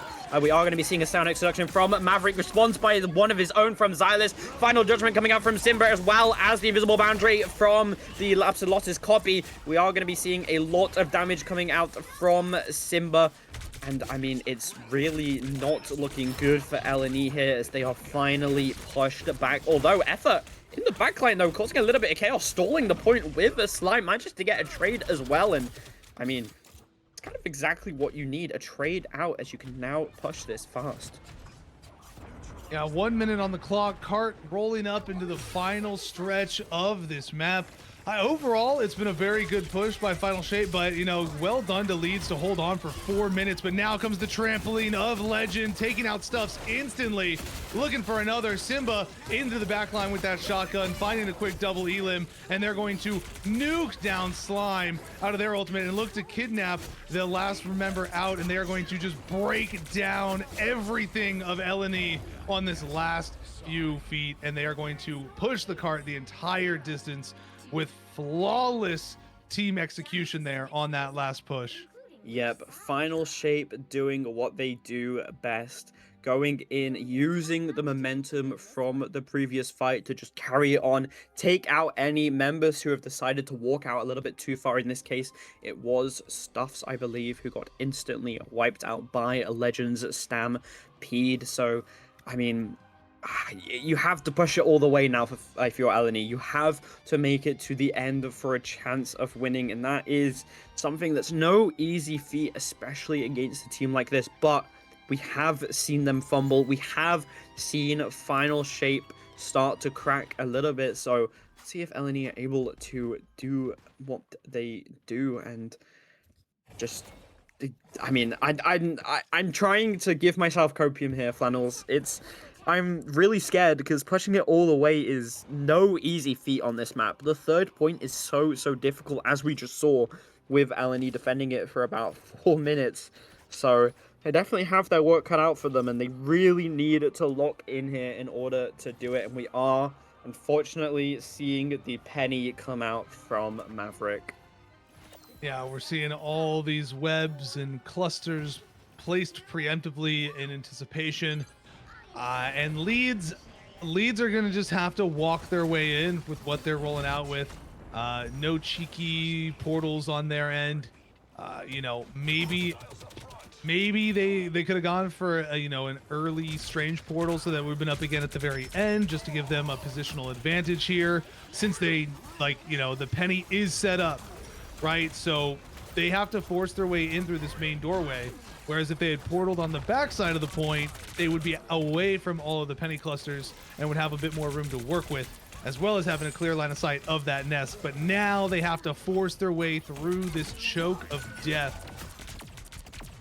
Yeah, we are going to be seeing a Groot come out. Oh my god, instant pick onto Xylus. The mind's taken him out, but Mochi manages to get a little bit of revenge and takes down Legend. He needs to be very careful here as he is the only tank alive, but Maverick is going to fall to stuff. 4v5. If this is a chance, it's the best chance Eleni is going to have, as a Boohoo is going to be falling as well as they start to push on. We are going to be seeing the switch on to Strange, but Simba is going to fall, which gives them a little bit of a nice stagger. Strange Fall is going to be coming out as the Boohoo is going to be raining the hands of Khonshu straight onto them. Stuffs has this final judgment if he's able to stay alive. He is not, as Xylus does manage to take down Maverick though, so it's an equal trade currently, as we do see Effort getting really close, managing to take down Simba once again. Simba not having a good time here, not really able to do what he wants and get into the backline, as Effort is just controlling him so well. We're going to be seeing Bacon using that invisible boundary just to split off the supports from them. Invisible boundary in response from Teddy Teds. The Effort still holding onto this as they manage to cap the point. The invisible boundary slow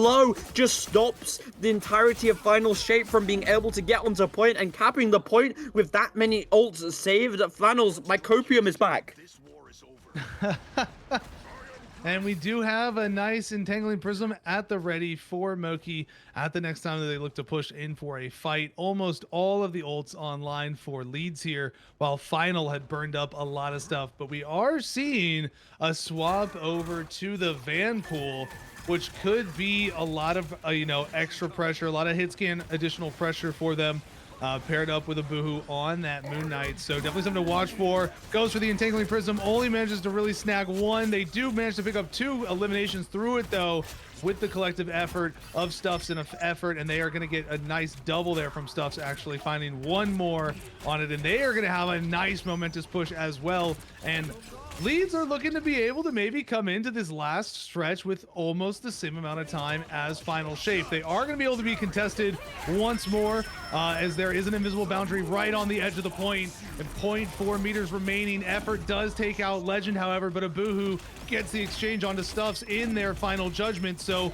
this is still a battle for the final bit of the point. My God. Little bit of the advantage, and there it goes. They secure it. Simba finding a double, but it's a little late as leads manage to secure the point, and they have just under 5 minutes to work with. Yeah, what an amazing cap, using the momentum against the Final Shape. If they are able to cap this soon, they will have a really big advantage. Teddy Tester using the jump to get away. They're getting scarily low. Needs to be really careful. But yeah, they had the perfect ults. They used the Strangling Prism with the Hands of Khonshu to win the first fight, and then they used the Final Judgment with the Fate of Both Worlds to win the second fight. This is the exact kind of ult rotation that I need to see. We are going to be seeing a grab instantly onto Legend, which is going to allow Mochi to wall them off. It's not enough though. He's able to escape escape barely to support keeping them up and alive. Bacon getting really close to this invisible boundary is going to be exactly what LNE needs to keep this push going, and we are going to be seeing an Angela, a first Angela of the tournament, actually. Hard countered by this dinosaur. Effort is going to be able to take down Maverick on the Angela as well. Simba has this final judgment up and available, getting Terry Low, has to back away for the time being. Legend going to be coming in. We are going to be seeing a Boohoo get cancelled out of his hands of Conchu, not able to use it, as this is getting really close. 4 minutes left on the clock. If they're able to cap here, like I said, huge advantage coming into it. Invisible boundary is going to be coming out, as well as the final judgment. Invisible boundary in response from Bacon, going to be instantly wiping out Xylus. Legend going to be using that stampede to just kind of split up the members, force them out of this invisible boundary, as it's just going to allow them to get a little bit more. We are going to be seeing a strangling prism, going to be able to capture both of the tanks, take them down. Legend able to escape, and never mind what she takes him out. It was actually Maverick that was able to escape with his leg, who is now switched off of the Angela and onto the Venom instead. We are going to be seeing the Hand of Conchus raining down. Slime forced to use that Fate of Both Worlds, but it does mean they get a really nice pick onto Boo, and the TP is going to be coming out from Xylus. They want to push this, they want to win it right now. We are going to be seeing the visible boundary come out from Lapsilotis, trying to keep this fight alive, and with no more ults up and available, Simba able to take down stuff. It means that LNE are not in a good shape right now. They used so much, they committed to this fight so hard. Feast of the Abyss going to be coming out from Maverick just to put a lot of damage on, as the entirety of LNE are just forced back into this small corner, and I believe that is going to be Final Shape finally winning a fight. And Final Shape cleaning things up now. They're just going to finish off the last remaining members there of Leeds, and that is all that matters for them right now. Is this is all they have to do, is they just have to win these fights, win these stall outs overall, win these long exchanges, so long as Leeds never gets the payload the rest of that distance, you know, they will win this match. So they're still very much in the driver's seat of this match, and they've now managed to stop the momentum of Leeds. Leeds had managed to hold up such a strong defense for so long, but it all comes down to really blocking out effort early on. It feels like we are going to see the invisible boundary come up here as the final judgment rolls through, and it is no eliminations being found on their side. Finally, Slime finds one, but Simba manages to take out Xylus. Moki manages to take out a Boohoo. That's a big one. Simba now having to try to get away as the invisible boundary rolls out for him, trying to zip line out. He does have final judgment available, but there's nothing to protect him in it, so he doesn't want to pop it, and he's going to end up falling. And the payload is now on its last bit of distance to go. We see the entangling prism right there, locking up Teddy Tedster from being able to get to the point, and it is now going to be looking like an opportunity for Leeds, but the fate of both worlds comes through to stall things out, but they're trying to burn them through it, and they manage to do so. The payload, they're trying to hold on. Final judgment burns them down. We are going to overtime for this second game. My God, Flannels, it's happening. LNE, they did it. They pushed it all the way. They have more time on the clock. It is going to be, I just need someone to take Final Shape to a map 3. I need anyone to be able to take a map off them. With both the EU tournaments that we have ran, they have not lost a single map. So maybe this is the moment. Maybe LNE is the team to do it. We will find out very shortly as we go on to the second round. 1 minute and 1 minute 47 seconds. Not a long time. It is going to be LNE defending first. And honestly, Flannels, I think it's really going to come down to who can defend at this first point the best. Oh, absolutely. I mean, both teams have done a very good job of having initial aggressive pushes. I will say Final Shape, I think, has had the slightly better first push, being able to do it, pretty quickly every time. But, if you can get a proper hold up on them, enforce that overtime is so critical. But so many times we see these teams get the overtime on that payload, and then the payload gets almost all the way to the second point through that overtime bout, because you're able to just stagger teams so effectively and get around that first corner so well. So it's going to be interesting, but less than a minute already, because you got to spend a few seconds getting out that doorway, and they got to make their way through this choke. Yeah, we're not really going to be seeing many ults being built here because of how little the time is. Abuhu is going to be able to probably get his, and they are just kind of letting Lapsilossus get most of the healing here to try and get that copy. Rune's already been forced, though, as Mochi is able to take down Maverick, and it's suddenly a 5v6 with only 25 seconds left on the clock, as Legend is going to be falling as well. Now LNE are starting to push in, but they need to be careful as effort is going to fall to Abuhu. Simba finds stuffs as well. That is no DPS alive for LNE. We are probably going to be seeing a TP coming through from effort here, trying to keep it going. Maverick is going to be TPing as well, as they're going to be the first ones to get onto the point. Legend going to be grabbing Mochi, dragging him into the air, as we are seeing almost Bacon has that invisible boundary, but he's getting really low, needs to be careful, needs to back out as far as he can. Effort has managed to bring his team back to the point with that TP, as we are going to be seeing Legend fall. Legends can die, apparently, as Abuhu hits an amazing hand of Khonshu once again, finding both of the supports for LNE. Maverick gets a 2k as well. Simba wins the 1v1 against Stuffs, and it is not looking good for LNE, as Final Shape are going to be able to cap the first point, but not with a lot of fight from LNE. Yeah, so now this is going to be all about LNE getting into position to really hard contest the initial push out here. They pretty much want to stop them from getting to this bridge, because you don't want to play them necessarily right at that doorway, right at this section, because of how close their respawn is. So unless you can get like an effective full wipe on them, you got to be careful with it. Yeah, definitely. I mean, Final Shape really have the ult to defend here, but LNE are coming up to their combos that you want to see. We are going to be seeing the copy. The invisible boundary is probably going to be coming out, as well as the fate of both worlds. Final judgment is going to be coming out. LNE are just pressing Q on everything. They know they want to win this. They already have 2 kills, but it doesn't matter as Simba gets 2 in return. It's a 4v4. The second invisible boundary is going to be coming out, as well as effort is now jumping in. Abuhu is going to be using this hand of conscience straight onto the supports of LNE, taking out effort, taking out Slime. It looks like Mochi is on the backline, though, manages to get a kill onto Abuhu, but he's soon going to fall, as it is him versus the world. And now it is up to LNE to push in again. Maverick is going to be switching off of the Strange and going on to the Captain America instead, just for a little bit of time to get back. We do have an ult advantage for LNE, but soon Final Shape is going to be having Legends Stampede extremely quickly. Going to be grabbing Legend, throwing him into the backline, grabs in response, forces out that Stampede from Xylus extremely early, although Legend is going to die before he's able to build it in time. It gets cancelled, actually, as now LNE is pushing it. They managed to find another pick onto Abuhu, who was doing a little bit of fancy dancing in the backline, as now it's only Maverick on point. Maverick versus the world, and overtime clicks down. LNE defend the second point, but that is far to push. Final Shape might even be able to stop them at the first point, but if we're going off anything from round 1, LNE are very good at contesting this first point and pushing through it extremely quickly. Yeah, Final Shape, you know, they pretty much got the distance that they would want to get off of 1 minute to work with. You know, the best they could have done would have been also just, you know, pushing it into that third point. But, you know, that far on 1 minute is your minimal ideal, because 149, that's definitely defendable for that distance. So it's still very much potentially in their favor here. You know, even if Leeds captures the point here in the first 49 seconds and they have 1 minute, it's still going to take them that minute to get the payload that same distance. Yeah, you're basically guaranteed overtime.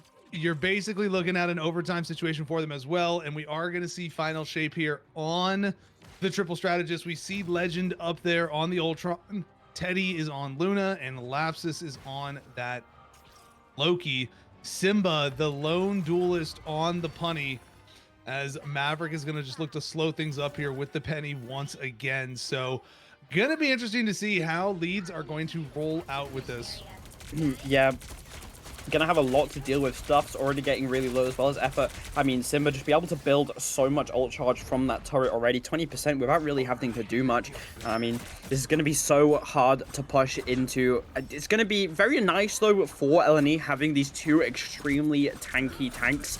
Oh my god, instantly Abuhu grabs Xylus into the penny mines, wiping him out, giving Maverick a free kill, and we can see why this combo is so terrifying, why it is so hard to play Devil Dino into Maverick. Oh my god, Slime picks up an amazing freeze just to wipe out Maverick. Triple headshot kills that Penny. There's still plenty of mines available, though. They do manage to finally push back it. Xylus is going to be walking onto the backline, trying to get a lot of damage with this Devil Dino. Both shields have already been forced out. Effort in a really nice position here. Runes are already forced. Portal is going to be blocking off Effort's LOS as Xylus is going to fall. The portal stops the healers from saving him. Simba on the high ground. Shotgun out. Shotgun to the face. Wiping out Mochi. Maverick manages to find Stuffs. Needs to be careful, though. Gets a little bit too aggressive and does get staggered. And with no portal, Simba is going to have to walk all the way back. And LNE has quite a few ults ready to go. Simba's not worried about it. He's just going to roll out on that punny. Zipline his way back. He's already back to point. Oh, he's already back. They're not even pushed in yet. So here comes the extermination by the Ultron, looking to take out the Moon Knight. They secure that elimination there on Effort. Simba taking out Stuffs. 10 seconds left on the clock. This is going to be looking like Final Shape trying to secure things down to the wire as the Punisher's shotgun rounds are pumping through into this Dino, trying to eliminate him. Here comes the final judgment with the Agamotto to pair with it, and they're just trying to hang on through this. The fate of both worlds, not enough to keep their team alive, and it is Simba here finding Elim after Elim. It is just one person left, and Legend is going to take down Effort. Nobody able to stay on and touch, and that is going to be Final Shape securing this win and winning in a 2-0 fashion. Yeah, they are going to remain our champions. Clearly the team to beat when it comes to Heatwave. That is 2 wins in a row for Final Shape. LNE put up such a good fight, though, doing extremely well, trying their best and really pushing Final Shape to their limits, forcing them onto this triple support line constantly. And I mean, what a performance from both teams. In the end, though, it was Final Shape are your champions. So huge congratulations to them. We need to pick an MVP, though. This is going to be really difficult. For this one, I think I'm just going to have to go with giving this one to Simba being able to make things work for them through and through, and dealing with their mains being banned out. If it wasn't Simba, I would have to say Abuhu. Abuhu did such a phenomenal job finding the positions with Moon Knight. There were so many times that Abuhu was able to clutch up on that Moon Knight, secure multiple eliminations, stop advances, and then really, getting those Dino kidnaps at the beginning to stagger out, Xylus on the Dino as well. So for me, it's between Abuhu and Simba. I don't know about you. I'm actually gonna have to disagree with you, as I think Lapsus deserves the MVP here. He just showed such phenomenal play on the Loki, really showing his amazing hero pool, the Luna on the Hell's Haven, going on to the Loki on the Central Park, just controlling the point, constantly getting really nice kills, the perfect copies every single time. So my MVP is going to be Lapsus, and you said Simba, right? Yeah. Okay, so Simba and Lapsus, those are your MVPs. Do stick around as we're going to be interviewing both of your finalists. Up first is going to be second place LNE up for the interview. So we'll be right back while we set that up, but should not be too long, so do stick around. But for now, bye-bye!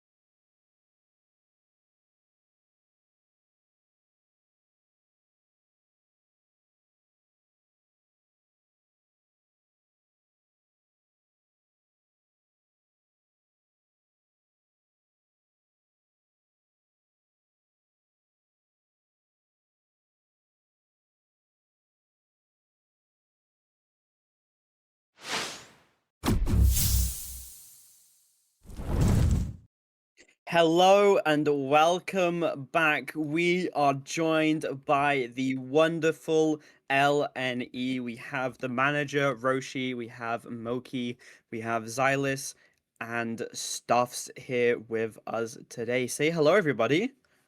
Hello. Hello.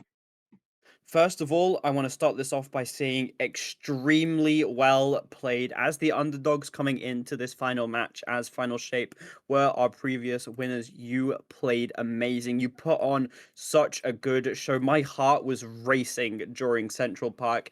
Extremely close map, almost bringing us to that map 3. Now, my first question for you guys is I want to know why we put effort on the Wolf on Hell's Haven. Flannels was and me were a little bit skeptical about it, but it really worked. I just want to know the thought process behind it.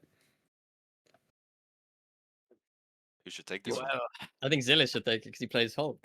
Well, I was like, I think we can just one-shot the bunny and not bunny, Dino, and that kind of happened. And we could have like, we just wanted to mark the BB, mark the Venom and Dino, and that's why we went it. And we have played it a lot in scrims. That's So, fair. It definitely did work. I mean, you caught out the Maverick on the Venom hiding above you guys, getting you a really early pick on the second round, which kind of ultimately led to you winning that round, basically. Would you like to ask something, Flannels? Yeah, so I really just want to first again congratulations on a really exciting performance through and through, and I'm very curious to you with this matchup. You played Final Shape, you played them very competitively all the way through. What did you all find to be the most challenging part of dealing with that team? Triple support. That's what I thought. Yep. We just should have banned it. I think the draft was really good, but I think if we got rid of the Mantis, maybe first game would have been different. I think we would have maybe taken first game. But Yeah, no, yeah, you we guys played that really well. And that's something that you got to watch out for. This team, we've seen a lot of these people playing in MRI, and the EMEA teams are very, very consistent about dropping back to triple strategist when things get tight. And if anything, hey, that's a testament to y'all making them go to triple strategists, because that was something that they didn't really bother doing previously. So good stuff. I have a question for specifically Stuff. Sorry to put you on the spot. I just want to know your thoughts on the current DPS meta. What would you like to be changed? Do you think the nerfs that are coming tomorrow are good? What's your kind of thoughts on it in general? I think it's good. I think another hit scan, so I'm happy. He looks like he's going to be very broken. And Black Cat is probably dead, but I think the meta is fun right now. I think there's a lot of stuff that can be played. I mean, I've played Punisher basically the whole tournament, and we even forced them to play it because I think they realized like how strong it is. Even though I mean, I know some people like play it all the time too, but I think a lot of people don't roll out on it like we do. Mhm. But even if I don't get to play that, I can play a lot of others. Like I have a lot of options in this meta. Like even with like the Moon Knight being so good. So I'm actually really happy with our DPSs right now, to be honest. That's fair. You definitely showed off the power of Punisher this entire tournament, really. Yeah, I mean, So people sleep on it for sure. oh yeah, no, I mean, everybody's still wondering whether or not Shotgun Punny is ever gonna see some type of adjustment. But with this coming patch, I think we're gonna see Dino definitely culled back in the meta a little bit, and it's gonna open up a few other options. I feel like with some of the other changes that we saw, maybe Rogue is more prominent. Is there a Vanguard that you all are interested in seeing come back into the meta with the upcoming nerfs from Devil Dino and other characters that are being tuned around this patch as well? Moki, take this, Yeah, bro. yeah, yeah.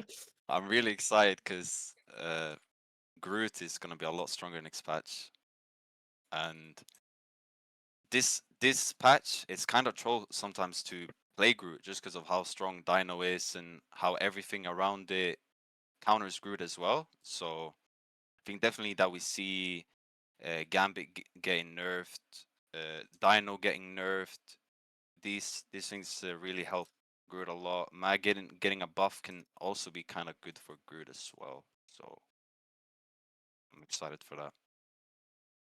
That's fair. I mean, you definitely showed off your Groot today and how good it was. Even though you say it's not really in the meta right now because Devil Dino and all these displacements, you definitely proved that even off-meta picks can be played.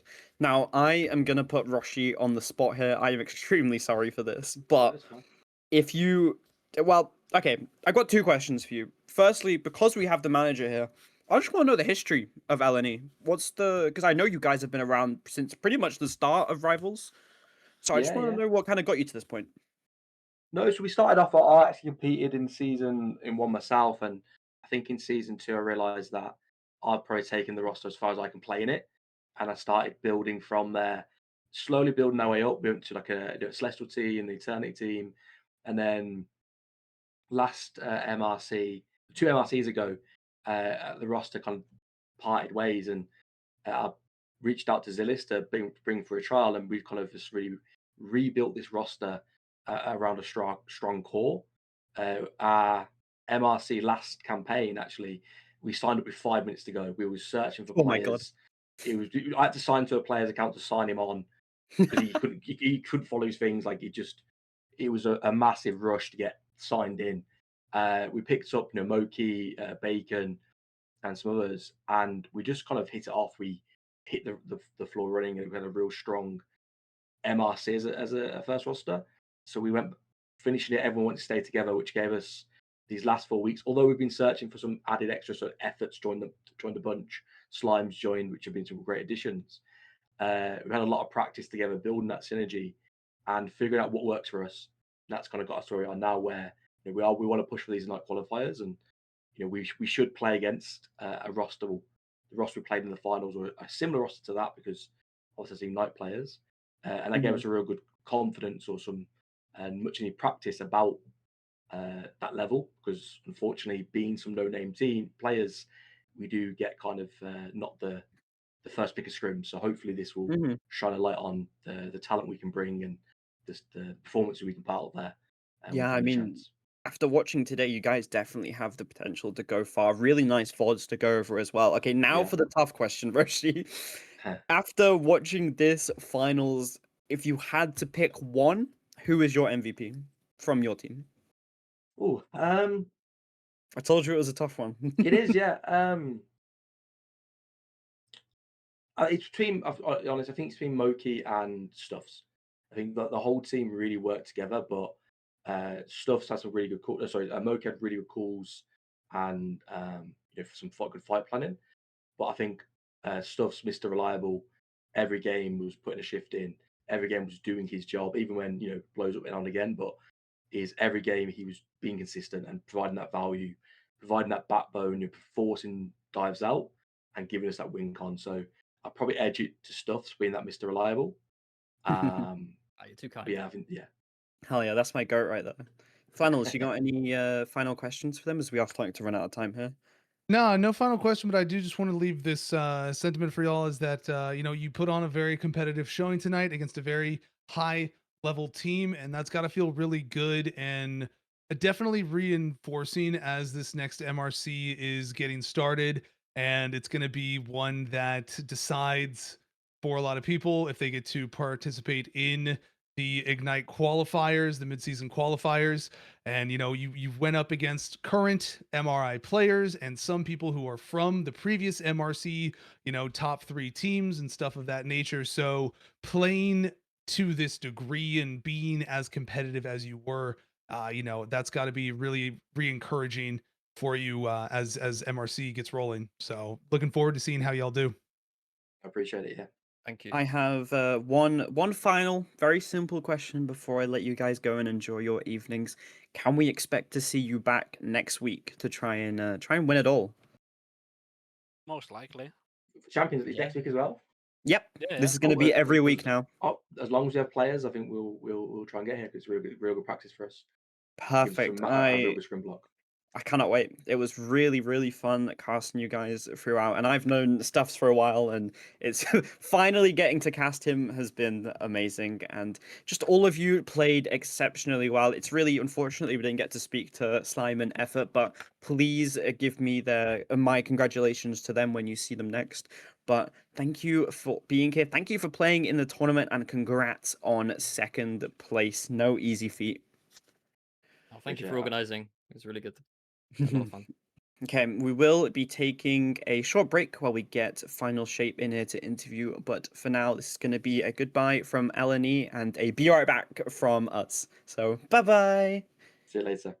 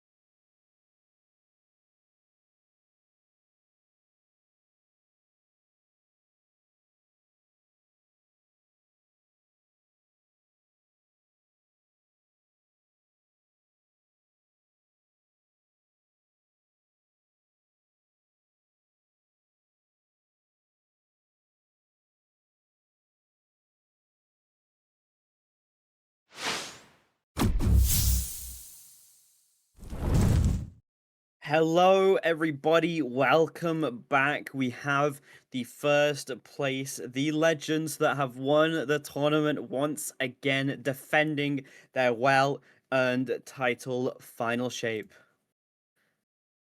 You see, you gotta say hi, guys. Come on, you can't leave me Hi, hanging. yo. Well, Convenient. first of all, huge congratulations to you guys for winning yet again and defending your title. My first question to you guys is, what was your plan coming into this final match? Did you have high expectations for Leeds, or were you kind of thinking it would be super easy? Do you want the honest answer or like the? Yes, yeah, give me the honest answer. Come on, let me hear it raw. Yeah, I mean the pretty shit. Bro. That Yo, was okay, not- so I we knew it went would be into the Simba. game. I knew it would be Simba. Yeah, we went into the game expecting to like win, and yeah, we just wanted to finish it quickly so we could go to sleep. I can't lie.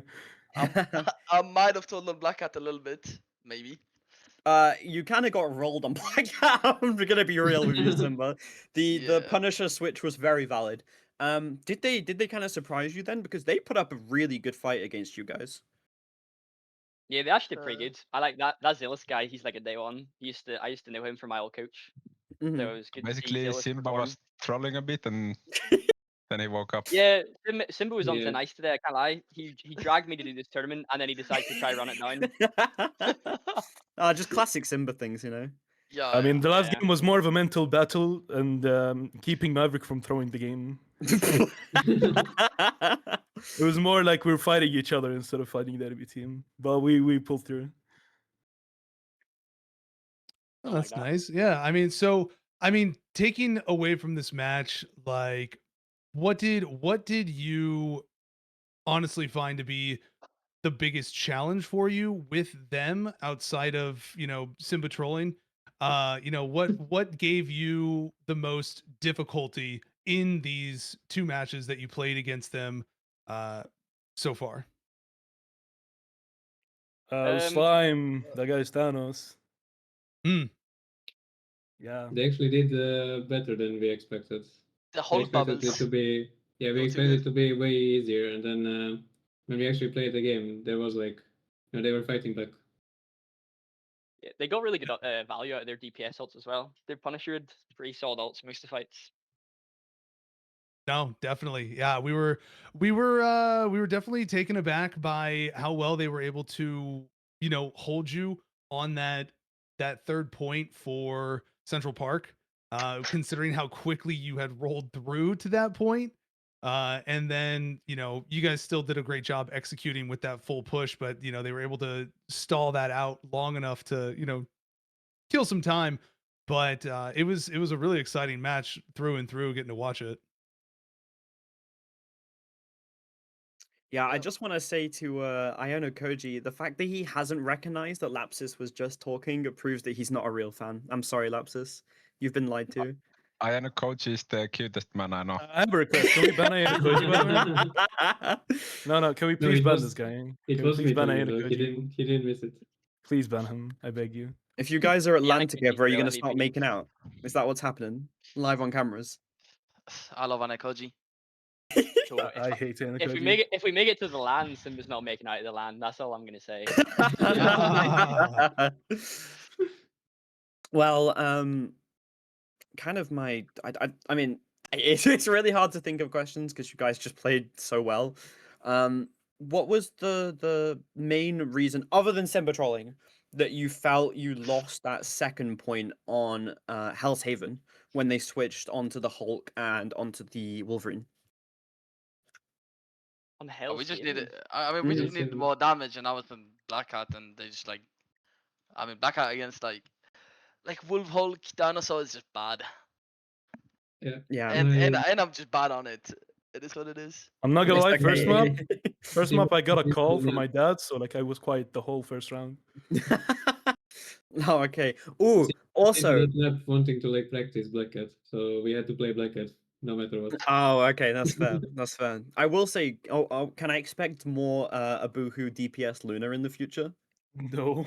I don't know if you- Actually, no, The actually thing is- probably. Like Maverick was shouting on me the whole time to like switch The it, but thing like I'm is- telling you, it was working. I mean, The thing basically, is, we have He's a three hater. tank He's a players. hater.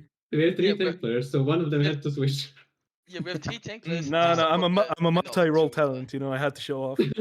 Ah, yes. Speaking of that multi-talent over there, we have some names here that people who have been watching are maybe familiar if you've also been watching MRI.